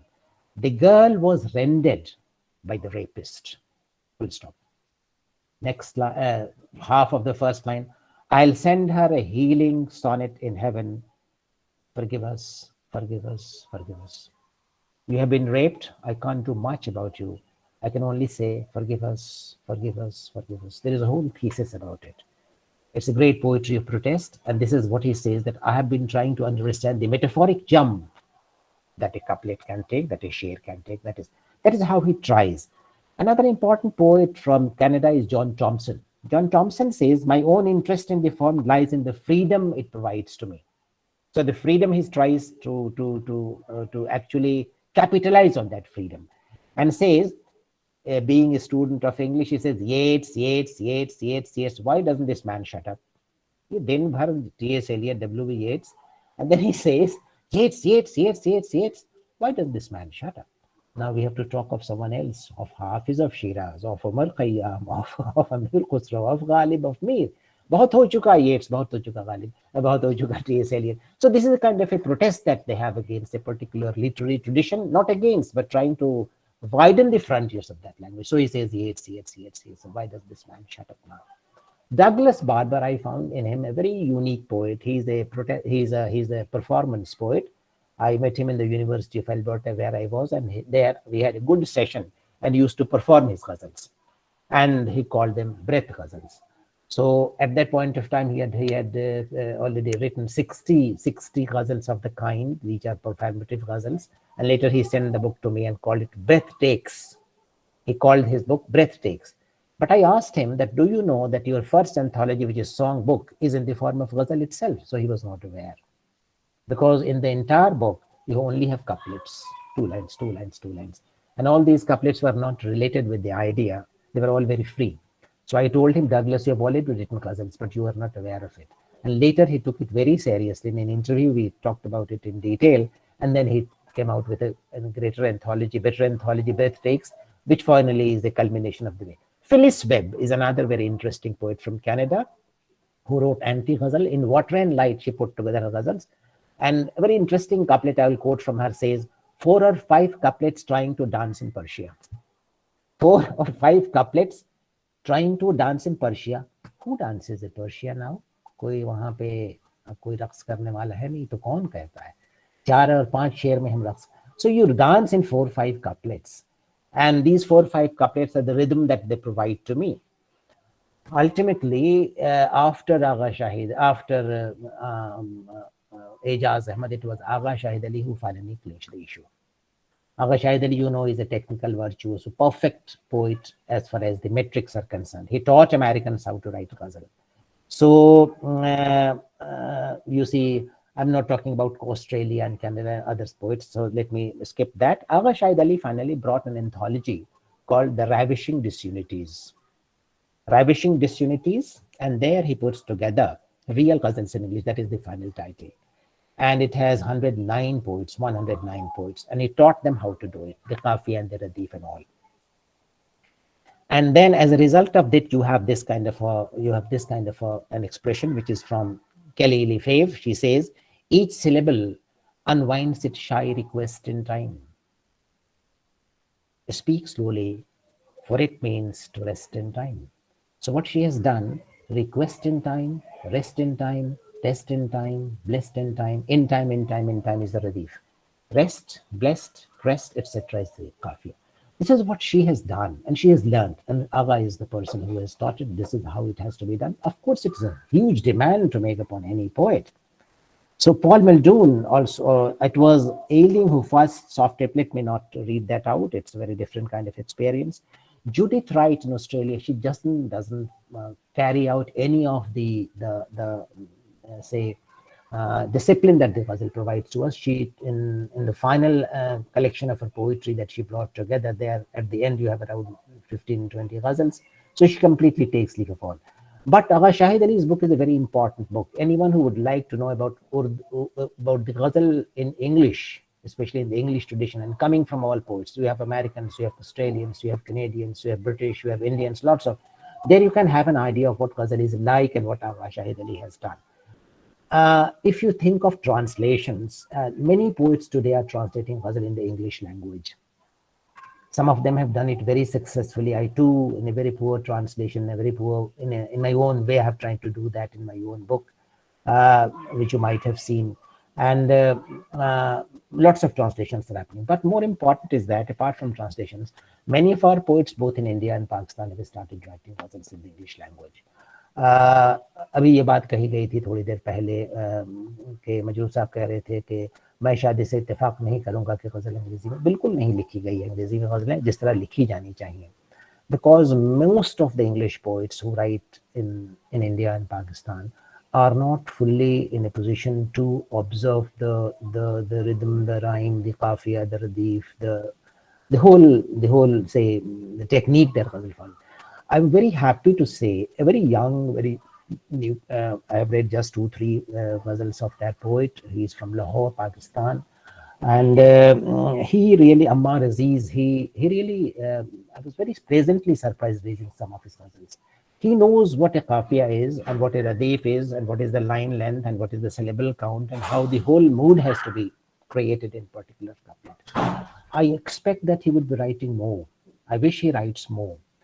And I wish that many other poets, younger poets especially, they can think and develop a format for themselves. Everyone can develop a format for himself or herself. And they can think like Ammar, as he is doing, a young man from Lahore, I understand, who is writing, and a few ghazals only have it. But I could sense immediately that this is how it has to be done in the English language. And I thought it so because I was myself translating ghazals from the Urdu, and I put together all of them in my book, Hazaro Khwahishi, as you might have come across. So I thought of finishing my talk today by referring to Ammar Aziz and to say that this is how one can probably develop this art, this form of ghazal in the English language, because there is a huge possibility lying before us. Lots of things have to be done, new experimentations in language and form and technique and thematology, more especially, more importantly, protest poetry that has come into it, the political manifestations that are a major hallmark of the ghazal now. There's no time to talk about all that. But I understand that in all the languages that we have talked about today, and many of the languages that you will be, Professor Mathur, you will be doing in the future, there is so much to talk about. It's an endless exercise, because this is one of the forms of poetry, not only Persian, Urdu, Arabic, etc., but in major languages of the world and most of the languages of India. A few days ago on the Facebook, I saw someone writing a Bhojpuri ghazal, and I was very enamored by that. Of course, it didn't follow the exact line pattern that is the qafiya and the radif. It has the qafiya and the radif, but the line length, the bahar as you call it, is not in a position. But what is very encouraging that it has reached out to Marathi, to Bangla, to Odia, to Gujarati, and to many, many languages. Of course, Hindi is an old story, and Sanskrit, I'm very amazed. I'm really surprised to find what Tripathi has said about Sanskrit. So it has been a very enriching session for me. Thanks a lot, IGNU. When I say IGNU, I mean all friends at IGNU, including your head of the institution, to everyone who is there, my old friends. Great being with you together this evening. My very esteemed colleague, former colleague, Shamla Narayanji is here. I'm very happy to see her after many years. Shamla ji, thank you for joining. And I'm really happy that we all met together. इस pandemic का बड़ा फायदा ये हुआ कि मिले तो नहीं, लेकिन एक दूसरे को देखते रहे हैं, और ये सिलसिला जारी रहे, गज़लें कहते रहें, गज़लें सुनते रहें, गज़लें सुनाते रहें. माती जी, आपके लिए ख़ास बात ये है कि सिंस आप गायकी में आपकी दिलचस्पी है, you are the ghazal gaiki fan, and you have to see what this rhythm of the ghazal is and how you can probably imitate in your own gaiki. And I have listened to you, and I know you can do it very well. So all my best wishes to you at the personal level and also at the institution's level. All the very best, and thank you so much for giving me this opportunity. When we talked about this, we were not very sure whether we will be in a position to make it this way, but it has been a great success, I would say, and thanks a lot at the end of it. Thanks. Anyway, thank you, Anisab. And as you pointed out, some good has come of the pandemic. Yeah. Because we have lots of this online is one webinars. of those. Yes. Good to see you, Shamla ji, after a long time. Professor Rahman, बहुत बहुत शुक्रिया। Fascinating. जो All the आपने sessions. जो आपने बात शुरू करी थी ना सर, कि गजल की गाड़ी जो 11 बजे चली थी, आपने उसको बहुत एक बहुत खूबसूरत मंजिल पे पहुंचाया सर। 3 बजे जितना आपने इतना एक big range of names and types जो आपने करा है सर, आई थिंक ये तो बहुत अलग लेवल पे गया है। और मुझे लगता है मुझे मालती मैडम को बुलाना पड़ेगा कुछ, like she has curated the entire theme. So ma'am, like some words from your end, please, on this. Thank you, Pramod. For one, I would like to thank everyone for delaying their lunch. But then I think with this delicious repast that we had, we've all forgotten about the physical hunger that we have for food. So एक जो त्रिपाठी जी ने कही थी कि देखिए, मेरे से जब मिसेस माथुर की बात हुई थी, वो कह रही थी कि संस्कृत में भी गजल होती है क्या, and I did tell him, I said मुझे बहुत ग्लानि है सर, मैं बहुत शर्मिंदा हूँ, लेकिन मेरी जानकारी में नहीं थी कि संस्कृत में भी गजलें लिखी जा रही हैं। And I am so happy that I was able to get in touch with him, और उन्होंने इतनी बातें बताई कि सचमुच जो जिनको जानकारी नहीं है, वो बहुत कुछ उसमें से वो लोग इकट्ठा कर पाए हैं। और जो माधव कौशिक जी ने बात कही थी, मैं भी यही दुष्यंत कुमार की ही बात लेकर चली थी कि शायद हिंदी गजलों में दुष्यंत कुमार के पहले शायद नहीं लिखी जा रही थी गजलें। और जो उन्होंने कही ना, जो सिंहासन से उतरने वाली बात और जो आम लोगों की भाषा को इस्तेमाल करने वाली बात, दुष्यंत कुमार ने तो कही है, मैं जिसे ओढ़ता बिछाता हूँ वो गजल आपको सुनाता हूँ। So it was something that he brought to the ordinary people and made it seem like the ghazal could be accessible to just about anyone who loved poetry. And Anisab, you beautifully summed up the entire webinar, sir. Thank you so much. Not only telling us about what is being written in English, but also a very nice gathering together of all the strands, which Anand Prakash so beautifully. He gave us a very good overview and a history about it. And of course, then we had Jaswinder ji and we had Mehfooz ji and Rashid ji, everybody who brought in their own perspectives, their own languages, and it was such a beautifully enriching webinar today, and I am so thankful to all of you. So I just needed to say this, although I'm not supposed to be saying anything at this point of time, but it was something that I needed to say. And Shamla ji, thank you so much for being with us. And like you say, we were able to bring together all these people because it is a webinar. Otherwise, everyone is scattered in so many places, and people were already engaged in various meetings, but they just sort of squeezed out enough time to come and be part of us. So I would like to say thank you, and over to Nandini Sahu for the very formal thanks. Yeah, Professor Nandini Sahu, please. Yeah, thank you, Professor Mathur and Professor Pramod. After this important and interesting webinar, I really don't know how to thank everyone from the bottom of my heart. Last 3 hours, I have been in this mood that if music is the food of love, play on, as William Shakespeare would have said. Yeah, we all are enjoying the seminar. Professor Pramod Kumar, thank you very much for hosting the wonderful webinar with a little bit of poetic and little bit of personal touch, which is your signature style. I must thank you for that. Professor Malti Mathur, during your directorship, the school is going through a glorious time. And I must thank you for all these important webinars that you are having, and of course for this very important initiative on the Ghazal. Our Honorable Vice Chancellor, sir, we are extremely indebted to you for always motivating us and for your never say no attitude to the entire university, and especially for School of Humanities. You have this never say no attitude, and we are so grateful to you for having given us all these opportunities to hold these seminars and webinars and engaging discussions. Professor Anand Prakash, my very personal favorite teacher and scholar, sir, you said that Ghazal should have compelling brevity and wit and charm. I have been thinking about that. It's so interesting and so very important. And, also, you talked about Ghazal as a mix of classicism and folk, and also war music.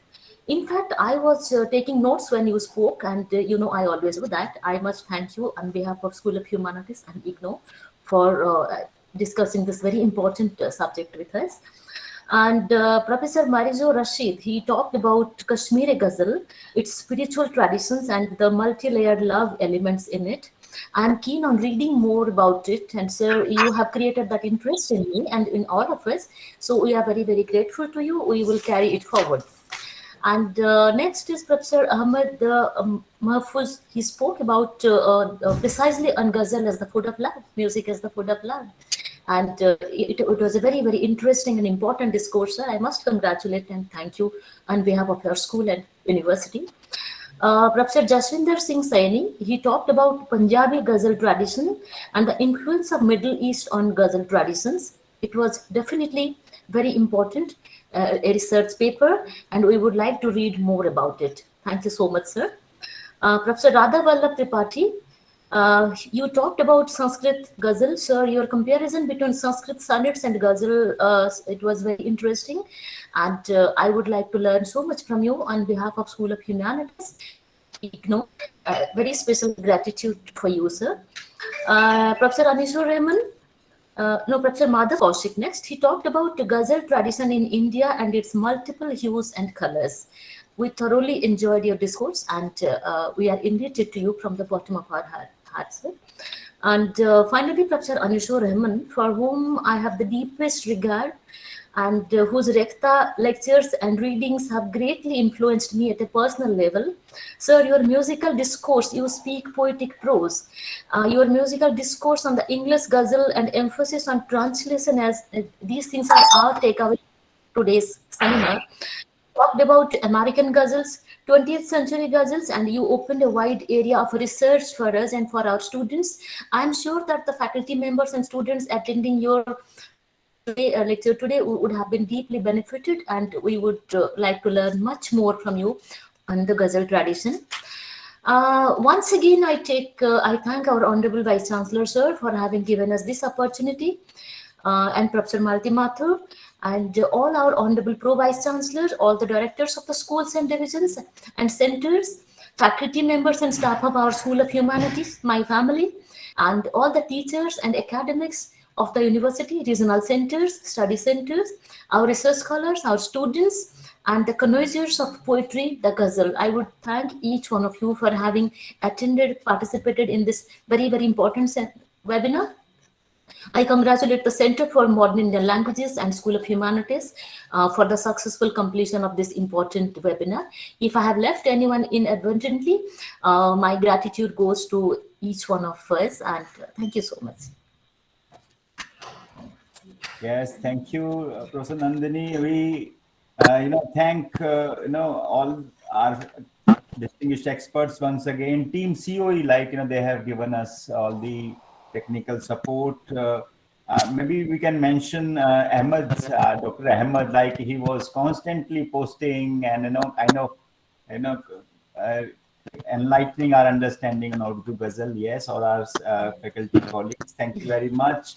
Maybe we can, with the permission of our director, we should close this session with a promise that we'll meet once again on a theme I think Madhav Kaushik Sahab was saying that Ghazal is about 24 languages now and in India. So I think we have lots of ground to cover, and we'll meet each other like this once again. And with deepest of love, respect, and gratitude to all the people who joined through Google Meet and then the other social media platforms, we say goodbye to all of you for now. Thank you very much. Thank you.